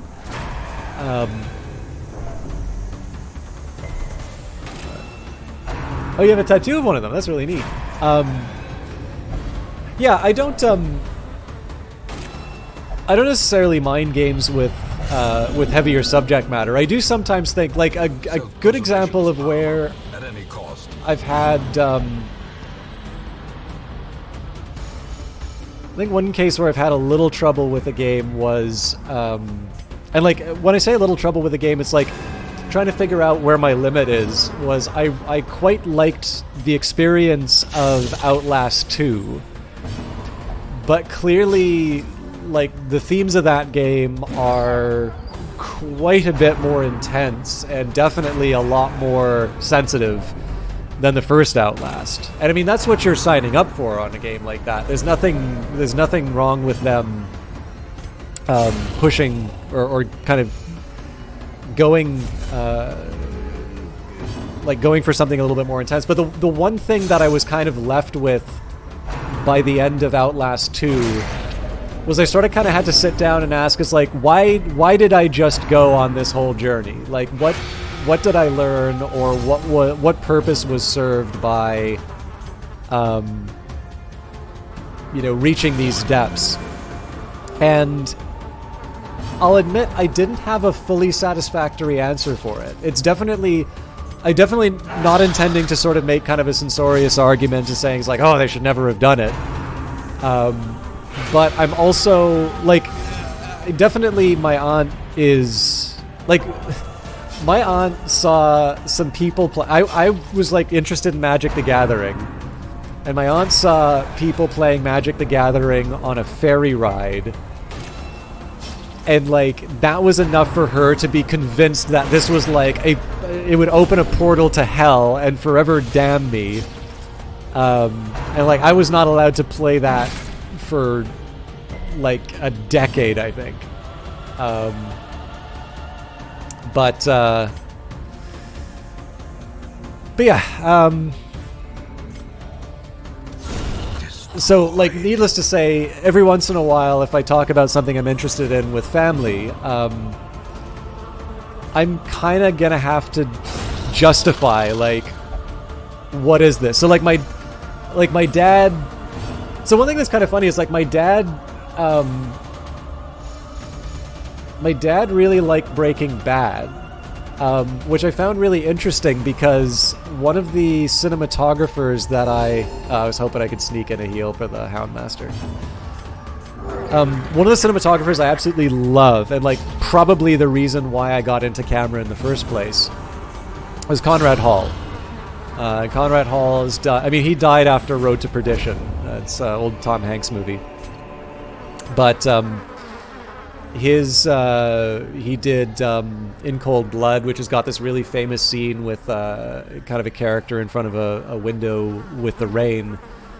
He did Searching for Bobby Fischer. There's actually this really interesting technique in the way that Searching for Bobby Fischer is recorded. So, like, if you were to frame, like, let's say we were framing a two-shot of these two heroes here, you'd probably do something like this.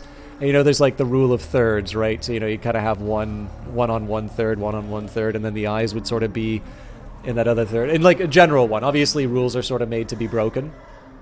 But that's generally kind of how you would line it up. Well, what Conrad Hall does is, if, like, maybe you'd frame it like this, what he usually does in Searching for Bobby Fischer is, like, he kind of frames it a bit like this. So the eyes are just a bit above the rule of thirds.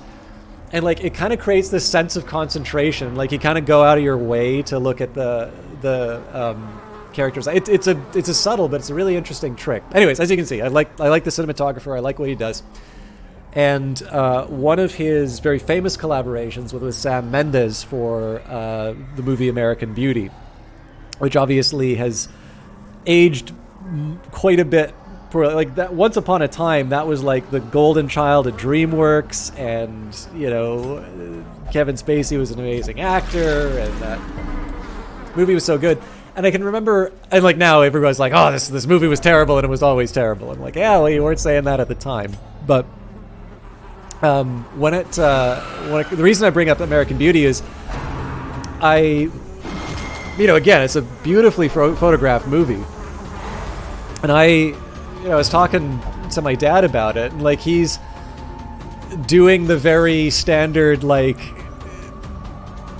just the sort of thing you hear from a certain type of person, where it's like, well, what do I care about, some middle-aged guy's problems in a movie, that kind of attitude. And I was like, well, I care. Like, I thought that movie was quite good, and I'm talking about the photography and so on and so forth.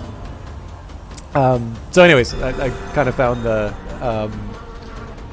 the Breaking Bad interest to be there, because technically it's about the same one. But anyways, the thing about American Beauty is that it's dealing with this middle-aged dad's incredibly inappropriate crush on his daughter's friend. And so, likewise, if I had to, talk to my aunt about this, I'm sure she would ask, like, well, why does that have to be, why does that have to be in this movie? Couldn't they tell that movie without it, right? What is your favorite movie, out of curiosity? Yeah, well, that's just, I mean, like, the Kevin Spacey thing, for me, like, I kind of had to go through all of that with Woody Allen, right? And the thing for me is that I can't deny that Annie Hall is an incredibly good movie. I actually didn't really like Manhattan. I was very uncomfortable with Manhattan, which is considered, one of his best, if not his best. And it was, part of it was the subject matter of Manhattan, and from what I'm finding out, a lot of that is very autobiographical. So at least in that case, I'm kind of allowed a bit of consistency in terms of preference. But the thing is, for me, I've never been able to pretend that something that I thought was good is not good because I find out something negative about the actor. But obviously, other people feel differently about this, right? Like, it's a very active topic, today, and it's not really my place to tell people where they stand on the media they consume. Like, ultimately, it's kind of up to them to decide what their relationship to it is. But again, like, I guess where I was trying to go with this is, like, I have to, on certain occasions, I have to,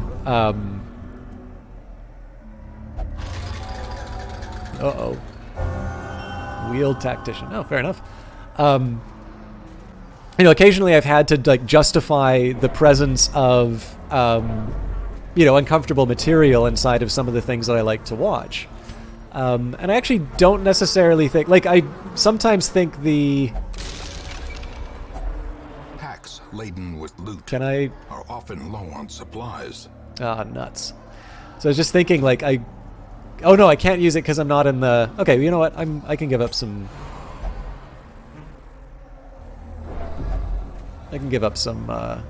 some gold for that. But, I'm not entirely sure sometimes my family members are necessarily acting in good faith when they, when they're asking these kinds of questions.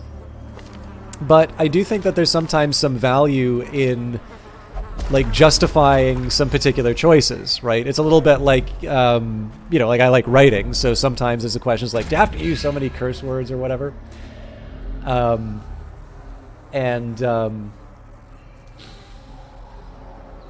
Oh yeah, so the Jeepers Creepers director is actually one of my is one of my kind of red lines in terms of people for making films, particularly because the film that he made before it, Powder, definitely is like one of these stories where you've got this, like, idealized target for for that kind of person, and, like, that whole movie's about, you're just so special and other people don't understand you, and it's, so yeah, I've never seen Jeepers Creepers, so I don't know. Like, I just didn't want to watch them. And the thing is, I'm not entirely sure that director is quite the same stature, as, say, like a Roman Polanski or a Woody Allen or a Kevin Spacey for that matter, right? Like, Roman Polanski, I'm not one of these people that says because he's made good movies he should not face justice. Pianist is an excellent film. Rosemary's Baby is an excellent film. Not all of his films are good, by the way. Chinatown, very good film. But just because somebody made a good movie doesn't, like, excuse them, right? Circle in the dark. The battle may yet be won. And same with anything really. But again, likewise, I don't fall on the side of sort of saying it's like, well, because this person, well, it's like Clint Eastwood is famously Republican. I don't think he particularly likes the current manifestation of it. Or like Mel Gibson, another great example. Actually, Mel Gibson's a fantastic example because there are very few people defending Mel Gibson. Although internally there are quite a few, like Jodie Foster, and I think Whoopi Goldberg really stood up for Mel Gibson. But whatever you think of Mel Gibson as a person, it is incredibly hard to deny that guy's talent, both as an actor and as a director. Like, Apocalypto, how many filmmakers can you think of who can pull off doing a movie entirely in Mayan?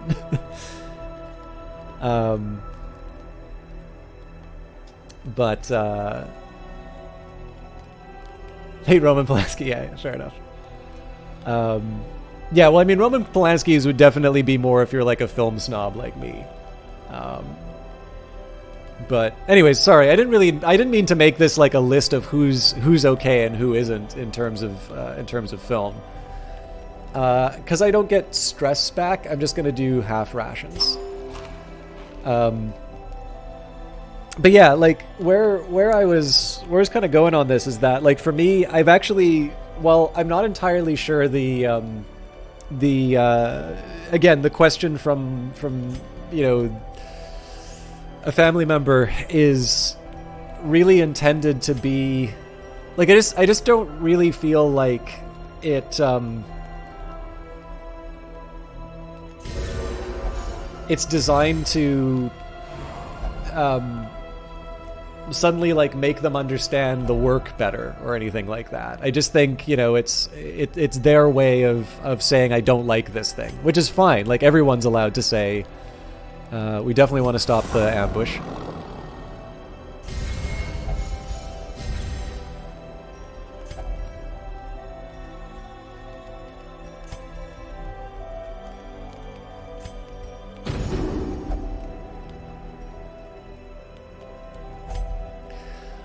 But yeah, with that in mind, right, it gets you thinking critically about what you're doing. So, like, if I, at times I will, let forth with the F-bombs, the S-bombs, the everything bombs. And then, sometimes I kind of need to ask the questions like, well, why did I need to say that? Like, am I really that short of a vocabulary? And sometimes it's like, well, there is actually sometimes some value in in sort of pushing the boundaries with some of the terms. Oh, Jesus. But on the other hand, like, I don't want to I don't want to sort of impose this sort of censorious kind of attitude towards the games and movies that I watch. So with that in mind, like, I was kind of an outlier in that I liked Outlast 2.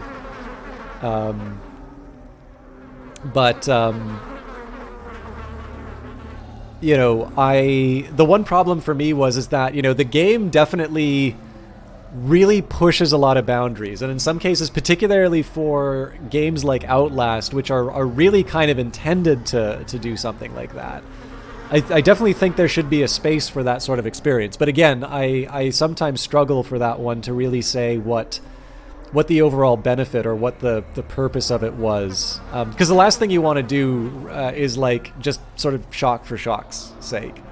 Because that's like, I don't know. I've seen more than my fair share of movies that do it. It just gets very tedious. Yeah, it's huge. I think the Roman Polanski stuff has been handled is really, really unfortunate, because it really does feel like a lot of otherwise very sensible people feel like they can say that there's like one set of rules for one people and another set of rules for others, and really the condition is whether or not they're a friend of yours. And I really don't think that's... Like, I feel like you're giving up a lot once you cross that line. But anyways. But yeah, no, I don't think, given kind of a general read of the stuff that you like, Despair Embodied, I'm not entirely sure the things that I would recommend as like examples of what Polanski's done that is quite good. I'm not entirely sure you're missing out on any of those, like, if I were to give them as examples. But again, teach their own.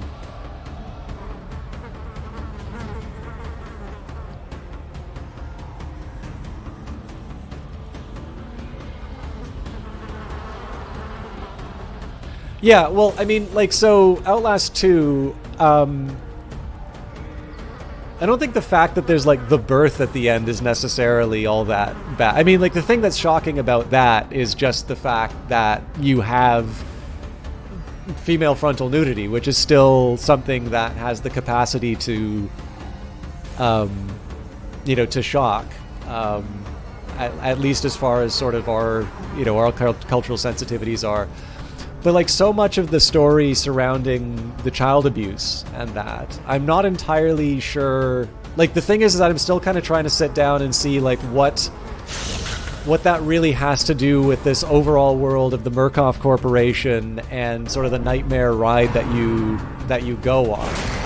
And it's not so much an argument to say that you can't or shouldn't make it, but I'm still also trying to see what sort of purpose that story serves, and particularly in the case of Canada, where we are actually dealing with residential schools, and for a bunch of... Now, obviously, this is a little bit different from what's depicted in Outlast 2, but the fact that we've got sites where there are the bodies of Indigenous children kind of being found in these unmarked graves, that creates, obviously, something that wouldn't necessarily have been known by Red Barrels at the time. But, I don't know, I just sort of think if you're going to take up a big subject like that, it'd be sort of nice if there was a, if you could discern some sort of purpose.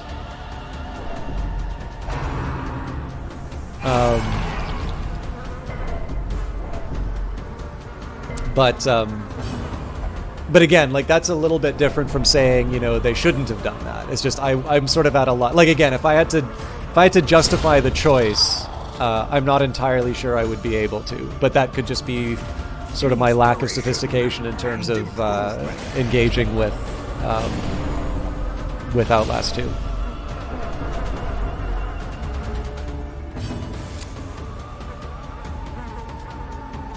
But I was meaning to ask you, Despair Embodied, you said that you had a film that you didn't care much for cinematography, which is fine, because, like, if it's done right, you probably shouldn't be paying attention to it. I haven't seen Martyrs. But what was the movie with the really bleak atmosphere that you were talking about?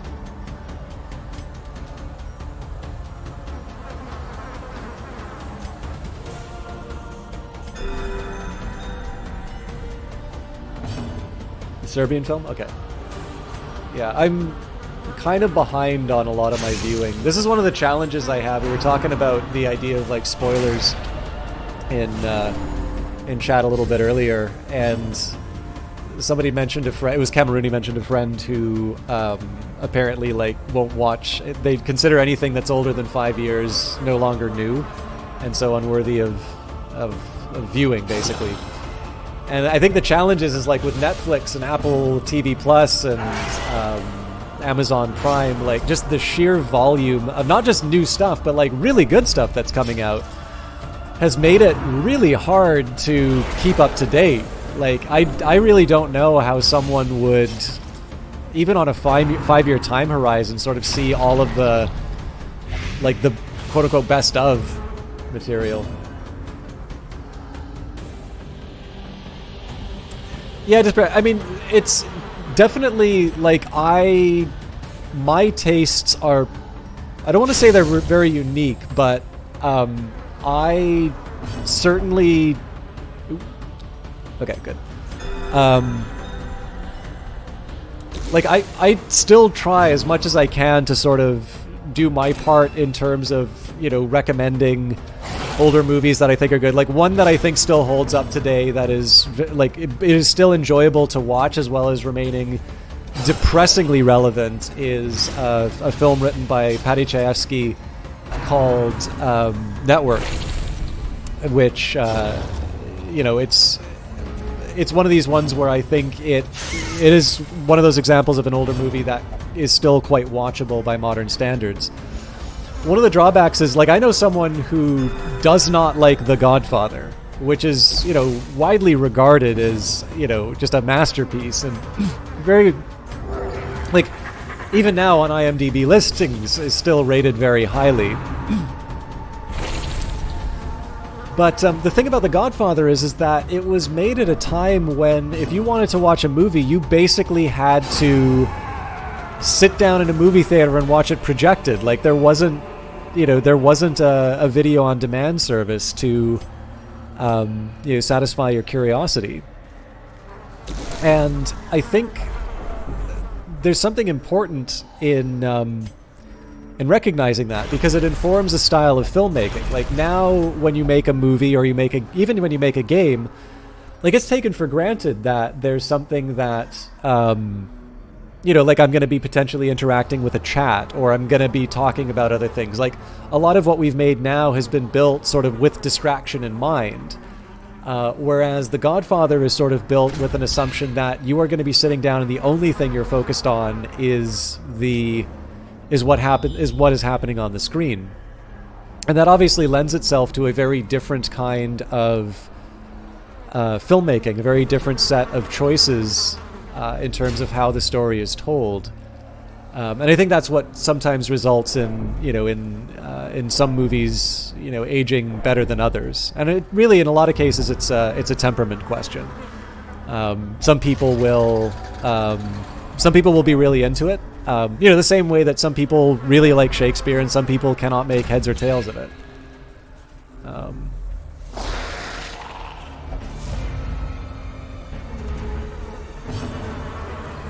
Yeah, it does sound like you're quite a horror buff. I'll admit, I know some horror stuff, and I really like it. I think one of the problems for me is that horror... So to me, there's like the two disreputable genres. Like, you've got science fiction and you've got horror, and it feels like for science fiction, it's if you've got a really big visual effects budget, and you can, like, potentially have a really crummy story. Oh, Jesus! Terrible vistas of emptiness reveal themselves. No!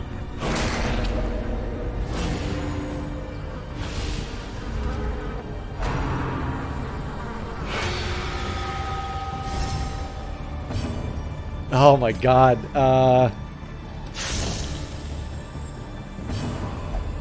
I need somebody who's got a heal available. Why? What?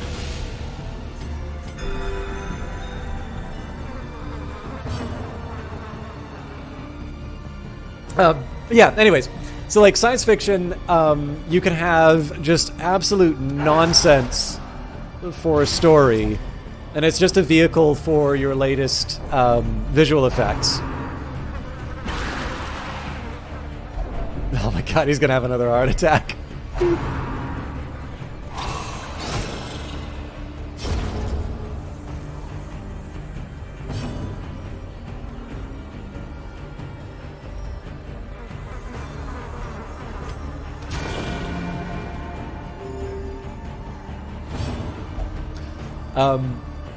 And then, like, for horror, it's, in sort of a similar vein. That will be if you, you want to show off your practical effects, right? You want to show a big fancy new way of, lopping off someone's head. And again, the stories are equally nonsense. They're, very unsatisfying, any number of things that you could use to describe them. Oh, Jesus. For the slightest lapse in concentration.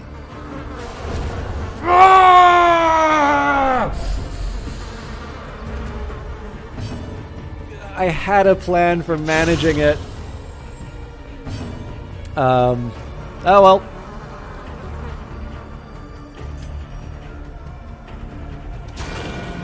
I do push my party too hard, so that stuff's bound to happen.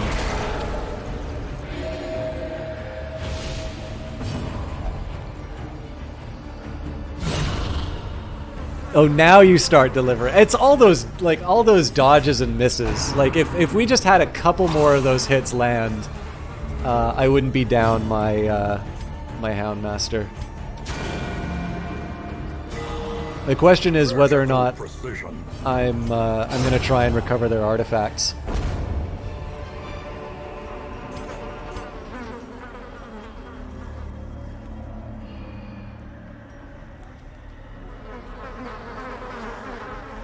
I think we'll wait for the bird. But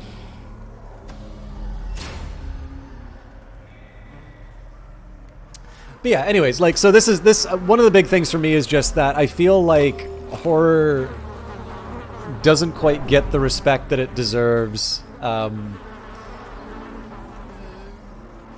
because of its, you know, for the same reason that sci-fi is kind of a little disreputable. But again, that would be to really fail to appreciate a lot of very, very good horror. Like, this is actually, I think, testing the limits of your the kinds of films that you like. But I'm kind of curious. Beyond measure. Awarded to the brave and the foolhardy Old alike. It. Oh, is that the one with Tim Curry? Like, was that a made-for-TV movie, out of curiosity? 'Cause I don't think I've seen it, but I think I've seen, like, photos of it. Okay. I was actually curious, because I feel like that one's probably testing your 1980s limit. I don't know when that was made. But the other one I'm curious is if you've seen Jacob's Ladder, which I thought was a really... Oh my god. I thought that was a very well done film. And certainly, like, plenty of good horror moments in it, but I also think is definitely a much more interesting story than you might normally associate with a... Not huge on Jacob's Ladder. Interesting. I actually really, really like that movie. But again, I think that's probably just me being a film snob. I think we gotta call the... Well, I don't know. We'll see how the stress is sitting after this, but we might have to give up the expedition after this one. I am going to buy myself a little survivability by bringing up the Serpent's Way, but...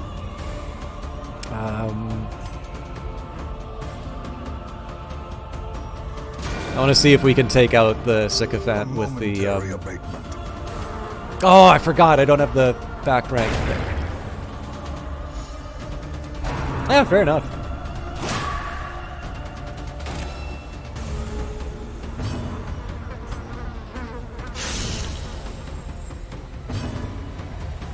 I've held this off too long. I need to try and keep my people alive.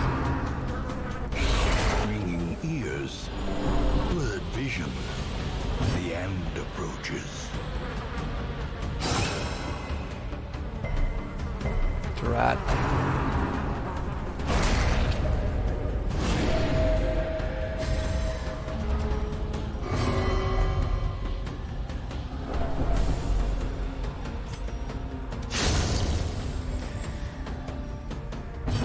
Alright, not my finest hour.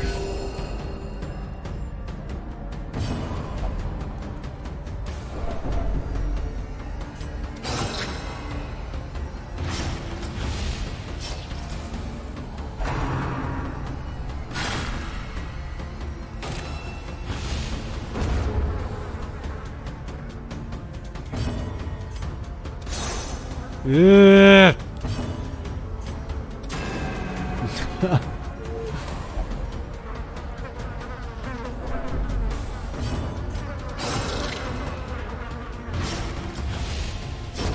All right.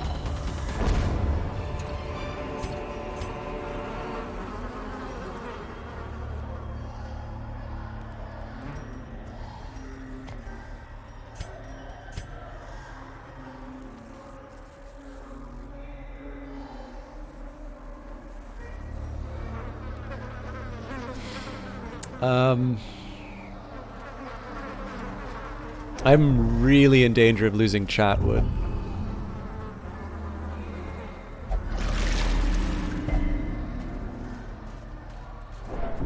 but these rooms don't always have enemies.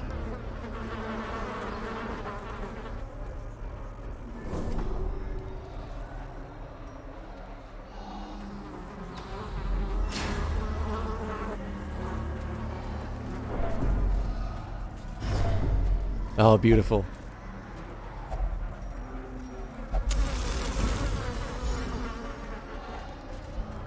Now I can afford to do even more reckless maneuvers.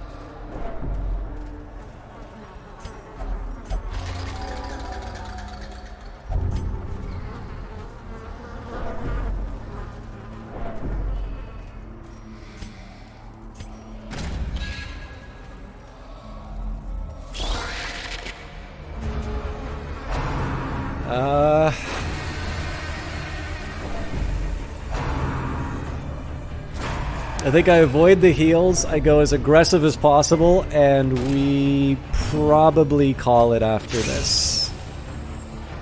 There's a lot of stress damage that this team does.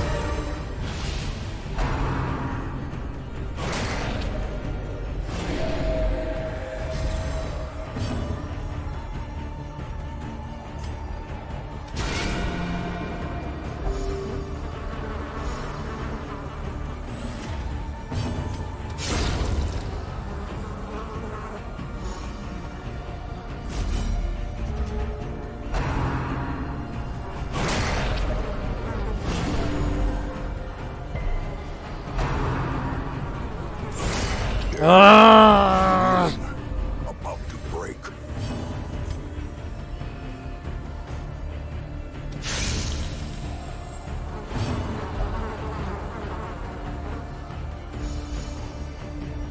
I'm still gonna judgment. No way! Ugh. Wounds of war can be healed, but never hidden. Again, I gotta seal the deal on everything before we move on to the next one.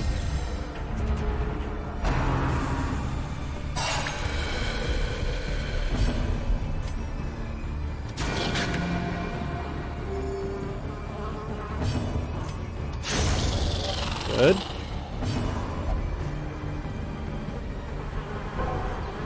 Not so good.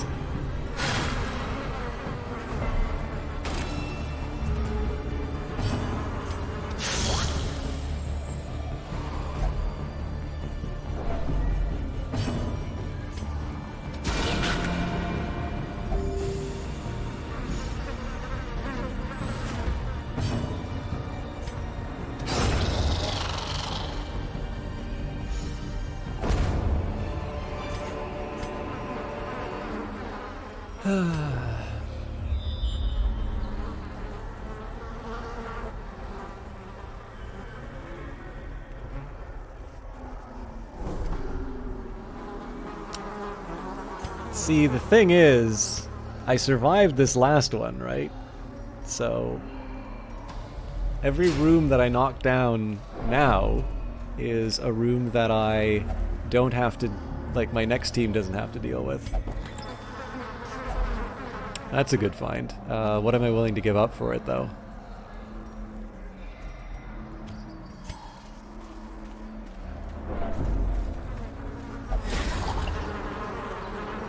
Mechanical hazards possessed by evil intent. This could kill us.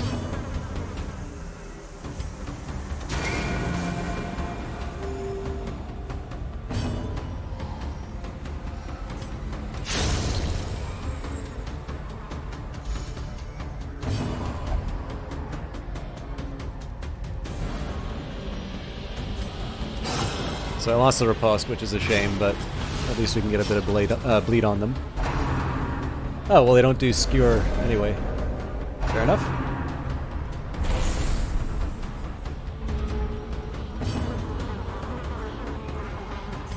What's his stun like? 80%? Let's just go for the heal. I do like the party heal, but being down the Houndmaster kind of forces me to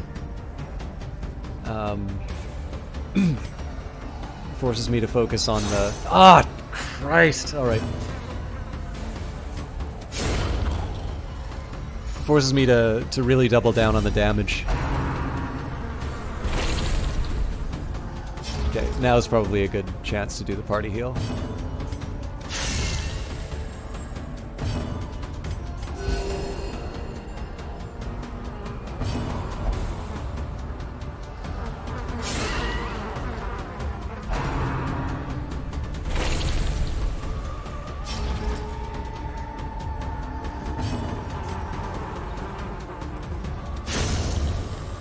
So this is to try and... Nope. Okay. I was hoping to give the... Oh! Alright.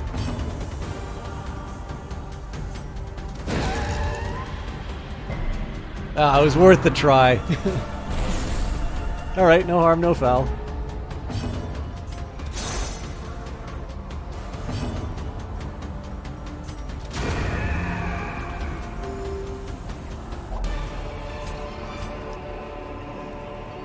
We don't believe in... Don't believe in half measures.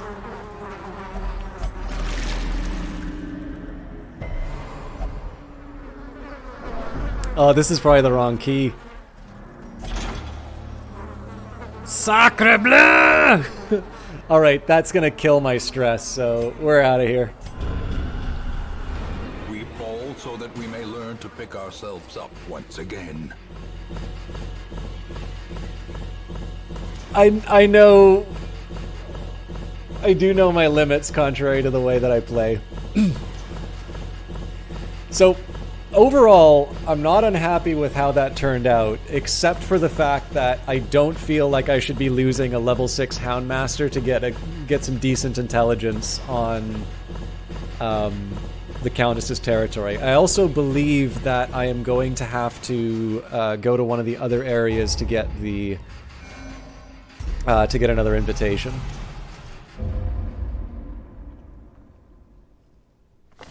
Ancient and crumbling, the Abbey's masonry fares no better than the faith of its congregation. Indeed, the elements have not been kind to the old abbey. The very soil itself seems to reject the place. Work is expected to last through the week. The cloister is closed. Transept costs 50... It says costs are different, but doesn't necessarily mean it's less effective. Okay. So let's try and stick as many as we can in the tavern. Again, I'm trying to avoid... I'm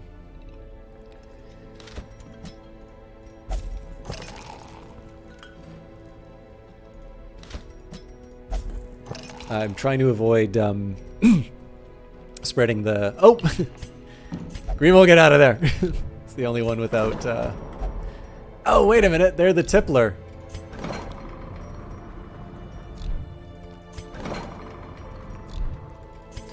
Okay. That was a huge waste of money.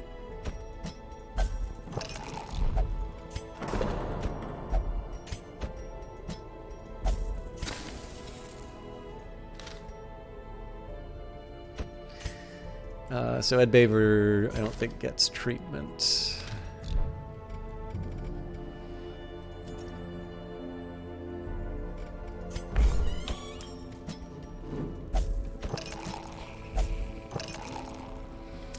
Let's find a replacement Houndmaster. Okay, we'll almost certainly wind up replacing this one, but... A lawman and his faithful beast. A bond forged by and battle I cannot and believe bloodshed. I've been doing this for 5 hours. It is so late, but it's super tempting to try and go for one of the... so if we bring the People's Hulk, Sungif, Coswald.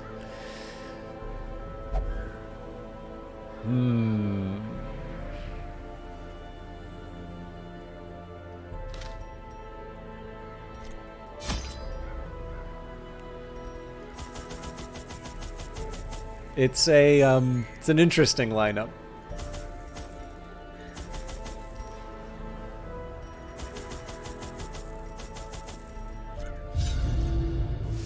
The great thing I had managed to bring through was brutish and stupid. Moreover, it required prodigious amounts of meat to sustain itself. But this was only a trifling concern. After all, I had a village full of it. Sorry, I have a snack here. I'm just gonna take a couple bites.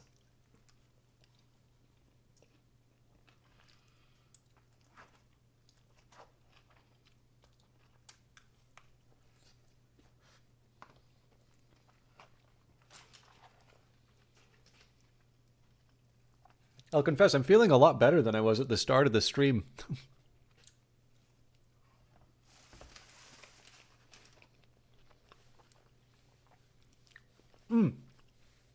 No, I like hearing people's interests. I'm not a very good horror connoisseur, and it's kind of clear that our tastes are probably quite different. So I kind of know better than to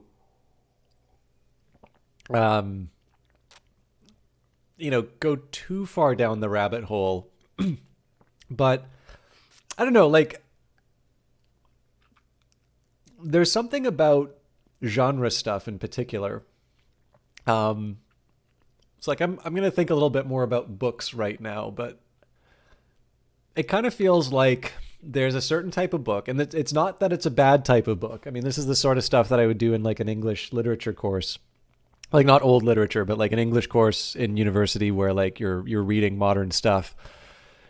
And it almost kind of feels like the rules are that you can't do genre. So actually there are books of like places that are looking for manuscripts. Like, so if you've got like a book that you want to try and sell, there'll be a list of people. And there's quite a few publishers that will say, we don't do genre things.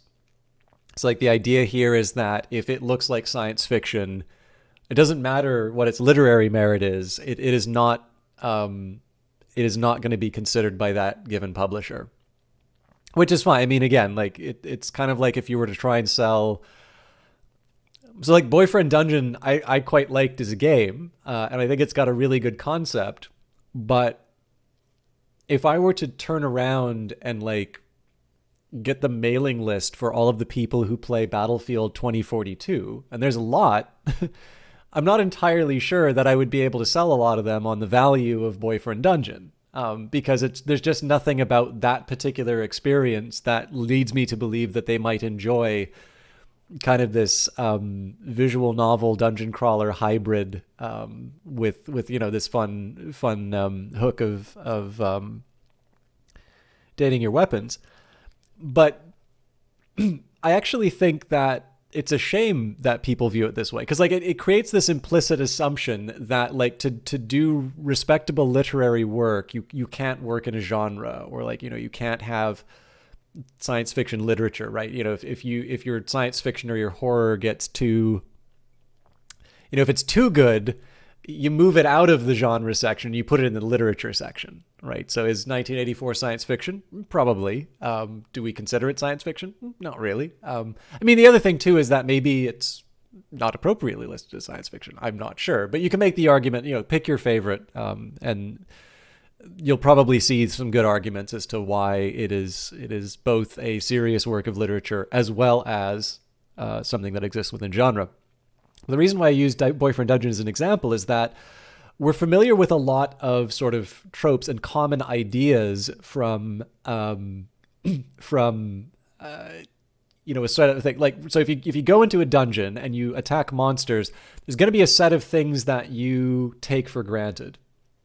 And in the case of Boyfriend Dungeon, it just takes a nice little twist, which is your most faithful companion on the dungeon run, your weapon, is in fact an actual person, that your weapons turn into these impossibly attractive people that you can develop relationships with. And in fact, you gain skills and ability with your weapons the more familiar you get with it, right? So to a certain extent, it is a love story for dungeon crawlers, and it's really clever the way that they did that. And if the genre doesn't exist, then you don't have this vocabulary in which to explore the ideas that game does. It's the exact same thing with Darkest Dungeon. If you don't have this familiar idea of the D&D party going in, and and whether you have like the murder hobo trope, or you have just simply this idea that the adventurers do actually seem to be going in a lot of life-threatening, and really stressful environments, and instead thinking about the long-term psychological effects of that. Again, it's just one of these really brilliant ideas that it seems like nobody had picked up until Darkest Dungeon did it, and then you have a lot of other games doing it. XCOM War of the Chosen being a really good example of that.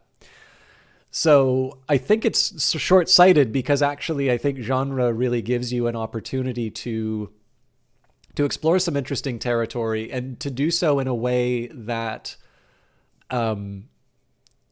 puts down people's defenses. So like, nobody wants to be lectured about like COVID or politics or whatever issue is bugging you in the day.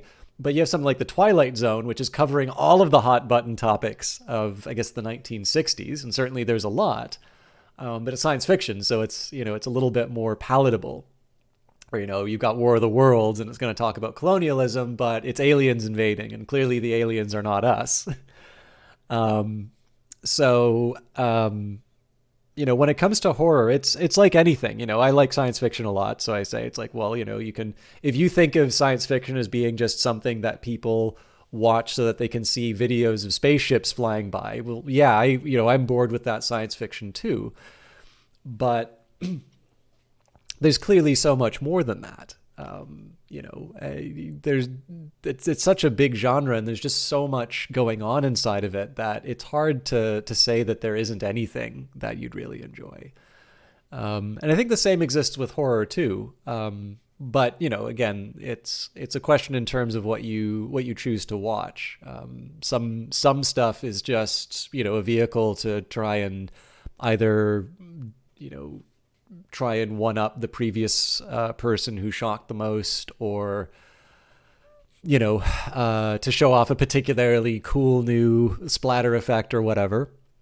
And I don't really have a lot of time for those movies. I mean, I'm not above watching them. I try and be as open-minded as I can in terms of the stuff that I see, but also there's going to be more movies that exist that I'm going to have time to watch. And so generally I like to try and pick up on stuff that I think is going to be like worth my time. And sometimes it being worth that time is it's something that means something to someone. And so, I can gain a better understanding of that person by seeing the things that they like. But there's limits, the same way that I'm sure you can like really enjoy someone's company, but if they ask you to watch a romantic comedy, you'd maybe ask, is there something we could do instead? Right. There's actually a few romantic comedies I quite like, but I don't know. A nameless abomination. A testament to my failures. It must be destroyed. Oh man, they gave us a lot of info here. I think we should make a beeline to the Swine God with as few encounters with the bad guys as possible.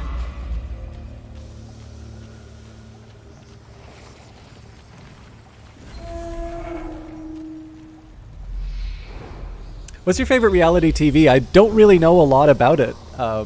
Despair Embodied. So, like this reality TV I've watched kind of counts more as a game show. So I don't think this series is going on anymore. But like, I remember I used to watch some of Hell's Kitchen, like the Gordon Ramsay thing. And like, I get that they call it reality television, but it feels a lot more like a game show. Whereas I guess the stuff where he's like trying to, I guess like Kitchen Nightmares or something like that would be a better example of like reality television. Okay, yeah, I haven't heard of either of those. Sorry, I'm a really terrible conversation partner on your interests. About parasites, cool.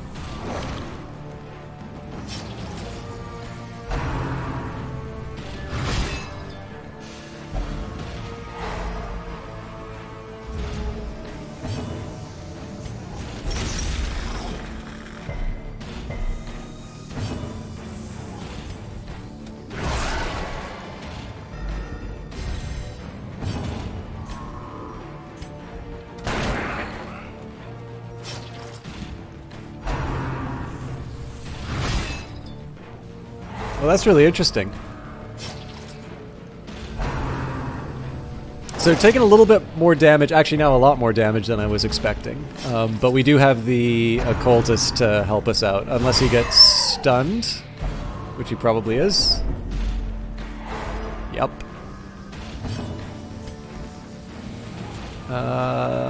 Still going for it. I'll just shoot the pig. As the fiend falls, So we'll see if the occultist can bring up the heals while we deal with this nightmare. and now the true test. Hold fast or expire.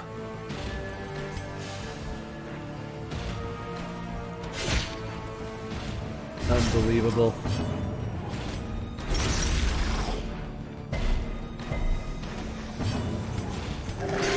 Okay, good.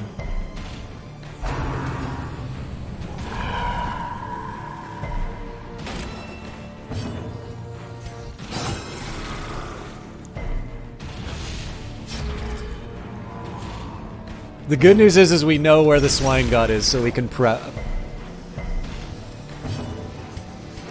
The wounds of war can be healed, but never hidden. It's a little late for the buff, but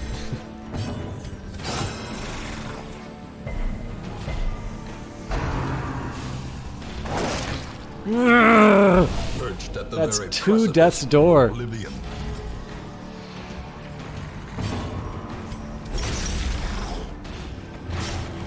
Oh, good. Okay, everything else could be dedicated to healing. Well, not that I have a ton of healers in the group.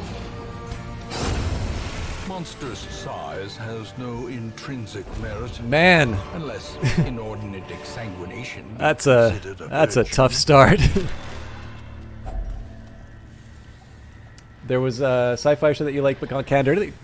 Let me know. I'd have no idea if/when I'm ever going to be able to do all this stuff, but I like hearing what people are blazing into. Star is born. Threshold. Okay, what's the idea behind that?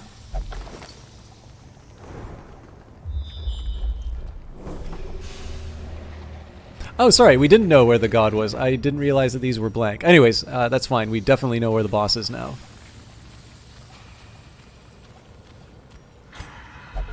So, as long as we survive the treasure encounter, we're fine. Oh man, it's been a while since I've run into one of these things.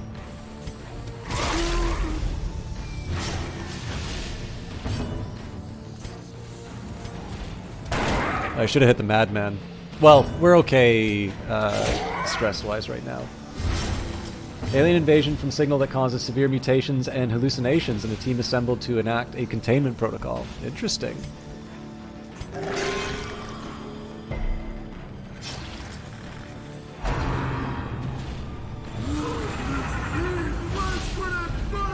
The horror.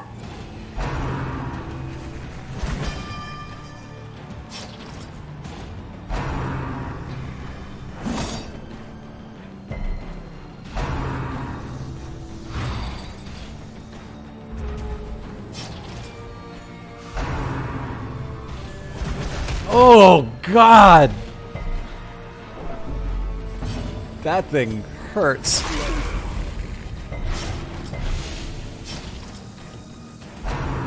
Oh, Peter Dinklage. There was a while, I was talking on stream for a while about Oz. Like, for a while I was just, like, watching a bunch of HBO stuff that was kind of... Like, you could maybe make an argument, it's like inaugurating sort of the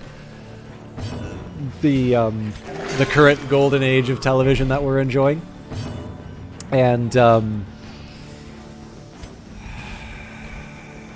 sorry, I'm trying to think who I hate the most. A death by inches.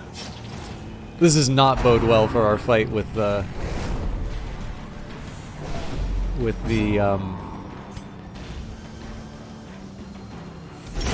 Their formation is broken.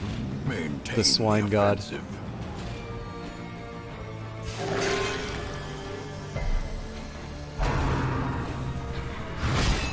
But yeah, he was also very, very briefly in the TV show Oz. He was like a victim of one of the inmates who like threw him over a building. Lance Henriksen is wonderful. Did you know that Lance Henriksen was... I think this is probably widely known. Did you know that he was originally supposed to be the Terminator in The Terminator?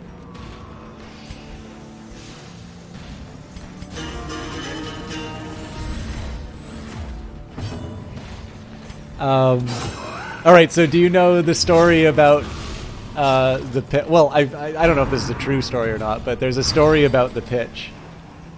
Yeah, he really would have. I mean, I understand why. So my understanding is that Schwarzenegger was originally cast to play Kyle Reese, and the problem is like Lance Henriksen is undeniably an intimidating guy, but you know, if the leading man kind of looks like he can break him in half, that kind of messes a bit with the.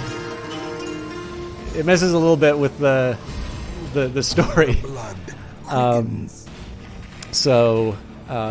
I mean, he got to be bishop, so that's a role to be proud of. I'm gonna punt, hope that I can get the occultist before the. Yep. So my healer is definitely in weak shape. But, Slowly, gently. but yeah, This is how a life the is version taken. I heard of the pitch for the Terminator was like Lance Henriksen apparently took the foil out of his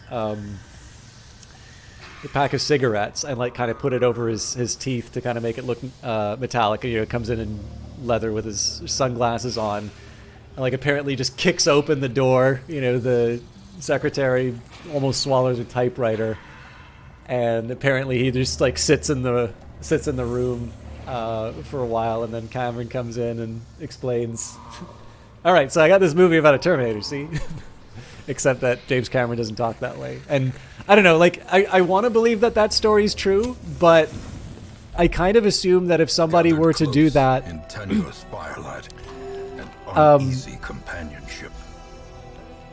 in, like, a Hollywood environment, it's also possible that the response is the police get called. Is there a way? Right. Yes, we'll prevent the nighttime ambush. Oh, for sure. Yeah, no, I'm definitely a big fan of Lance Henriksen. I've seen him in an appallingly bad movie. It's called Stone Cold. But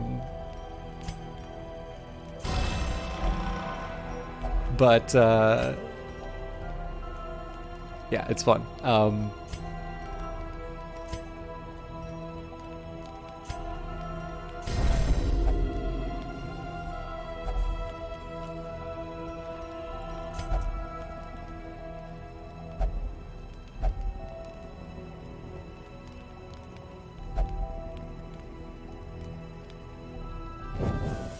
The way is lit. The path is clear. We require only the strength to follow Okay, it. so, I mean, the conditions for the team could not be better for taking on the Swine God. Whether or not I brought the right team is an As open the light question, gains purchase, but we're about to spirits are find that out. lifted, and purpose is made clear. It is a travesty. So if I hit Wilbur, Mountain I'm of hatred. I'm in for a very bad day. So...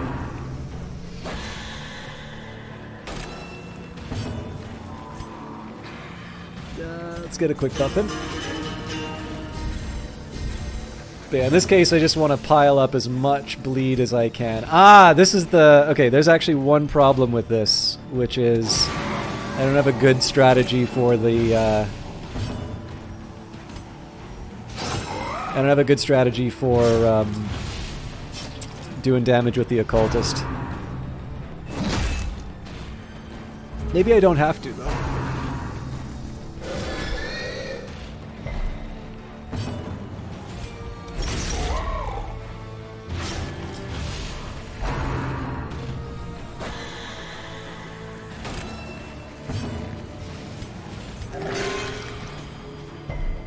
Yeah, honestly, at this point, just good old-fashioned. Do the work. Let the bleed. Let the bleed do what it's supposed to.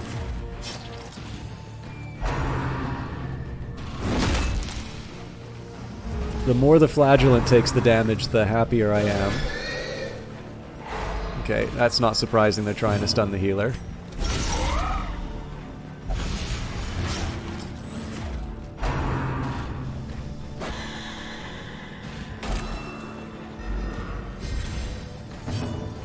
So there's a slight risk to the highwaymen for sure, but we're not in full panic mode yet.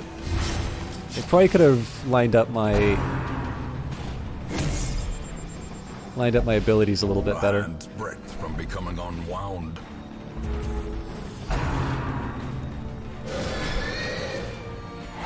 Okay, that's bad.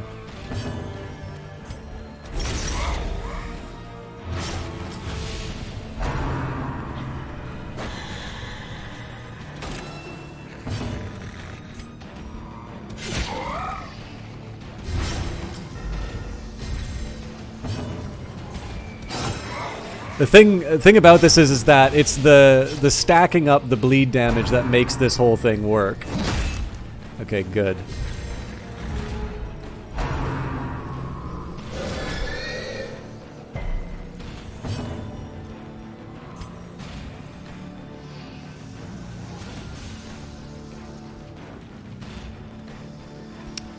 I hate that I took the safe way out, but this is the right call.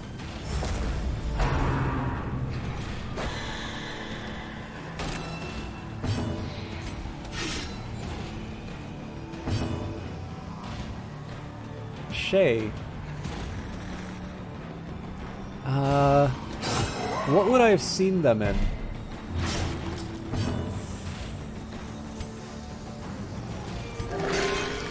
We should probably be healing the healer, but again, the bleed is what's gonna make this work or not. Wow!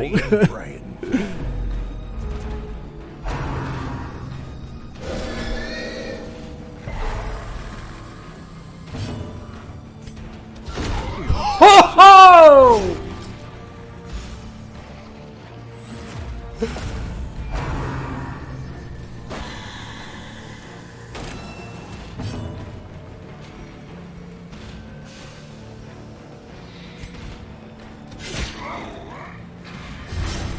Inspiration and improvement.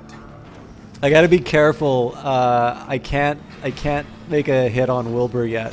How many rats will it take to gnaw through a ton of putrid flesh?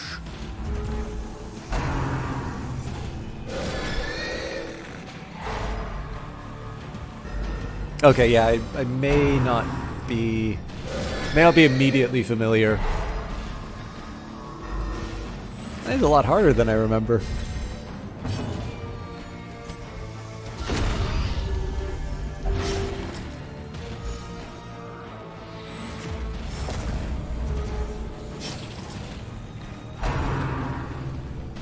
So no matter what, we win. Press disadvantage. Give them no quarter. I don't think... I mean, it'd be kind of nice to pick up some more stuff, but honestly, we did what we needed to here. We've got low stress, so...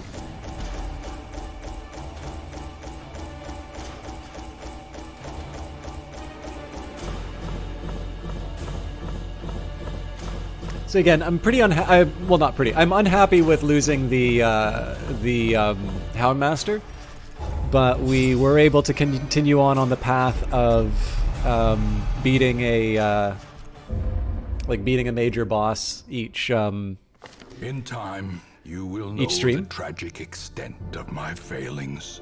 And I mean, again, we lost 1 level 6, but we gained 4. So it's sort of hard to say that this was a bad run. So let's take a second here and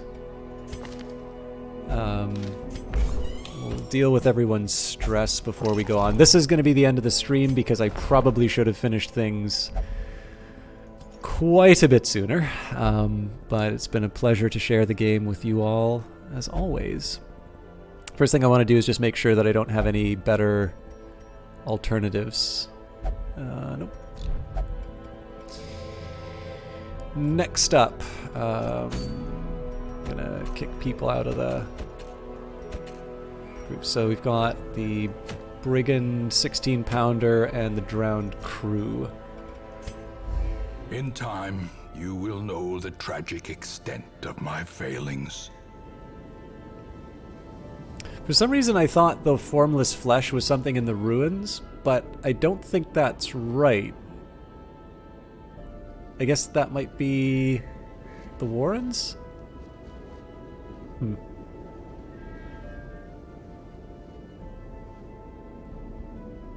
Oh, that's right. I still got to try Color of Madness stuff.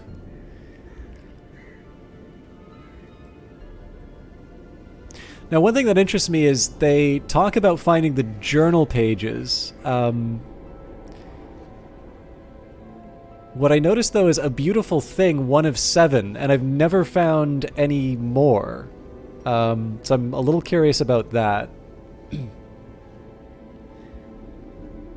Hey, okay.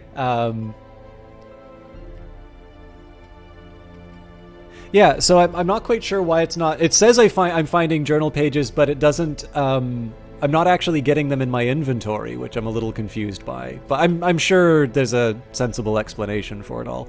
What I am going to do is I'm going to tend to my heroes, just make sure that any excuse me, diseases are handled. Looks like we're okay stress-wise. So I'm sort of faced with a couple of choices. So one, we do a Gather the Blood mission, and this is actually really more about getting the invitations. I suspect probably what I will want to do is bring like the Ed Baver Chatwood crew just to like limit the number of people who have the Crimson Curse who are running around. My other alternative, because again it's going to take us a while to deal with the Countess, is we can try clearing out the remaining enemies that we have in the area. So the Brigand 16-pounder, if I am not mistaken, the really key one on that is you need to make sure that you kill the person who has the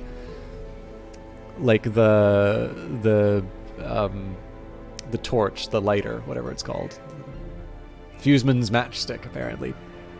So that would imply that I want to get my Hellion up to a higher level. I mean, I can, employ a level 6 Hellion if I have one. I may not. Yeah. So that's going to imply some leveling up on the part of the team here. Actually, these two are a good combo. Now, I will confess, I don't remember the Drowned Crew fight that well, so that one I don't have as strong of a... I don't really have a strong insight in terms of what we need. I think it was three... 1, 2, 3... Yeah, 3 of the base bosses, Crimson Court, Color of Madness, and then we'll move on to the Darkest Dungeon.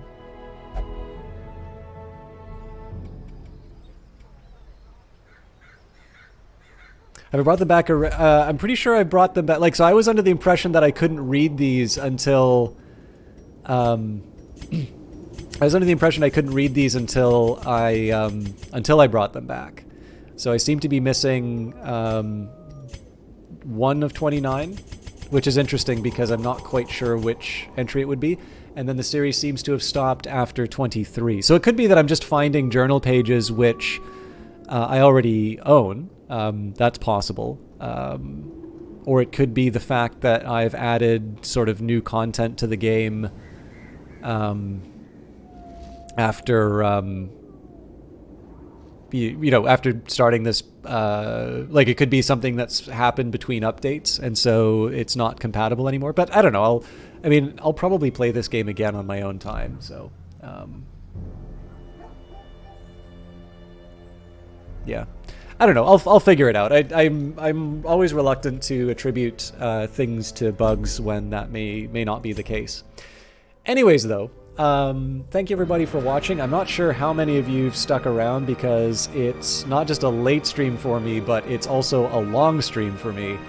And oddly enough, even though I am feeling quite sick, well, I started feeling quite sick. I'm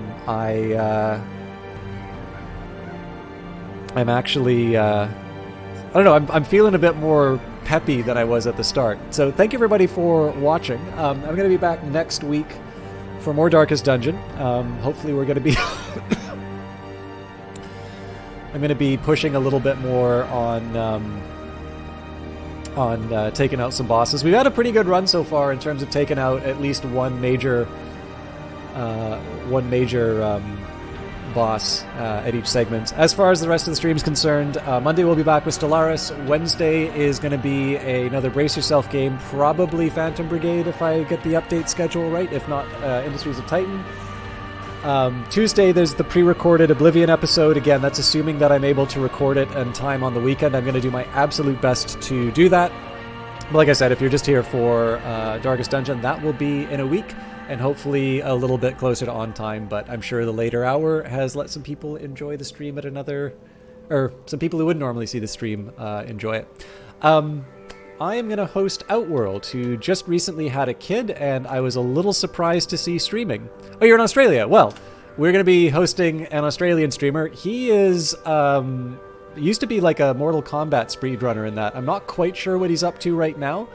But it has been a while since I've seen Outworld, and I actually haven't been able to host him in a while. So he's a partner streamer, definitely much bigger than me. There's no need to. Again, I'm a minnow in his pond, but hopefully it's to your liking. But again, thank you all for watching. Please enjoy Outworld, and I hope you have a good morning or evening or whatever time it is for all of you. Until next one.